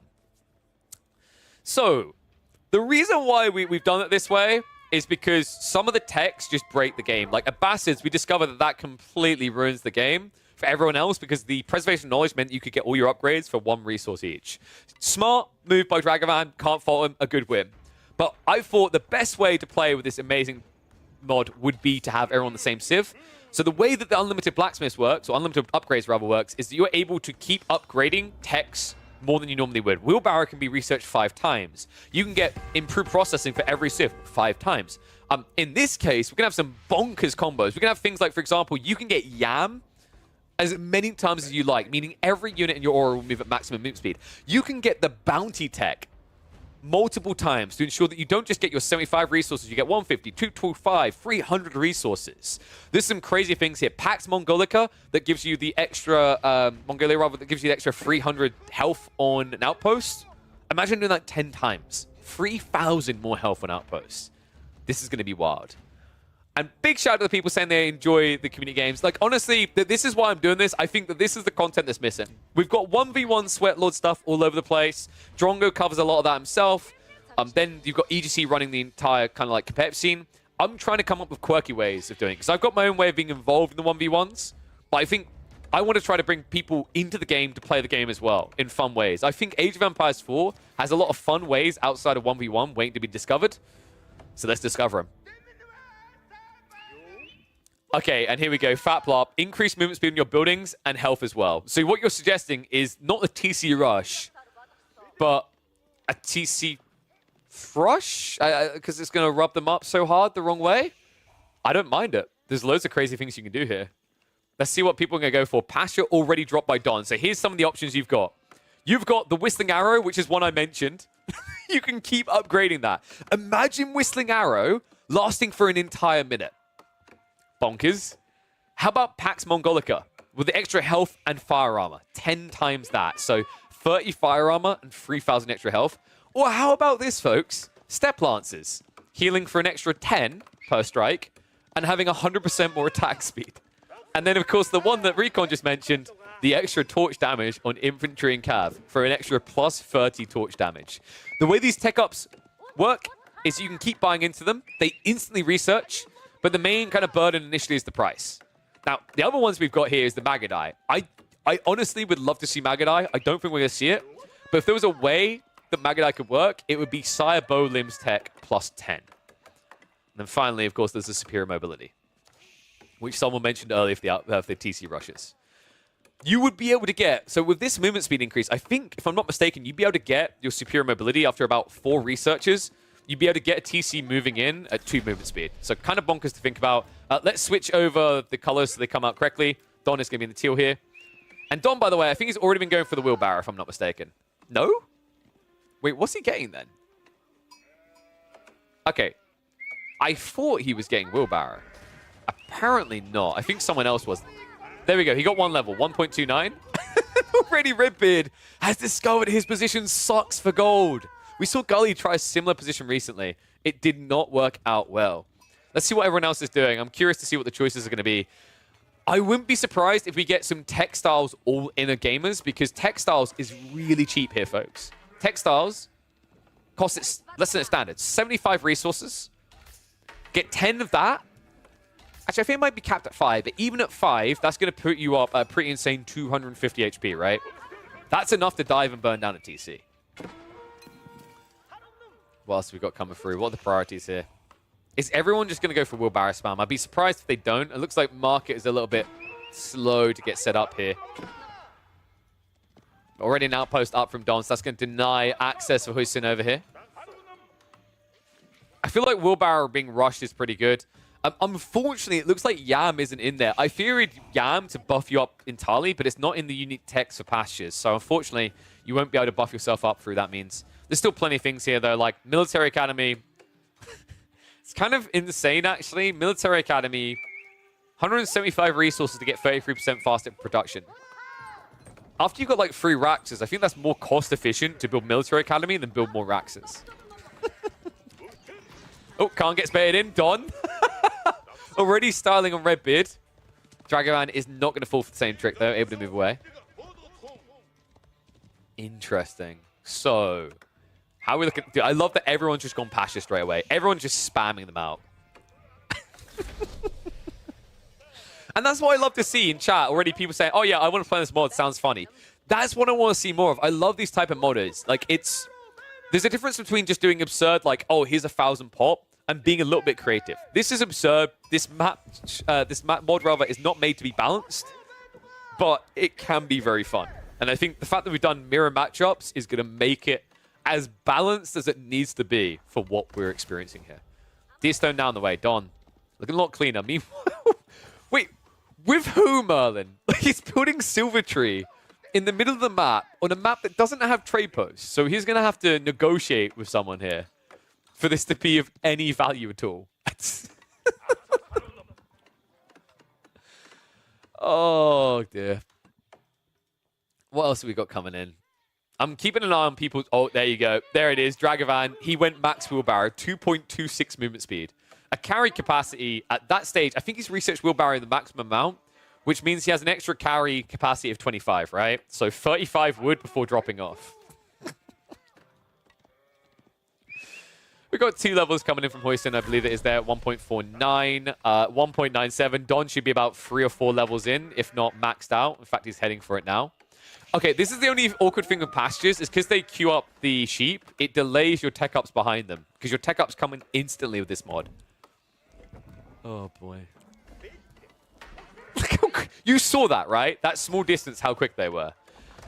Honestly, I think this is why Mr. Merlin went for Silver Tree, by the way, is that Deerstone's kind of irrelevant if you get this many levels of wheelbarrow. For the most, anyway. And yeah, I think I'm going to be doing more of these. I'm going to be spinning different civs here. God, I can feel it being a bit laggy as well. The weird thing is, like, I don't know if the developer's going to see this because they're a Chinese developer, but if they do, the one negative that I think causes this lag is the UI load. Like, this UI drops your frame rate pretty heavily when you're on it. So, are we getting step lancers, though? Oh my god, we are. Oh, wait, please tell me we're getting step lancers. Has he been researching it? I wish there was a way to cleanly tell. He's going for improved bounty. Okay, then. Someone wants the goodies. Unfortunately, I think improved bounty isn't in here, right? We confirmed that. You can get the burn to get additional torch damage, but you can't get the bounty pay. Still pushing. North side is about as cozy as it can get for Lamette. Lamette shouldn't have too much fighting going on in his neighborhood anytime too soon. Market a bit of a weird start here. Feels a little bit discombobulated, but I'm sure they'll recover it. Oh dear, oh dear. So Hussein just trying to actually get rid of one of the biggest threats straight away, but Don, now with triple outpost.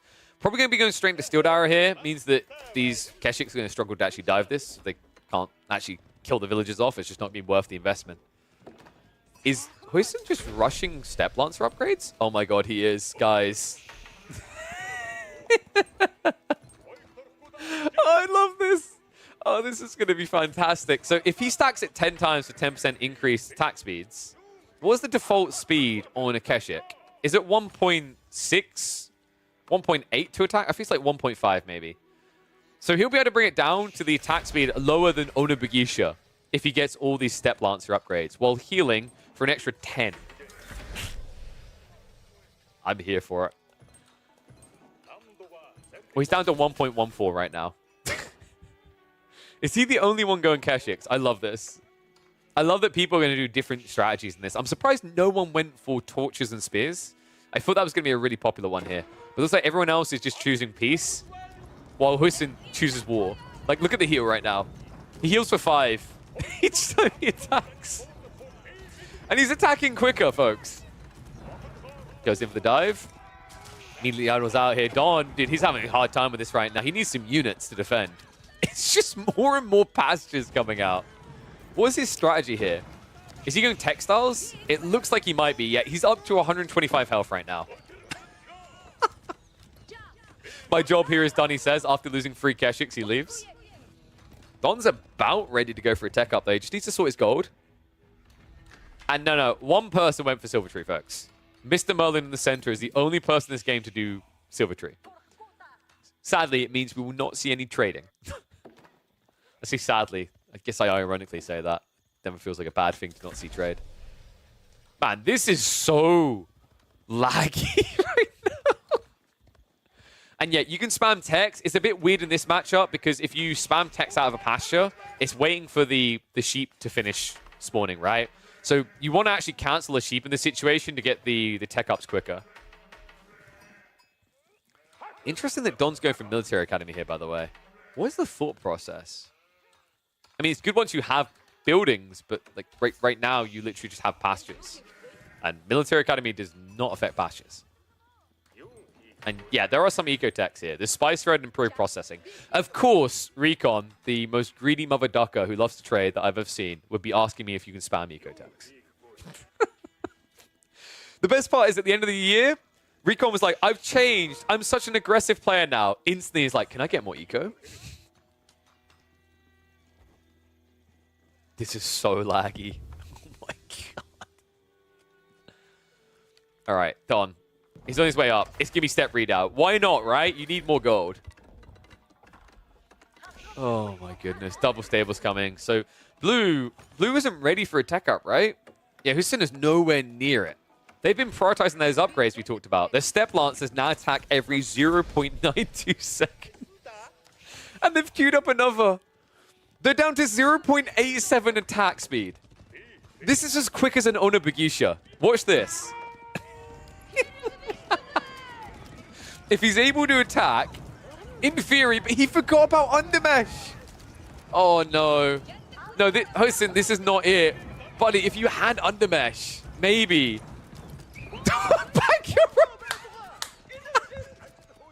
Guys, Don got Banker repairs. Did you notice by the repair speed there? Yeah, you can get several levels of Banker repairs, and it only costs the small fortune of 87 resources per level. I love this. This is fantastic. Don, he's gone full turtle mode. This is incredible. I love that people are already theory crafting other civs. Don't worry, we're going to get to see some of them. We're going to be spinning that wheel. The only thing I'd say for the developer is outside the lag here, the other thing I'd recommend is a counter so you can see how many techs each person has. Because right now, it's like, it's a little bit hard. You have to read it. Oh my, wait, Merlin, what has he been getting? I'm so confused by Merlin's game strategy. What has he been going for? Like, what? Is Merlin literally just playing standard Age of Empires right now? He hasn't got wheelbarrow. Has he been getting torch? Don't think so. He hasn't been getting Sire Bow Limbs. I don't know what Merlin's doing in this game. The way I said that, I don't know why he's here. But he's built Silver Tree in a map with no trade, and he's just vibing playing the most standard form of Age of Empires 4 you could play as Mongols. Well, by standard form, I mean he's basically playing vanilla. So Step Redoubt is on the way. Is he going fast imp?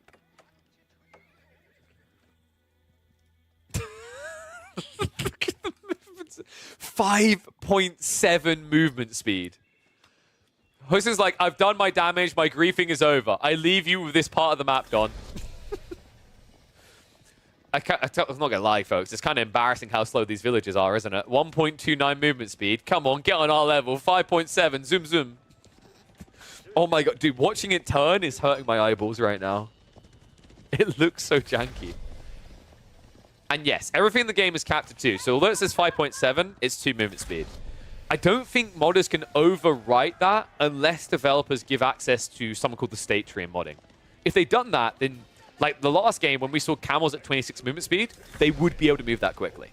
But it's an engine restriction right now, so even modders can't change that element. They can, however, screw with attack speed.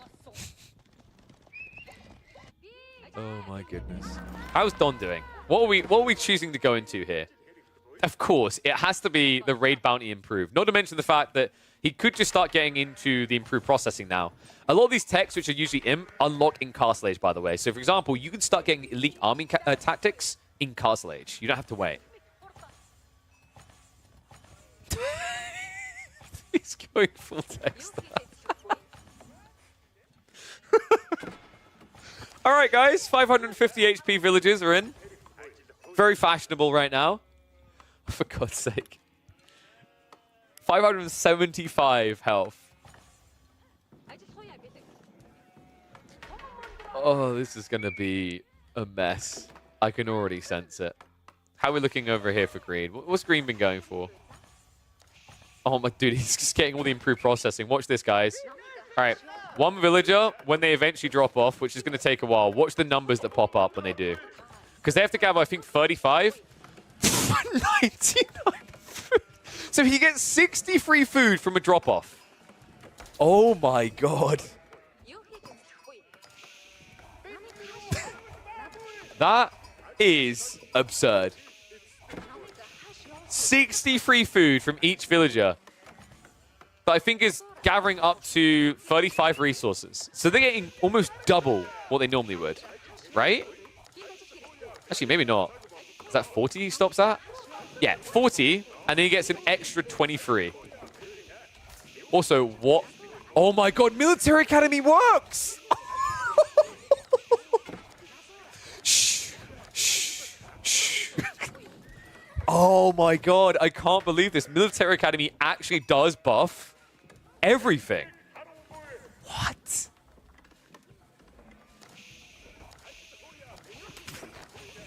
Hey guys, have you seen Don Artie's 1 TC build that's more efficient than Crackety's 10 TC build?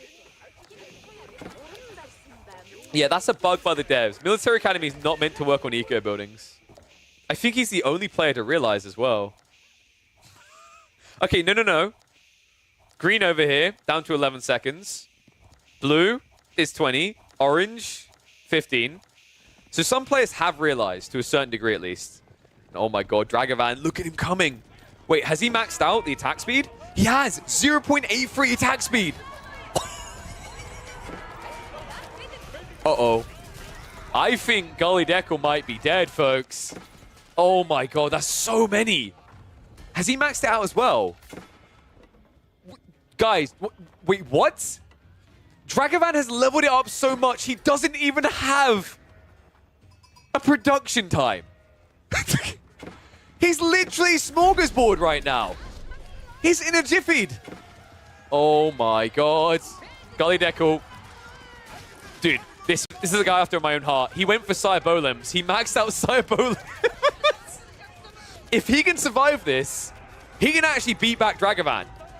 Look at the damage he does. 26 per strike, and they have 4 armor. Dude, He was the only one listening to it. We talked about it. Sire Bow Limbs, you can get it 10 plus times. And then, wait, did he get Sire Bow Limbs? I think he did. And then he went for Incendiary Arrows, right? Like, he can now get Incendiary Arrow levels. So if he maxes out that, this is going to be a destruction, right? This is going to be what Magadai were when the game first came out in people's eyes. Oh my god. Mr. Merlin now actually inting. Okay, that is hilarious to watch. Just instantly spawns 10 Keshiks. This is what being against Militia Roos feels like. Oh my god. This is fantastic. This is more than I could have ever asked for. Has he upgraded? Yeah. Okay, so Mr. Merlin's gone even bigger. 0.64 attack speed. I think Dragavan, yeah, he hasn't gone as hard into Step Lancer yet. The problem right now is the Lancer count, like the Keshik count, is just in favor of Dragavan, right? And oh my god, dude. Stop copying people's homework. Get your... Can you get your own homework, sir? He literally just immediately copy and paste what Gully Decker was doing. But Gully's coming. Donati, in the meantime, has teched up. Interesting. I thought he would actually go for the Carnot, because an interesting point just got raised. For Dragavan's build, at least, does that mean that the Carnot spawns instantly? It actually might. I've never tested that. Does Military Academy actually affect Carnot? Oh my god, if he actually does fully juice it with Kurotai, this could be crazy.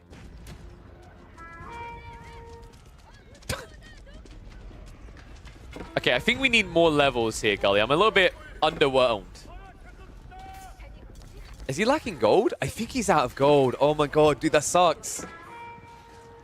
He's got so much wood but no gold to work with right now, and he's trying to tech up! Oh no. Well, he has got 125 villages, so, like, decent health on them, but Dragavan's not going to make this easy. He comes in with the Horseman now. Has got the multiple levels of biology. 275 health on these feudal age horsemen. Yes, you heard that correctly. Gully, start stepping back, buying as much time as possible. Right now, he needs someone else to just full on send it into Dragavan, because the issue for him is Dragavan isn't running out of resources here. Yeah, so Dragavan seems to have failed to copy the homework correctly. It's like when you hand it in and the teacher knows immediately that you're a fraud, you're fake. 6 damage compared to 26. Not that scary. So Dragavan probably gonna have to reset and leave this. How's Don looking?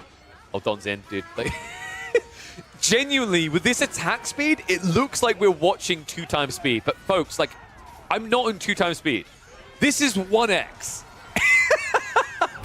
This is what I actually want Age of Empires to be. Well, parts of this, like not the whole thing, but the idea of faster production, faster attack, faster movement speed, like a 1.4 times modifier across the board is what I've been waiting for. This kind of gets that effect. Now he's spamming Horseman. Oh, I think Don, has he run out of gold? He's finding more, but he's running out fast, right? He's trying to get the gold together to keep on fighting. Gully Deck, in the meantime, finally reaches Imperial. Okay, this is his moment. The 15-year-old from Germany. Let's go! 52 Magadai. Dragavans, that damage is pathetic, mate. 11 damage, try 26. And you're elite, by the way. Dude, I actually think Gully, if he just gets the upgrade, if he can just get a little bit of gold, buy it, and get the elite, this is like GG territory right now with this combo. We haven't been focusing on the other players because they've been a little bit more complacent, right? Outside this brawl between and Donati, which, by the way, because of the biology, 840 health Keshiks, it's not letting up anytime soon. I love how this is a race over gold, and because of textiles, he's literally ignoring the units trying to kill him. Meanwhile, in the base, Gully Deco, is he just dead? I mean, he's got 40 Magadai, right? But they are slowly being dented into here. This is so messy. Oh, this is incredible. Magadai OP. Like, that's all I can hear right now in my brain. Dude, what I love about the absurdity of this game mode is, like, I don't even know what to put in the thumbnail. There's so many silly things. Oh, my dear God. This is just legit in a jiffying. I mean, multiple stables, which he doesn't even need more than one, folks. Donati could just have one stable and be fine here. But why stop at one? This is so stupid. Like, they're just not dying due to biology. Oh my god. I think Gully is dead, though, up here. It looks like he's starting to make his last stand. TC being burnt down. Why am I not surprised biology was the difference maker in the end here? It's so sad as well, because I think Gully, he ran out of gold at a critical point where he could have probably killed Dragavan off. But Drag, never running out of food, never running out of wood. I mean, it is just mass horsemen now to win.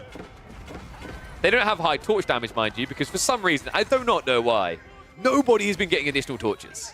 Come on. Like, really? You're not going to go additional torches? That's how you win the game. By the way, wait, Military Academy affects pastures as well. So he's capped out on sheep out of each of these right now. No wonder my game is lagging this bad. Meanwhile, Market has a similar idea on the Magadai, just not as strong as what we were seeing out of Gully Deco here. Is enough to really just dent into Hoisin. Hoisin not really with much left here. I think he's got, what, 23 villages and that's it. How is this fight still going on? Oh, that's right, because one unit has 875 health, the other has 720. Dude, I'm just looking at Dragavan queuing up more biologies. I'm looking at Don queuing up more biologies. He's going torches. Okay, this is the striking blow moment, right? Like, one of these players has been doing torches, the other hasn't. So once those torch upgrades come in, I actually think Donai is just going to go straight for the kill, right? Like, you have to, because you're losing the battle right now. Like, you just need to spam Horseman into his landmarks to kill him. Okay, you might not need to. Oh my dear god, my frames. Holy mother of frame rates. Like, Dragavan coming in from behind. He's still killing Gully Deco, by the way. It's just... Wait, why is Don up here? What? Whose side are you on? I mean, maybe he wants bounty?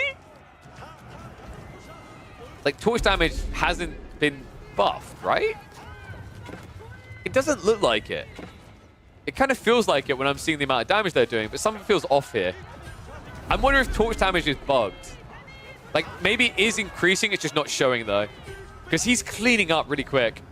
Meanwhile, though, oh my god, oh my god, oh my god, oh my god, oh my god, oh my god, oh my god, oh my god! Wait, what? I didn't mean to click away! The UI got in the way there. Dawn with banker repairs. He can't do it. Don Hardy gets taken out by Mr. Merlin. 47 torch damage. Where do I even begin? And yeah, for some reason, trees have 100,000 wood. Wait, what? I don't know why. What? That's weird.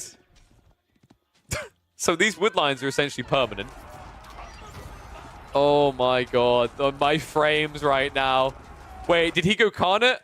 Oh my god, he went Carnot. Where is it? Unpack it. Make yourself known, sir. Mr. Merlin, he went for the Carnot Palace. And he's going for the kill on Dragavan now. This torch damage, dude, it took him a long time. I actually thought Mr. Merlin didn't understand how it worked at first, but finally it does. Keshik's Step Lancer plus Torch is the combo, folks. 2 landmarks down. Dragavan trying with the Banco repairs. Actually, I don't think he even has Banco here. And it looks like Dragavan, he has to split and run. White Stupa into the tree line. Further north, the Kurotai. He's going to try to rat it out here. Unfortunately, I do believe Mr. Merlin has a sense that something's going on here, right? No way. He actually dodges it. Okay, this is a bit dirty. This is why I'm going to have to take this map away from you all now. Gully Deckle, what in the hell? Naughty boys. So usually this is not a problem, but in this mode it may be because they can't chop trees as well. Actually, usually this is not a problem because usually we don't have Mongols on this map. But this is one of the downsides of the way he spawned the smaller map, right? Is you can see by the mini-map, some of these tree lines are walkable. So Dragavan exists still, I guess? I mean, funnily enough, if Mr. Merlin just kills the buildings, it's no longer a problem, right? Mr. Merlin now also packing up his landmarks and moving them to different corners. Meanwhile, blue. I feel like I'm watching Mad Max right now. Oh my god. Green and yellow are having a fun time with each other. Yellow has been getting the Step Lancer upgrades. Wait, has he been getting the ram? No rams. Come on. He's been getting the siege works, but he hasn't been getting the lightweight beams, right? Oh no, he has. Sorry, my mistake. Yellow. If you thought Step Lancers were quick, he's attacking every 3 seconds with these rams. Oh my god. This is so cursed. Shout out to Phalic Maps for the gifted sub.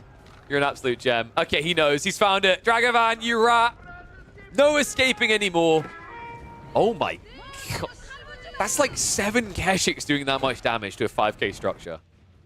Right now, these Keshiks hit for 47 torch damage. And they do so in less than a second. So, Dragovan is dead. There is no coming back. Wait. He's trying. TC, run. So here's the mistake that Dragovan made. He stopped moving with his landmarks. If you just keep running, guys. Never stop running. This is so stupid. I love it. See, I think Karnat does immediately pump the units. So Merlin, is he actually capped right now? No. So he should actually deploy this. So he can just keep spamming out units right now. Instead, he might lose the Karnat to yellow. Is Redbeard ignoring? Oh, this is such a mess. Someone please just take the Sacred Site so they can stop running away with landmarks, please. I gave you a single Sacred Site in the center for a reason, folks. This was exactly why. Gully is still alive in a tree line somewhere with one village. Okay, he still has a small military force. Wait, where? What? Oh! Oh, he's trying to recover resources to rebuild. So he's just ruining what remains of Dawn. Recycling's important, folks. You know, just take Dawn's arm and rip it off and turn it into a nice little hut. It's very poetic. Oh my god. This is... Are we literally just going to watch people drive around in circles for the next God knows how long?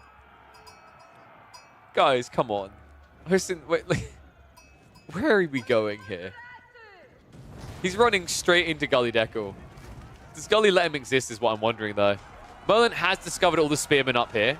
These spears, by the way, I don't think they've actually had their stats increased, right? Yeah, so Lemette, this isn't ideal. He went max military academy, but he hasn't gone for elite army tactics yet. And I've seen quite a few players neglect this, right? Like, if you're going to play into these type of units, elite army tactics is just godly here.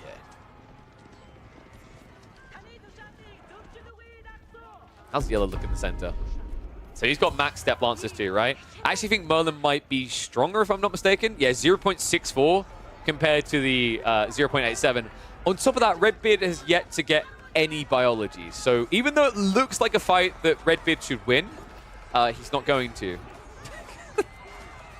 Because each of these red Keshiks has 7 times the health of Yellow's. 6 times at least. Okay, Gully, are we rebuilding? I like... Wait. I love how he went to get the sheep to bring them back over to this one villager. Oh my god. I just can't right now, this game. There we go. Merlin's done it. He's in. Sacred Site locked in. 10 minutes away from a victory for Red. Everyone needs to gun it for this. Now, remember the... Oh god, I just realized. So, remember the way that Sacred Sites work, folks, is if someone contests it, the countdown stops. Now, I want you to be just completely cognitive of the fact that a lot of people in this game have units that have about 1,000 HP, which means they can delay your win condition on the Sacred Site for quite a while.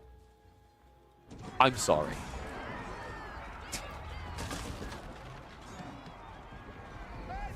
Outpost spam not working out. Looks like someone forgot about their Pax Mongolia. Or is that not in? I don't think that's in, right? No. There it is. Yeah, Pax Mongolica. You can get it. So no chunky outposts here, but very chunky knights. Oh my god. Dude, I don't think Age of Rams is going to work this time, right? Like, these Keshiks just attack way too quickly. I mean, these are 1,000 HP Rams, so in theory, I think Rams are going to be pretty strong in the unlimited upgrades mode against civs that can't move their landmarks. But Rams are ineffective against Mongols because they pack up and run.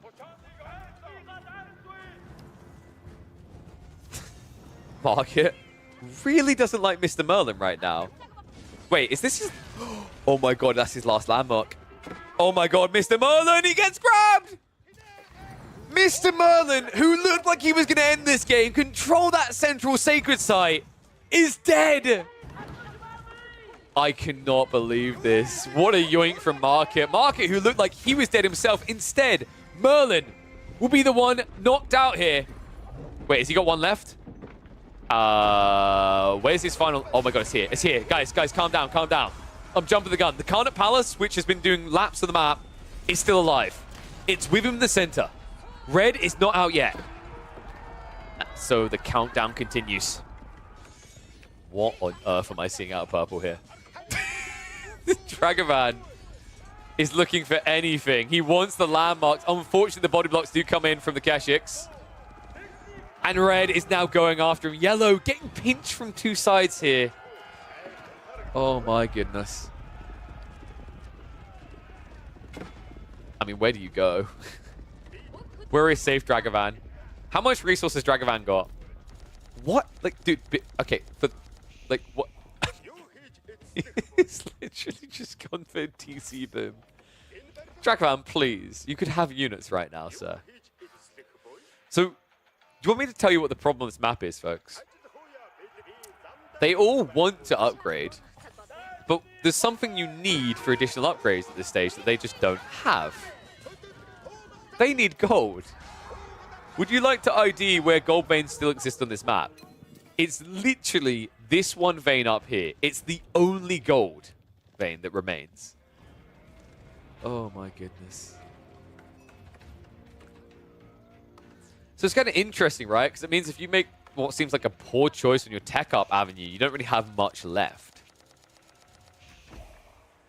Gold veins exist in every Mongol building. That's true. You just need to burn them.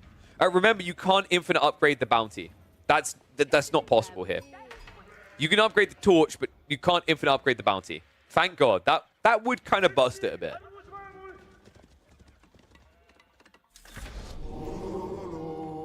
Wallow coming in. Looks like Huisin is trying to get back in the game. And what better way than with 575 HP villagers? Oh.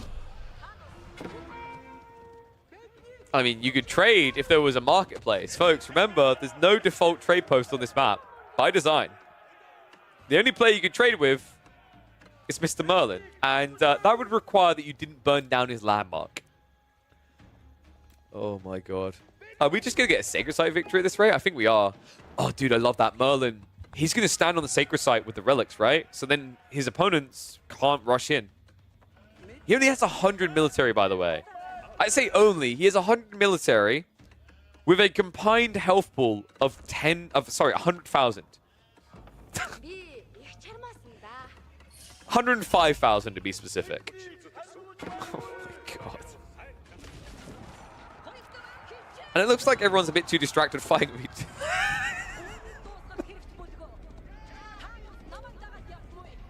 I can't take this game seriously. I can't. I'm literally just watching Huisin go around the map, every once in a while wall a new force, and then continue his grand migration across Europe. Oh, sorry, I guess it's the steps. It's a bit Europe-y green. Villages? I mean, they haven't got torch upgrades, but it doesn't matter, right? They still deal with these outposts pretty quickly. Unfortunately, they also die even quicker to Keshiks. Only 150 health on each of them. Oh my god. The game engine was not built for this. The game engine was not built for this. I do not even want to imagine what Arrow Volley of the English or composite bows the Abbasis would look like here. It would probably crash everyone's game.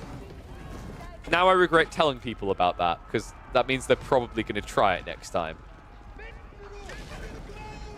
Merlin has to be close, right? Are we like 4 minutes away, maybe 5? Or low pump? Bit early here. You know, Mr. Merlin, a bit premature on the launch there. I mean, the villagers are down, right? But like, I think he needed to wait until Redbeard came a bit closer. Maybe get some extra Keshiks. Maybe he just doesn't care, though. He's still holding on. Mr. Merlin, who, if he just unpacked the Karnet, could have had so many units by now. But where is the Karnet right now? It's still on here, right? It's TC plus Karnet in the center. I'm pretty sure because he did get maximum production, right? Like, if he just pumps the Karnet, units are going to come flowing out.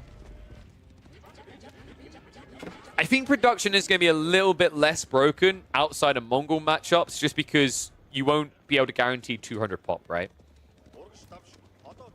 And yes, you can upgrade chemistry a bunch. I don't know about China. I think so because of the way that the upgrades are positioned in a farm. You might be able to use China. It might even be automatically unlocked, but that feels like it'd be a bit broken. Which is why we keep doing mirror matchups. I'm so glad I left Sacred Site win condition on. Holy smokes, if I turned that off, this would be catastrophic. Spinman now coming in from Dragavan. He has got some levels of elite army tactics, but folks, those are hardened Spearmen. Oh, for the love of God. They need to be upgraded, man. They desperately need to be upgraded. And there's not many levels of elite army tactics right now. We must be getting close here, though. Mr. Merlin. Everyone is coming now. Villagers being pulled by Market. Market, who has 425 HP on each of them. What is this mess? I mean, can they get the decap? Yellow's pushing in now as well. Pink also here with juiced up units. Everyone versus Mr. Merlin.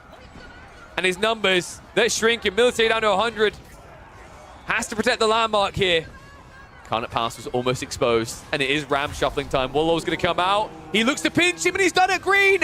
A bunch of villagers get trapped in. Mr. Merlin reboosts his numbers by 30. He's got a second Wallow, right? There we go. Comes out with it. Villagers once again panic, look to move away. We'll be able to get away. Spearmen run a little bit in range, though. Mr. Merlin being generously donated more units. He's going to need them, though. These Spearmen, they're starting to sting a bit. This game is never ending. Oh my God, Merlin. If he had just unpacked the Karnet, the carnage he could have wielded upon this map, unleashed upon it. But instead, the numbers are going to start to shrink. Wallow comes out in the meantime from Hussein. Looking at more of Donati's villagers and horsemen. Major League buffed up right now. Blue has been rebooming in the south. Still not getting Military Academy, though. Mr. Merlin, wait, how is he winning this? Like, oh my God. Okay, wait, so let's do the maths here. Spearmen take 1.88 seconds to attack. The Keshiks attack twice in that time. Actually, 3 times. They heal for, I believe it's 10? Maybe more. Let's have a look. 761. Attack something. Dude. He's healing for 24, right? I'm pretty sure that's 24 health. So he's healing. He's actually out healing most of these Spearmen's damage. However, more elite army tactics are coming. So Dragavan, the number is slowly scaling in favor of purple here. That countdown is not scaling their way. It's getting closer to the end. Elite Horse Archers being added in, courtesy of the Karnet. This is non-stop pump, right? Like, right now, Lamette's one issue is he can't lose units quick enough. No way is Merlin going to win this. I mean, he's down to 72 military. This is the beginning of the end. 1 minute left. He just needs to keep them off the sacred site. Couldn't he actually do it? Dragavan, he comes in with the villagers. Round the backside. Where's the Karnet, though? Where is it right now? I just can't even see it. I think it's in the corner. And I don't think he's got any monks left, right? No Waterloo attempts. Dragavan in with the commitment here. This is just ludicrous.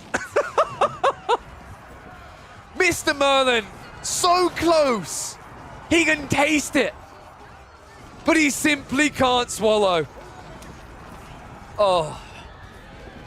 Right now, actually, he's having everything rammed down his throat. Villagers, Rams, Spearmen. Everyone versus Mr. Merlin. But the Sacred Site, it's done. He can't hold on any longer. He has been blocked out. Out of frustration, chases after the Khan. Now, wait a second. Is this... Wait, Mr. Merlin. Wait a second. Is this a smart move to get them to fight each other? Okay, dude, if that's the idea, this is genius. But right now, the risk is Mr. Merlin has left the Khan at Palace here. And if they notice, he's going to be GG'd out. And oh my god, they noticed. Oh my god. Lamette, he's targeting him down. Begins to back away though. And wait, where did Purple go? Oh my god, they killed each other! Merlin, they could have just killed the landmark. But instead, the Spearmen clean each other up. Mr. Merlin, with the walk around the block of a century. I cannot believe this. This should not be allowed. Mr. Merlin goes for a stroll, and when he comes back, the world has been gifted to him. Dragavan has not got an army here. It's just all villagers again. And Orange, he backed away. Oh my god. Merlin is about to be gifted victory. Dragavan on his way back, but it's going to be too late this time. We're what, 20 seconds away? Maybe 30? No way. More troops on the way. Merlin, this is going to be close. A Wallow coming in. Houston recruiting more units to the cause. Villagers all in again. Dragavan pulls across, but the body blocks. Villagers not able to keep them in. Merlin gets out again. But the landmark this time is gone. Merlin. Wait, did he? Oh my god. The TC got away. Gully holding him back from escaping. He's like, guys, over here. Guys, he's here. Guys. Finally, they do it. The decap that we've been waiting for. It felt like it's been 25 minutes, 25 years. But it's done. Merlin does not get the win. Seconds away from a victory here. 6 seconds out. He gets denied. And Gully, run.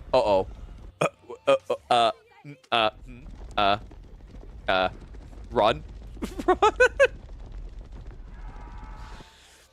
So Merlin's just going to hide in the tree line now and use his Giga Chad army of Keshiks to try and kill whatever he can find.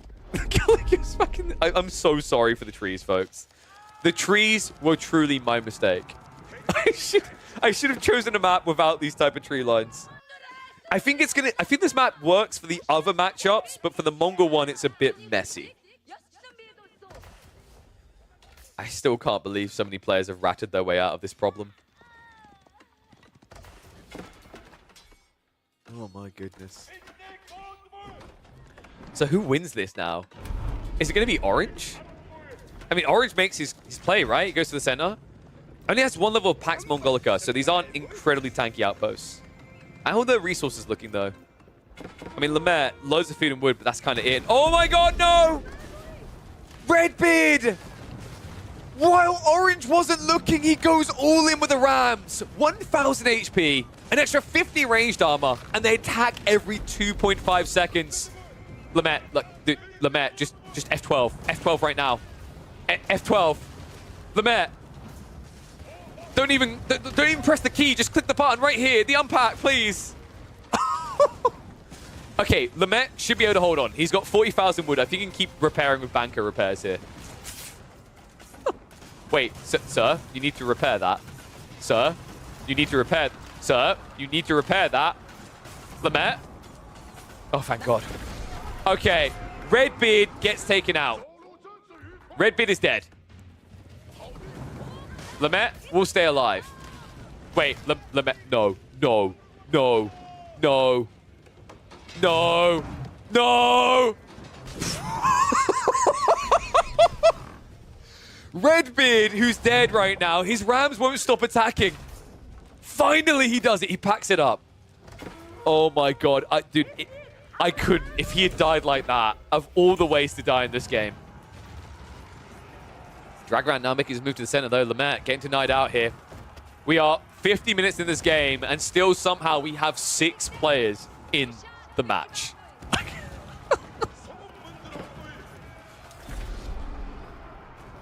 Spearman on Spearman.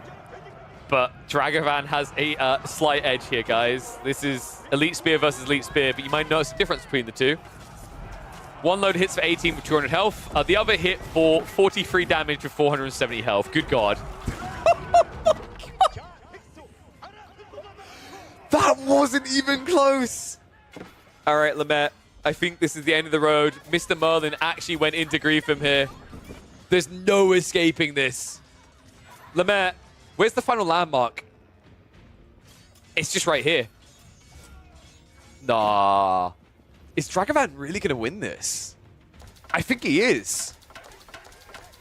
Look at Yellow's TC. You were the one who killed him, Merlin.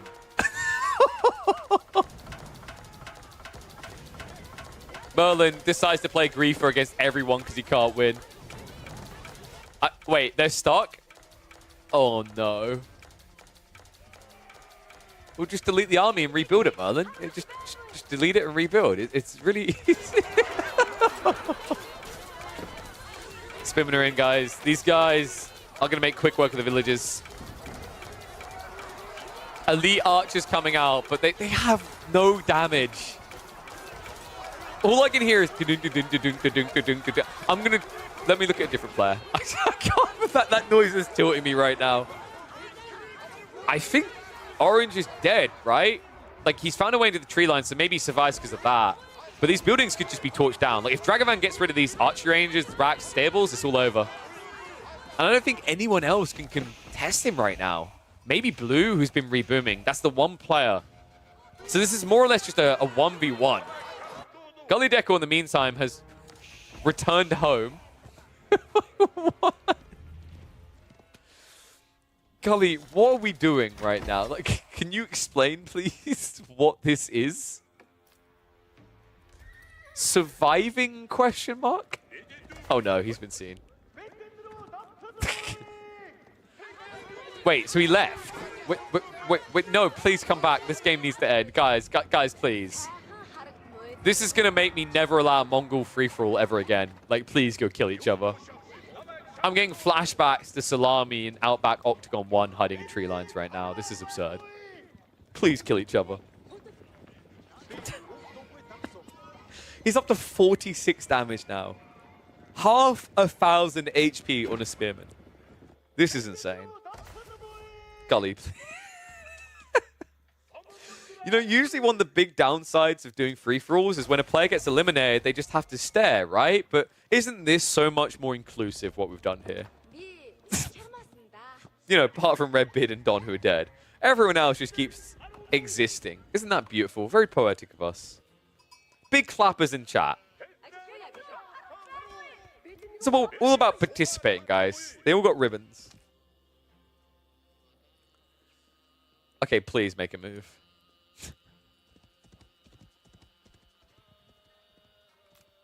Someone has to go for Sacred Site. Guys, don't make this like... Don't make this one of those games where you don't do anything for half an hour. Someone make a move. Okay, Dragavan's making moves. He's going after Husin. He's worried about the backstab. That's understandable. Orange is a bit stuck.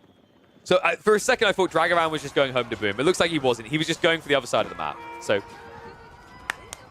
golf claps for Dragavan right now for the strategic play. He doesn't want to reboom here. He wants to make sure everyone is shut down permanently. Oh my god.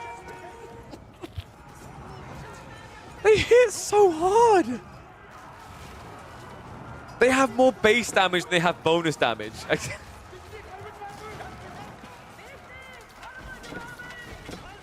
Why do they have a spear wall stat as well? Has that always been there and I've just never given it attention? Probably. Yeah, because that's when they brace, right? The stats are slightly different. Oh my dear god. With 50 health villagers, really? Alright, well, Hoisin is dead.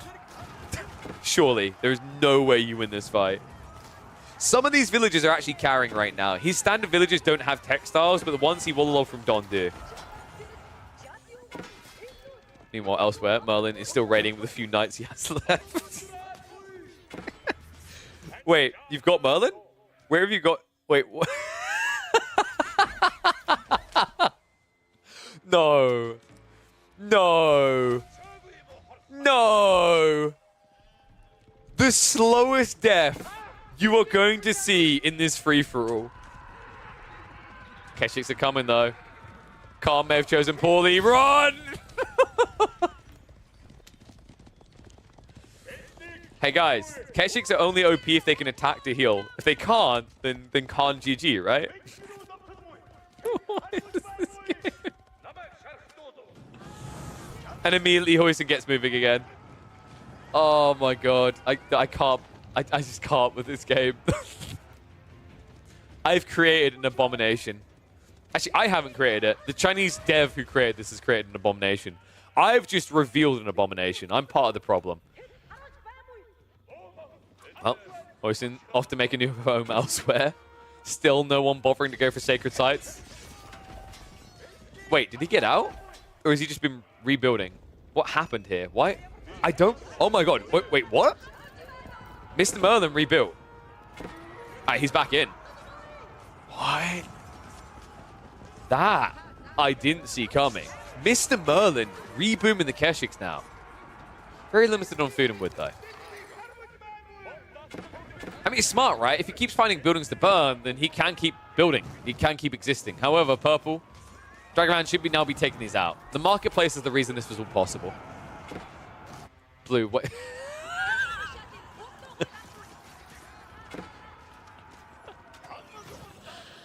Oh, poor Hoyson just looking for a corner. Oh my God, I can't. Just watching the packed up buildings dance is giving me a brain aneurysm. It's so janky. So you know how, like, we said everyone was going to come into this game with a different game plan? I think Hoyson just kind of got in the game. He set up his early game, got 20 minutes in, and he went, Alexa, play I Like to Move It, Move It. And the last 40 minutes of gameplay for them has been, I like to move it, move it. I like to move it, move it. Move what? The base! Move it! He's just been doing laps of the map. Green is now joining that concession. Someone take the sacred site! For the love of God! It's just right there! Just capture it! Oh my God. I'm still in this.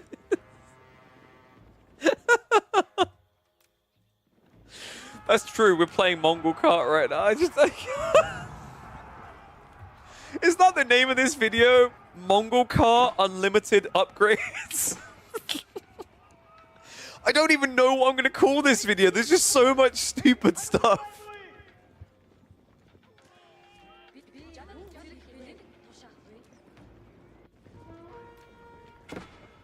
Oh, this is incredible. All right, TC down. Merlin's trying to kill Dragovan right now. Dragovan, who's the strongest player, because Merlin doesn't want this game to ever end.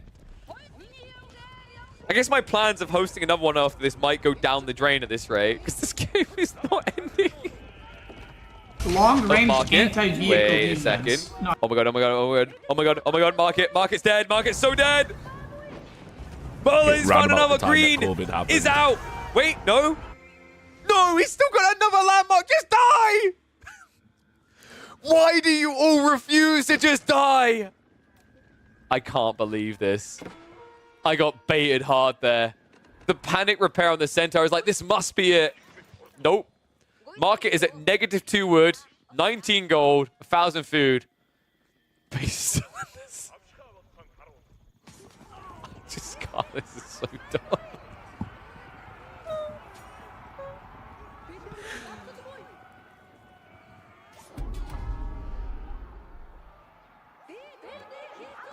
Just a reminder, this is a critical time to highlight that if people have got Amazon Prime, they should be using their Twitch Primes here. because ads could pop up at any moment on Twitch. And I wouldn't want you guys to miss a single second of this, because anything could happen at any second.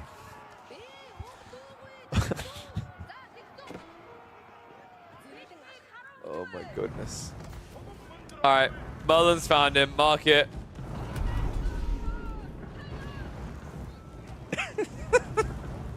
I feel like Merlin is just my enforcer right now.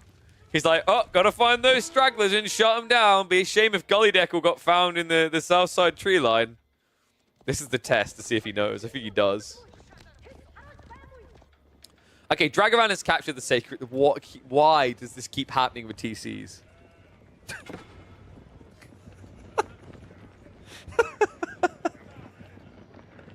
I don't know why, but TCs keep doing this. It's so cursed.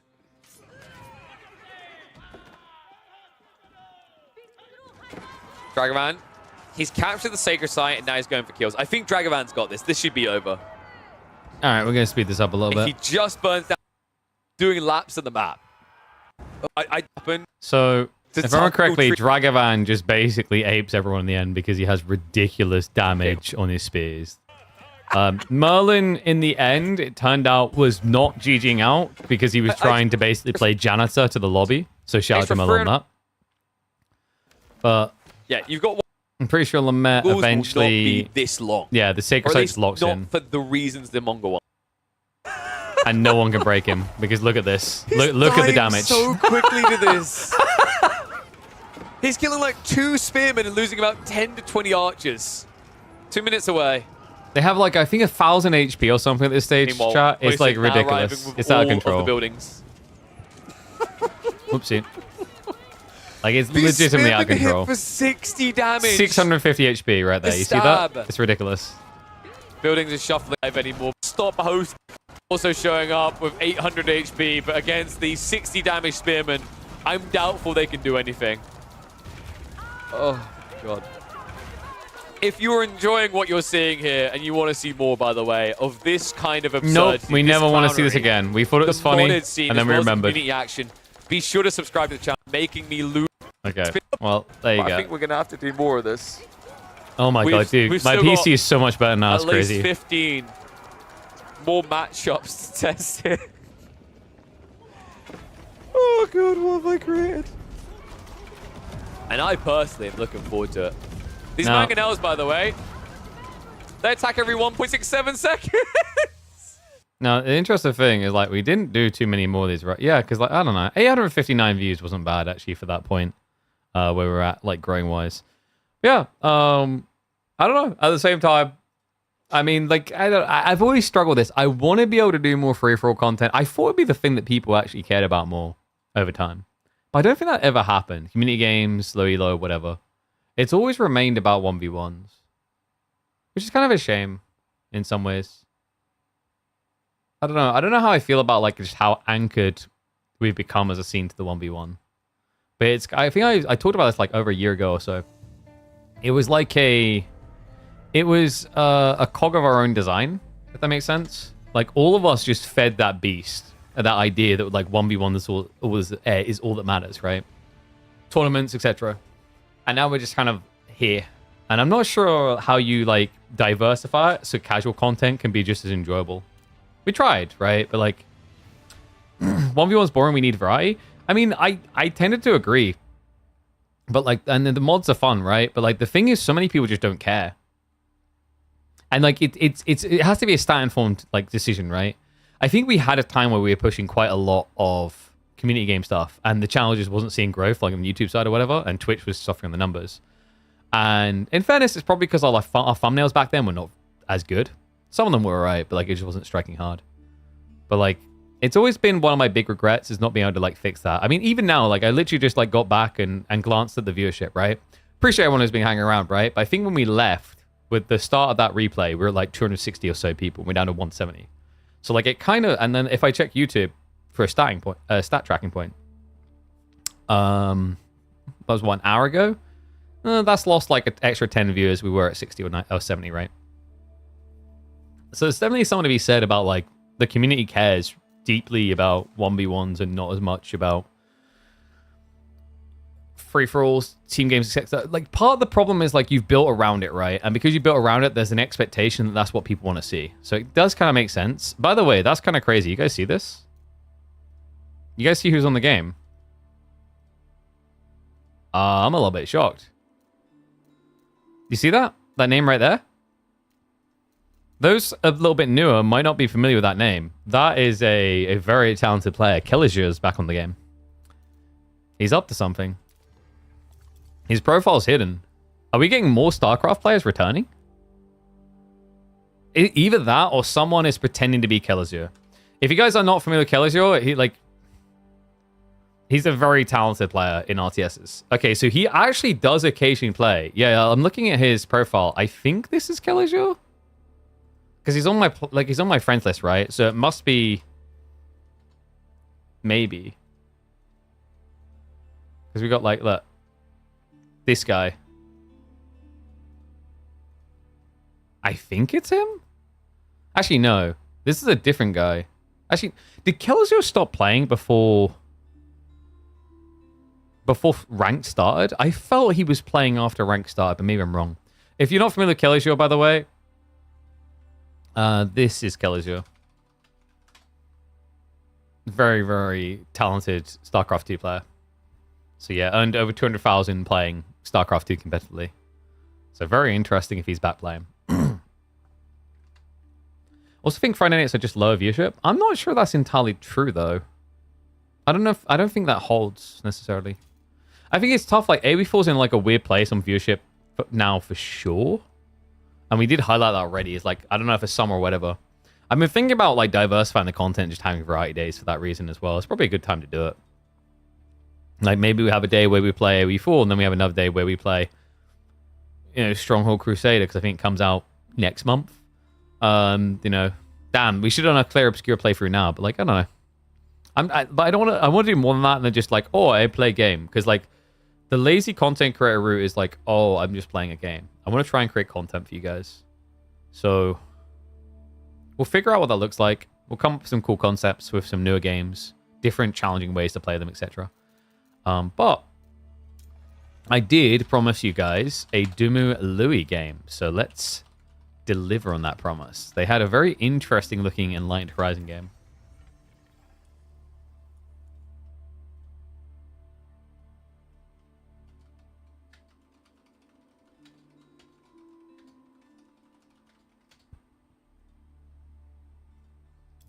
Let's have a look. Enlightened Horizon, is it this one? No, that was against Loathe. That was sort of. That was Corv. There he is.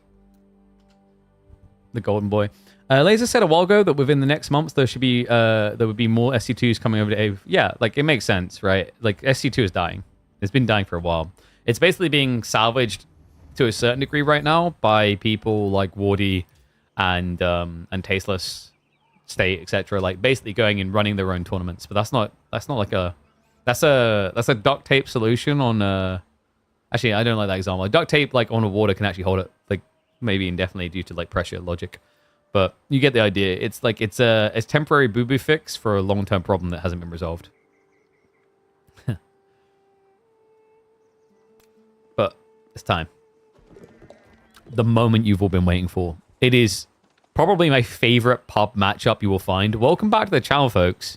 For Dumu versus Louis. That's right. We're going to be hopping into this one. What a beaut. We are on my favorite map to cast. It is, of course, Enlightened Horizon. Dumu with the Ottomans going up against Louis MT playing as the HRE. HRE versus Otto. What an intriguing matchup. I wonder what we're going to be seeing here strategically. Like, obviously, you want to commit to the Rax Rush opening, and this is a very powerful matchup on both sides, actually. Like, Ottomans, they have got this very good timing, but they get into the Imam Vizier points, and they're unkillable. On the other side, HRE's edge is the burst. They burst out a lot more troops early on, and then they're able to run you down with better movement speed. The interesting part is Louis not participating in that. He's using that better economy to rush Feudal Age. What an interesting approach. And I guess mathematically it makes sense, right, folks? Like, think about it. You're going to capture these merchant tents, but they're going to take a while. By the time you like get them both in, you're accruing extra resources. Let's say you get both, you're generating 9 extra resources. That's like having extra 3 villages. Well, in the Dark Age alone, like you might have an extra 3 villages, but so does Louis. He's able to buff up, what, 9 villages, I believe it is, by 40%. 9 villages buffed up by 40% is a pretty nice increase. That's almost 4 villages worth extra. Yeah, so pretty much a smart way of mirroring it. And you don't have to make this side investment to Spearman that just probably doesn't feel like it maintains value. It's hard to keep a community super lively when the company has moved on. Wait, what company are we talking about? Oh, StarCraft. Yeah, so for those who are watching the YouTube later, we were just talking about the implications of more pros from SC2 coming over. Obviously, Laser temporarily ditched us to go back to try and qualify for Esports World Cup. Failed and has now come back fully committed to AW4, it seems. But there are other players that are rumored to be coming in. We just noticed on our friends list the return potentially of Kellizier. You guys might remember him back from 2021, deep in the Roost meta. One of the most talented Roost players on the ladder at the time, actually. I'm excited, man. New influx of players. It's going to be interesting to see if they're able to commit, because I think the challenge is like when a lot of these guys come in, if the prize pools aren't insanely big, there is an opportunity cost logic of like how long is it going to take me to catch up to these guys, and what's the price going to be? That being said, I think there are creative ways to actually be able to afford a living as a pro player trying to practice and prep up. I was talking to one particular Chinese player. I'm not going to expose the gig and whatever he gets paid, but he gets paid to play team games with fans. Seriously, like it's no expectation of a win or whatever. They just want to play with him, and they pay decent money to play with him.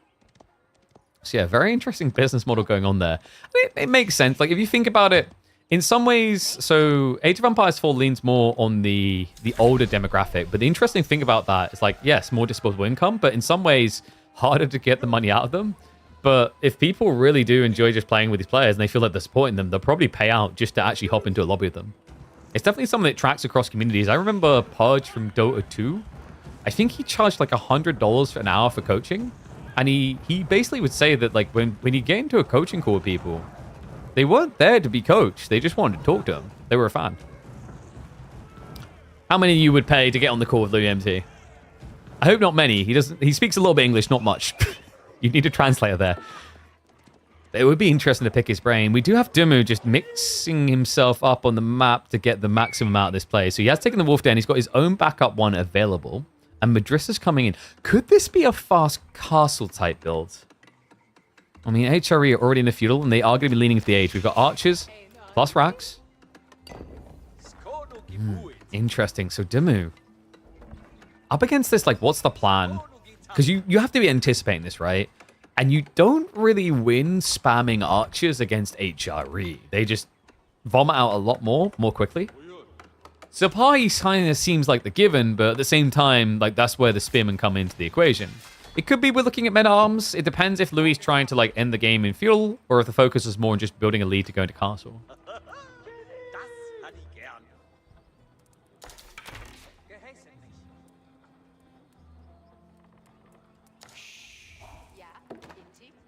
And I wonder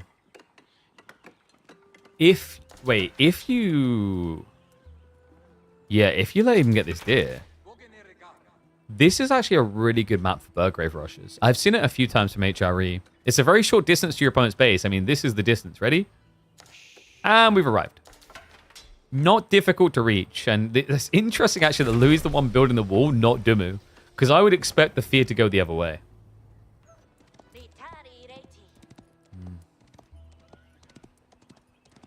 I think Hera from AoE2 charges teams of people to play against him and someone like Viper. Yeah, that makes sense. Like, people will pay for all kinds of things.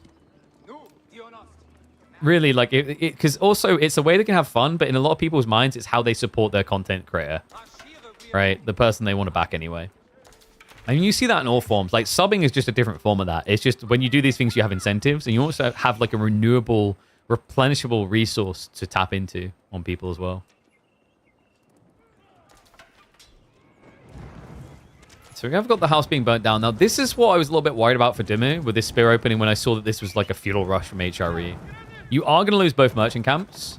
And we already talked about the fact that HRE can be better for that inflation into age up. Now they're going to have the extra economy to do so. Dumo, on the other hand, he's gathering a lot of stone. Is this 2TC? No. Okay, he is just going to do it for the military schools. I was a little bit concerned at first. He had so many people out there. So he's just going to hunker down with milli schools. But it's going to be an ugly looking base. Yeah, he's got enough room for the milli schools, but he can't build anything else. So don't expect to see an Imperial Academy, or Imperial Armory rather, in range. Don't expect to see the extra military school past the third. Yeah, a bit of a weird map. I think this has been... I want to actually praise the devs a lot because we had forts that kind of brought in this idea that you don't have much space at the start of your base. And it felt kind of horrible. You weren't being rewarded for coming out. And also coming out was difficult because you had the trench. This is much better. It's more easy to expand out from this uncomfortably claustrophobic position. But you're also encouraged to do so through the new points of interest. Like, just a great understanding of what went wrong with forts. Like, I actually want to praise the devs big time for that, because it could have been easy just to look at forts and went, well, this idea was dumb. Let's just make Dry Arabia 2.0.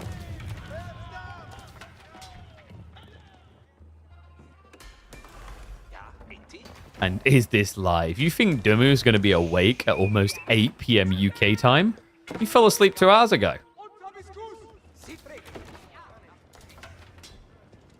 It's 2 hours on the way. Looks like Dumu is willing to participate. For how long? I'm not so sure.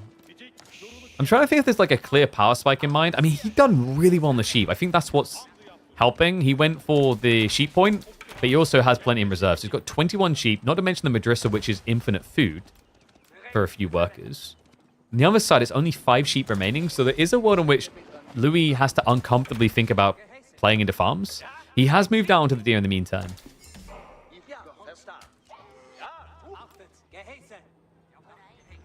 And I don't expect us to see pro scouts. This is not really a map that it's known for. The problem is just like one of the deer stacks is basically in the base, right? It'll be gone pretty fast. In most cases. I think in that way it reminds me a lot of Hill and Dale. Hill and Dale was like this as well, where it's just... You don't really feel like you're going to be able to take that one stack away, and it devalues you going for the deer as a result via pro scouts. That being said, we did have a show match earlier today where a player still went pro scouts despite that. So, what do I know anymore?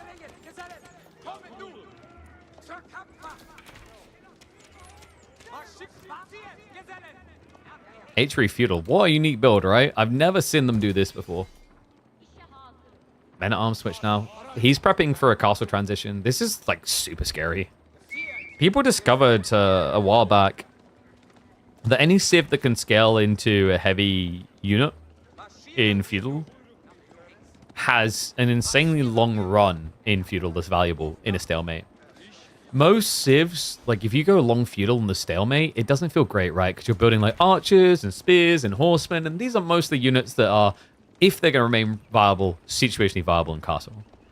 But, you know, the thing we understood very early on about knights, they scale well. That then started to ripple over into men-at-arms civs. We see it with English all the time, or at least have in the past. HRE is a pristine go-to still. We've been seeing Japanese on this map as another one. It's just a very organic play. And it's you bulking yourself up in a way that you're still a threat, but you're prepping so that when you reach castle age, there's no vulnerability.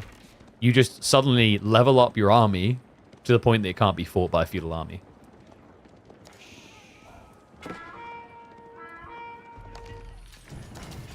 Well, Dimmu, with his feudal army, is going to start moving forward. Regnus is on the way. Guys, look at this. Louis has a grand total of 0 black right now. I don't know, man. I guess it's kind of good that Black Riders weren't made OP on release, but they just feel kind of redundant. I think they're a cool idea conceptually, and like, you know, if you have 40 of them, they look OP. But when are you ever going to see 40 Black Riders in a 1v1?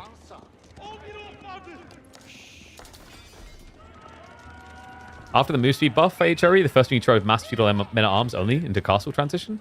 Yeah, it's like pretty powerful, right? Because like at least before they gave you marching draws by default, you had this risk of a slow-moving unit that if it's caught out of position, it can be poked at, can be whittled away at, and slowly lose. But now that weakness is just gone. So tech up complete. Dimu has been holding a reserve of resources. He's not too far away from his own age up. And he has prepped the other blacksmith. So wait, is there room there? This is like a scuffed location, no? I don't... Can he get the Mebid Imperial Armor in there? I think it's one tile too small. He can edge it here on the front side of the base, though. Or you could have the ballsiest, glorious play and not go for the Imperial Armory. I know it's crazy, but hear me out. You could get Vizier points. Nah, he's not going to do it. They never do it. Think about it, though. Guys, no, seriously, don't meme it off. Because if he did go for the Istanbul Imperial Palace, he could eventually go into trade bags.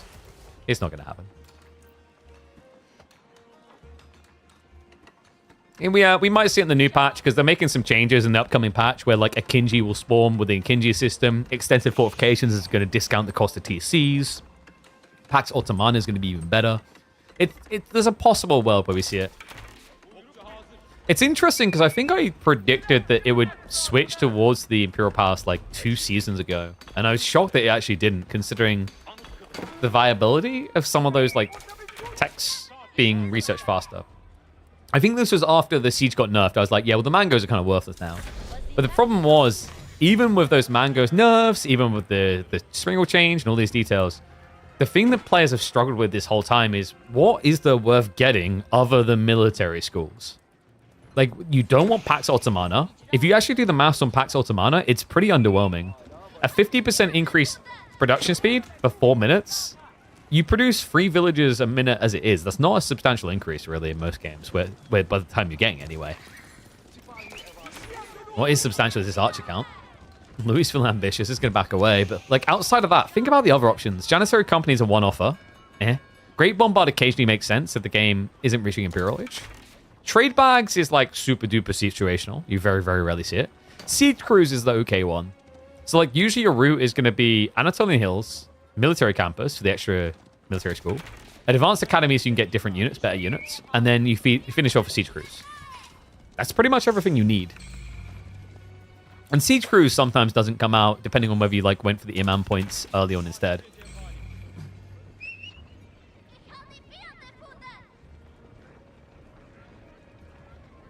Relics. Like, wait, what the flying duck just happened?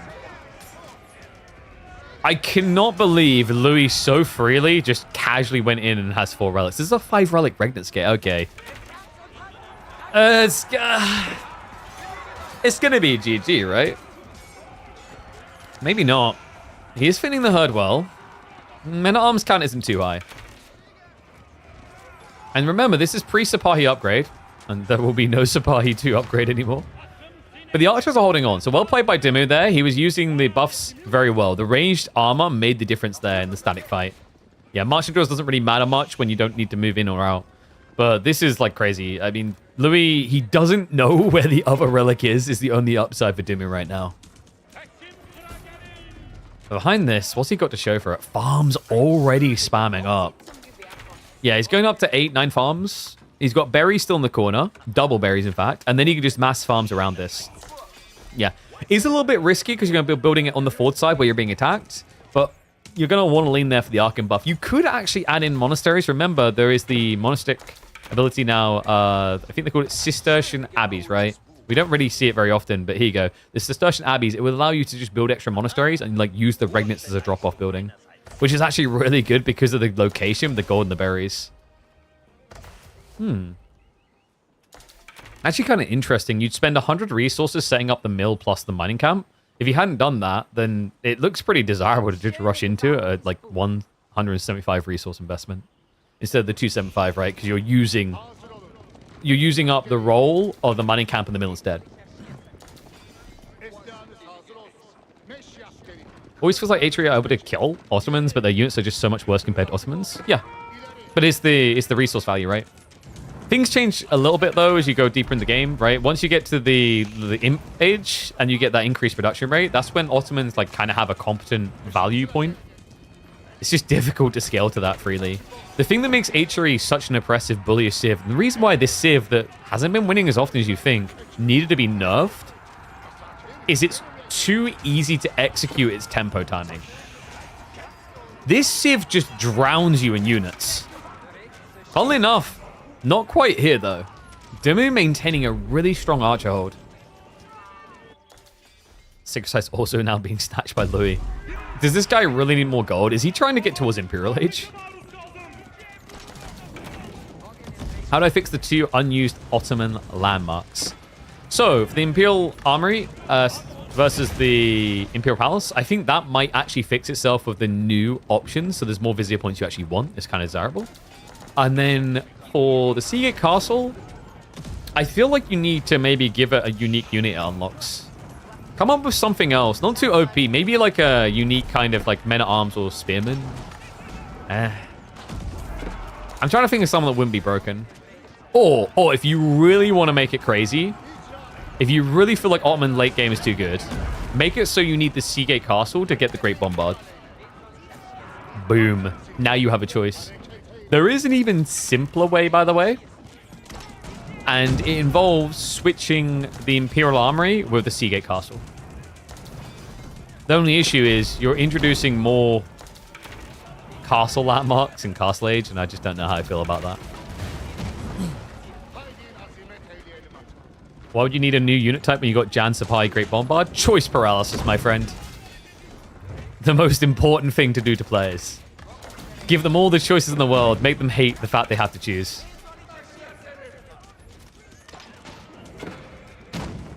So, siege into the base. Dimu.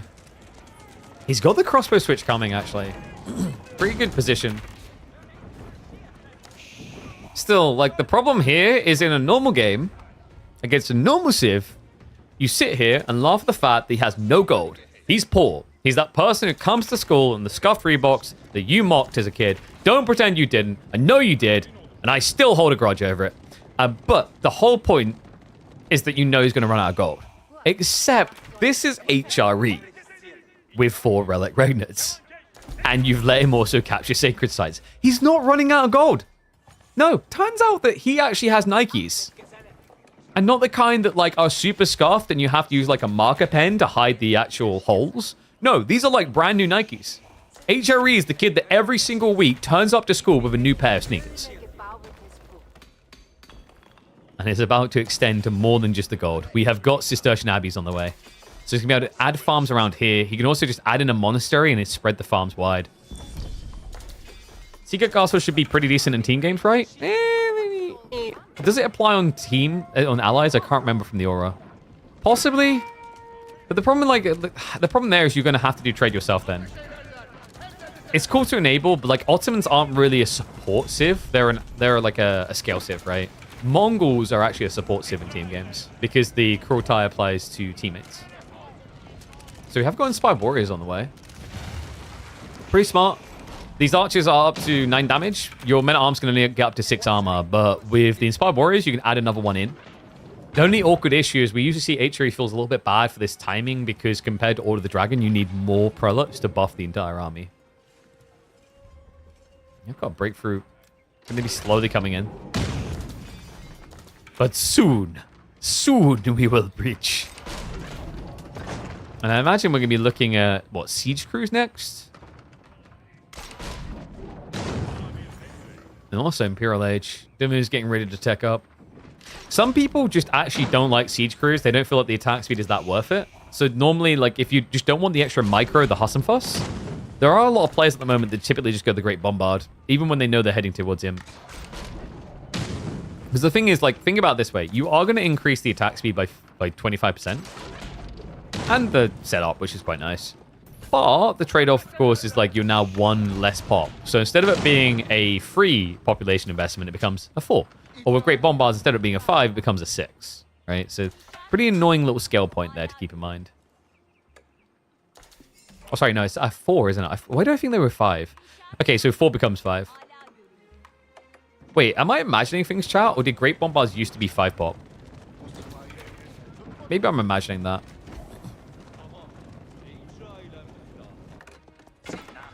I love this. Cistercian Abbey just playing out into the tree lines.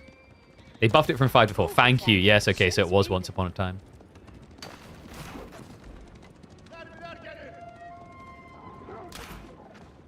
Alright, I'm getting mixed signals. This is where you like want to say in Twitch chat we trust, but then let them argue. Brew it over. We have got the Istanbul Observatory on the way. And the walls are coming up, so we are seeing this gradual crawl out. Louis is a very, very impressive methodical waller. I feel like you could actually... You could schedule a masterclass series just going over Louis' walls across a sequence of games. There's something about the timings, the way that he walls, that is outrageously beneficial. It feels like he gets a lot more out of these timings than most players should. Especially when you consider the way he walls. Like, yeah, if we go back a year ago, whatever. This is like, who cares, KP? This is how everyone walls.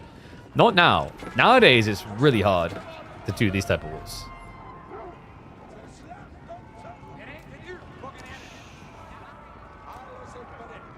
So the army is going to be marching out here. So incomplete. Louis wants to punish him, but he's going to be tacking up soon himself. It's closest to textbook walling. Yeah, but the thing about textbook walling is, right, is like what's textbook walling? Yeah, everyone done it like this a year ago. But now, like, most people struggle to achieve what Louis is doing with these type of walls. The way he kind of chunks out on the map, I think that style kind of dove off, right? It's not as popular anymore. And the interesting thing is he does it very early on in games.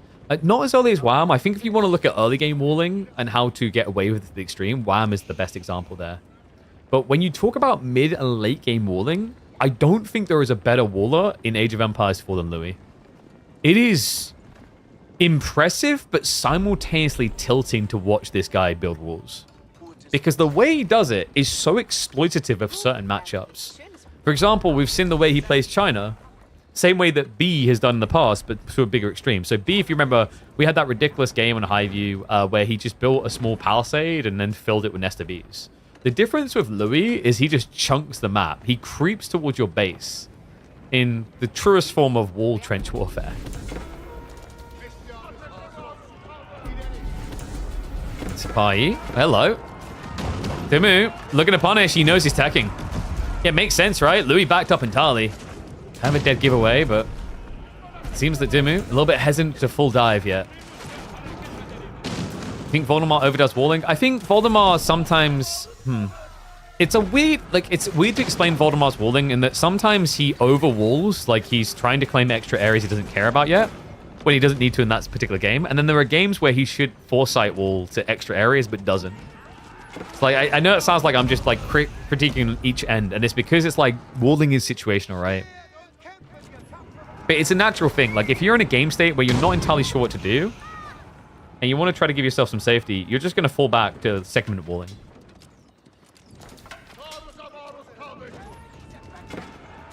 No, it's not that he never does it right. It's just like there are case examples, especially against top level players, where it just seems like he pivots the wrong way. And that's to be expected. It's like very hard in these mid-late game scenarios. You have to play hundreds of permutations. And even then, it's never the same experience, right? Just baiting me? Yeah? Well, why don't you sign up to KPMM and then we'll analyze your walling.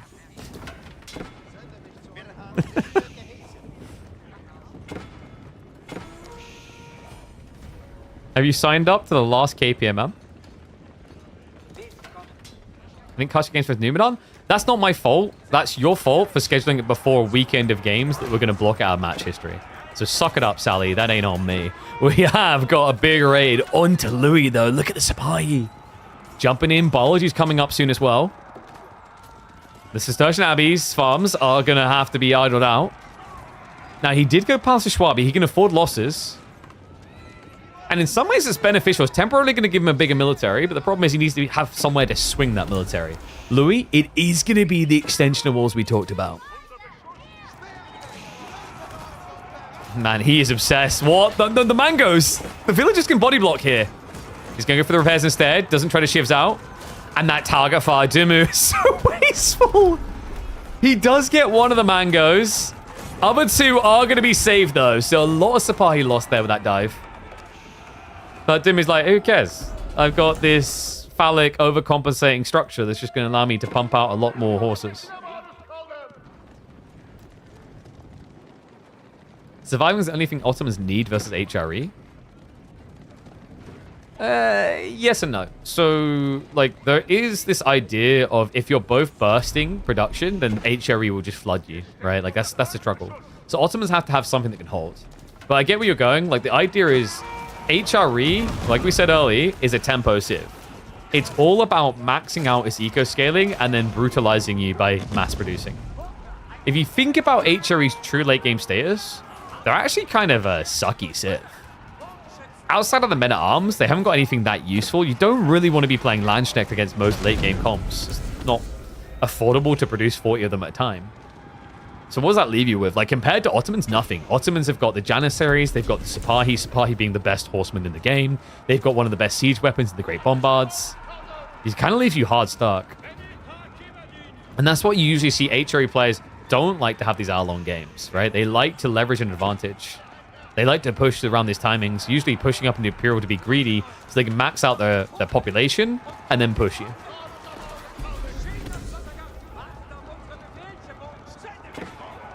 Well, this is a trash throwaway, right? Because, like, I don't know if he really wants the archers. The archers are going to be great at trading against the Jannies. But Damu, is he investing actively? Okay, he has queued up a few more Janissaries. I don't know if he wants to go all the way with this now that he's been hit by archers like this. It's likely he's going to reinvest, though, because he cannot see incendiary arrows. There's no hard commitment coming, right? Like, it looks like this is a true throwaway. Yeah, great read by Damu. If he reinvests, and there we go. More on the way. So wipes the first wave. Second one's on the way in now. Spearmen are intercepting the first Sipahi. He's going to need an answer to these Great Bombards. This is another thing, right? That the Great Bombards typically forces you away from even your men-at-arms, which is the one uniquely valuable unit you have, into horsemen. And your horsemen are just worse. Yeah, like, this is the thing. HRE don't really have a pop-efficient unit. All of the unique units just feel like they fall off pretty hard. Especially men-at-arms. I think HRE men-at-arms is kind of baiting. When you think about most comps in post-Imp, a lot of them don't really revolve around heavily armored units, right? There are a few, like China Cam with the Palace Guard, English with the men-at-arms. Like, for Ottomans, it's Sipahi. You don't get bonus damage there at all. It's kind of redundant. Black Riders. The Black Riders is an interesting idea. But remember what we said at the start. You need a lot of castles. Like, in theory, I guess that was maybe the idea behind the change. I know at the time people really dug into the devs as to why the hell did they buff the HRE? Why did they give them a new unit? And I think that was why, to kind of address the lack of unique identity in the late game. The problem is that unique identity is locked behind 900 stone each time to unlock an extra 5. On a unit that is already going to cost you a pretty penny. Remember, the Black Riders are like, what was it, 320, I believe it was? Oh, sorry, 300. It's a lot of food and gold. And also, by the way, terrible in this matchup. Like, you can't. Maybe men-at-arms need to be buffed. They're never used. They're used by certain civs, as we highlighted, right? Like English, for example. But when do you ever want to play against... Like, when are you ever playing against English right now? It's not a pick that anyone cares for. Ghulams might be another one. Like, Iabids in hyper late game, I could see the HRE being useful there. But you get, like, the extra damage, but you're going up against a Ghulam that has more health, more damage, etc. anyway. So he keeps on diving. And the awkward issue is, even if you find some villagers, you have to remember there's all this passive production. So your real target needs to be taking out the military schools. Or if you get 10 per keep or 15 bells back, that might do something. I don't know if this would be OP to recommend, but like maybe in Imperial Age when you build a castle, it spawns like 1 or 2 Black Riders. I think that's too good. They're 300 a pop by default, so if you've even spawned 1, that's a 33% return on investment. Admittedly, less valuable resource than the stone, but still. And what on earth is happening in this game? Oh no, but he didn't complete the wall! Louis keeps the gap open. So he has 2 entrance points into Damu's side of the map. Average Damu wall. Hey man, you don't always see them from Damu, but when he gets the walls up, he makes them count. He's like, Louis, I heard you like to wall the entire map. Let me help you with that. What a nice guy.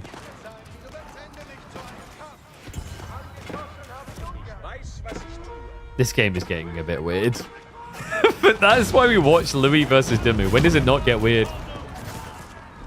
Great Bombards haven't really been scaling up to this point for Dimmu. I don't mind that, though. I actually think that the Sprinklers is a cool answer. And oh my god!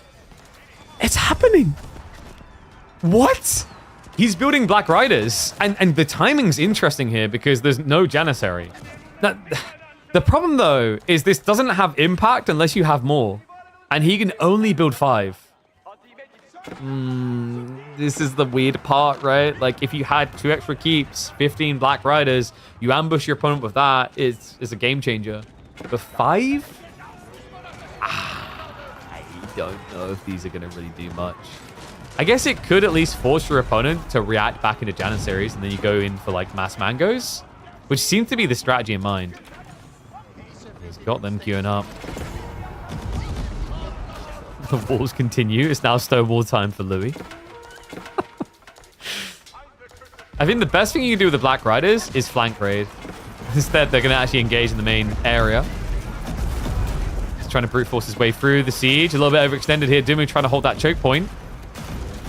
The Mangoes are creeping up. He has got more supply on the way, though. And oh, lordy! He's going to charge on through.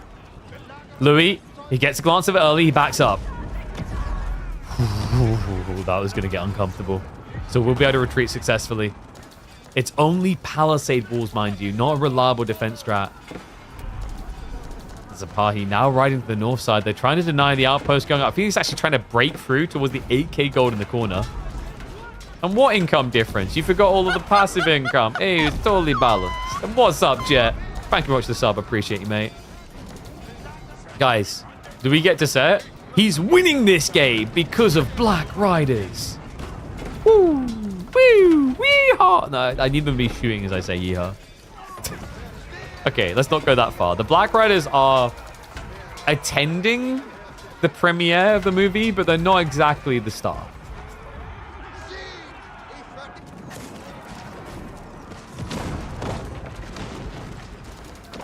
Like, the actual thing that's going to win this game, if he wins this, is going to be the Mangoes. Tricky to do against Masapahi. That's why he has the full melee blob. Yeah, why build these trash range units when you can build these good range units, you know? And adjustable crossbars is there, so they truly are good. I'm just going to try to step up, but scary to do so against the Mangoes. In fact, wait, what? He stands still! Dimmu, that's a bad time to burp. Because someone clearly took his hand off the keyboard. Hand off the mouse. It's going to be triple Great Bombard. The Tricky. The Culverins are starting to snipe in. Remember, they have more range than the Great Bombard. Well, not more deploy speed, right? They're able to get in, shoot, and then move out of range, which is where they usually prove to be really annoying against Great Bombard specifically. So is able to scare him away. Yeah, the difference is 0.5 tower range, but the problem is it takes you so long to deploy that a Culverin can go in, shoot you, and get out of range. It's really, really tilting. Then again, appropriate, because you built Great Bombards, you deserve to be tilted.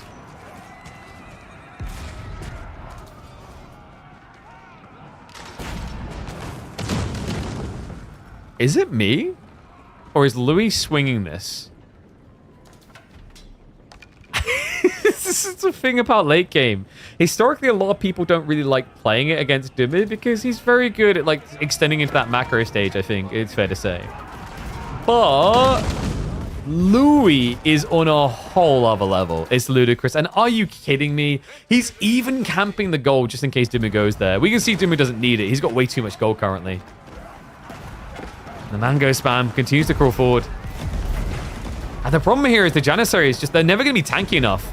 Only 105 HP. They're all damaged, no substance, right? Like they are 25 HP less than standard hand cannoneers. And what? He just walks up with the Mangoes.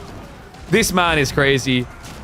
Sapai are going to be able to snipe out a few of them. He scares away the Great Bombards, but the men-at-arms have reached them. And the pushback just continues. Even with trash tier units, at the end of the day, what do you expect 5 Relic Achery to do? The Mangoes really are just the difference maker.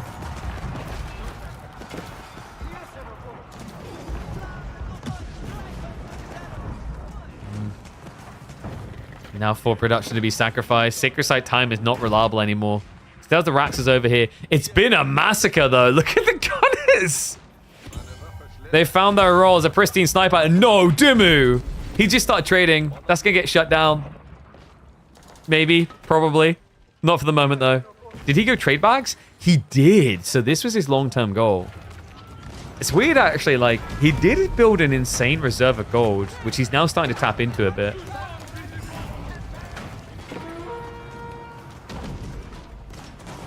But this just feels like a death push. We've now got full Land Snake. This is 5 Relic Regnets, folks. He's only got 2 people on gold, and he's able to afford to queue up 25 Land Snakes. Castle's also fallen now. The Culverin count. I mean, this is just full CG mode. Lose CG. CGMT. The MC of Enlightened Horizons late game. More workers just being culled. And map control quickly changing hands here. Dimmu is just running out of places to hide. The Sacred Site timer is still ticking, yes. But it's not really something you can lean into defending. Even if it goes down to 3 minutes now, you need to address this forward army. And you can see Dimmu is failing to do so. He's trying to remax into Sipahi. I mean, in fairness, it's now Land Snakes, not Spears. So maybe. But when you got this many Sipahi, it means Land Snakes could be hitting like, what, 3 at once? Which is interesting because at 28 damage compared to a Spearman into a Cav that would do, what, 48? That means Land Snakes are more valuable.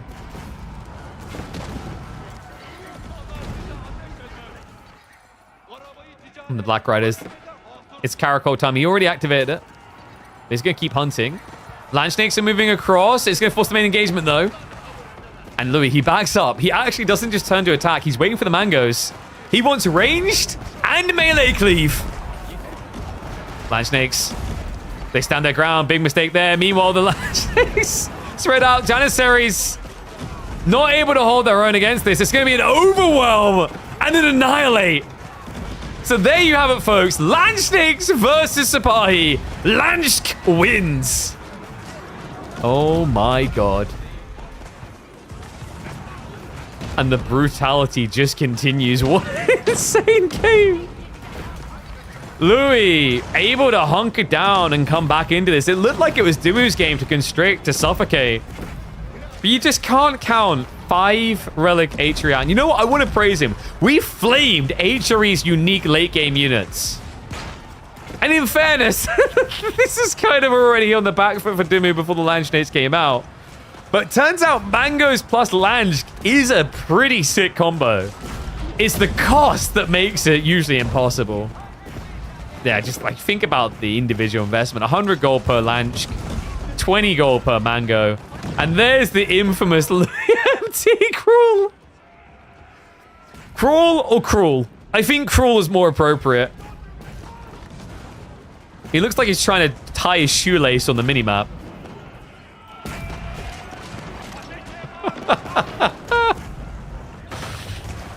Oh, man. I actually love seeing Land Snake be viable.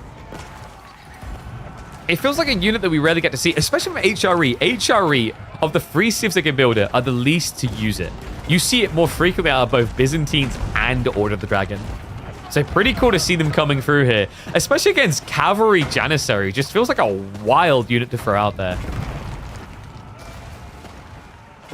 But a wild outcome to call a Louis win is not. He's getting to siege into the landmarks now. This is it. Let me know what you guys thought about this. I think this is a pretty cool game. We'll look to upload this. I need to figure out like whether we talk about the late game before we get to it. But this is impressive. The full might of the HRE. A civ that has been losing a lot at the moment in tournament play, actually. Turns out it's still cheesing the crap out of people on ladder, though. And Dimmu's just probably saying, like, I don't know what to do with this. Like, what do you want from me? The Cleaver boys. Carve a way through to victory. Courtesy of the range cleave.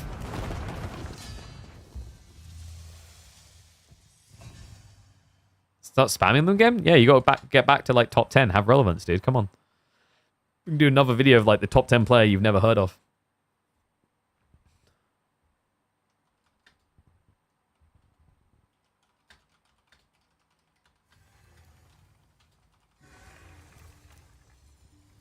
Oh, man. What a game. Okay, so. Do we keep rock and rolling?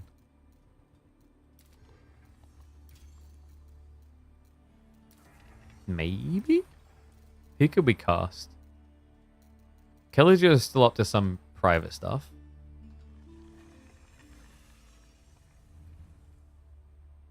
I don't know. How long have we been live? We could get ready to call it. We've been live for 5.5 hours is pretty decent. That's not too bad. And we are casting tomorrow.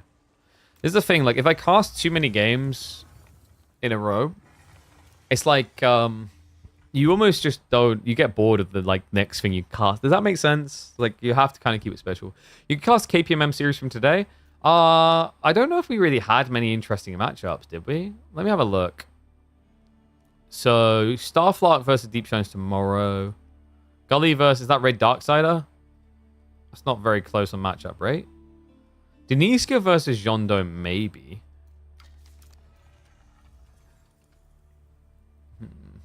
I've got so many messages to respond to is the thing, though. I really should go deal with that.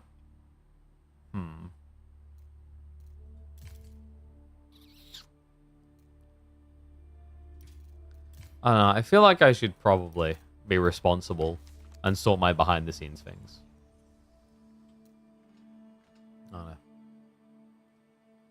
I think that's why I was quite annoyed with like Core early in the way he like made that comment on the HIMS Cup thing.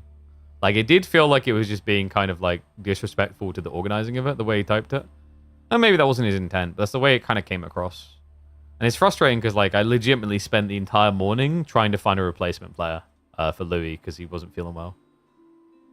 And that's not on Louis, like, you know, it happens, right? But I didn't want to cancel it for you guys. I want you guys to actually be able to have that entertainment. And we went for a lot of players. Voldemar was a hero in the end to actually come in so that we could do that. But like, yeah, I think some people like are quick to critique without knowing like what it takes to run events, etc. behind the scenes. Especially at the moment. Like I said, like, you know, we talked about viewership being down a little bit. And that's like pretty rough from like trying to now anticipate and attract sponsors to then support and sponsor like future events, right? So instead I have to now prove speculative performance later on when new tournaments come back. But I don't know. I think like maybe we'll look to experiment with, like I said, some other games, finding some interesting formats to try out, like new games and challenging ways to play them might be intriguing. Or maybe we just start reviewing new release strategy games. Have like a day or two in the week where we mix it up. It's not a bad idea. Yeah. I think what we'll do, we'll get ready to round out, guys. It has been a pleasure, but I'm going to get ready to end stream. We will be back on Monday. Monday, we should return for the final KPMM, and we have got a new sponsorship to announce. We're doing something really, really cool. It involves that camera right there. That's right. We're finally setting up the OnlyFans. No, I'm kidding. I'll reveal all. I'm really excited for this one. It's quite quirky. It's going to be interesting to see how it kind of levels things up. But YouTube, I'm going to end the stream now. I'll be back Monday around midday. Make sure you tune in. Thank you very much. And Twitch, we're going to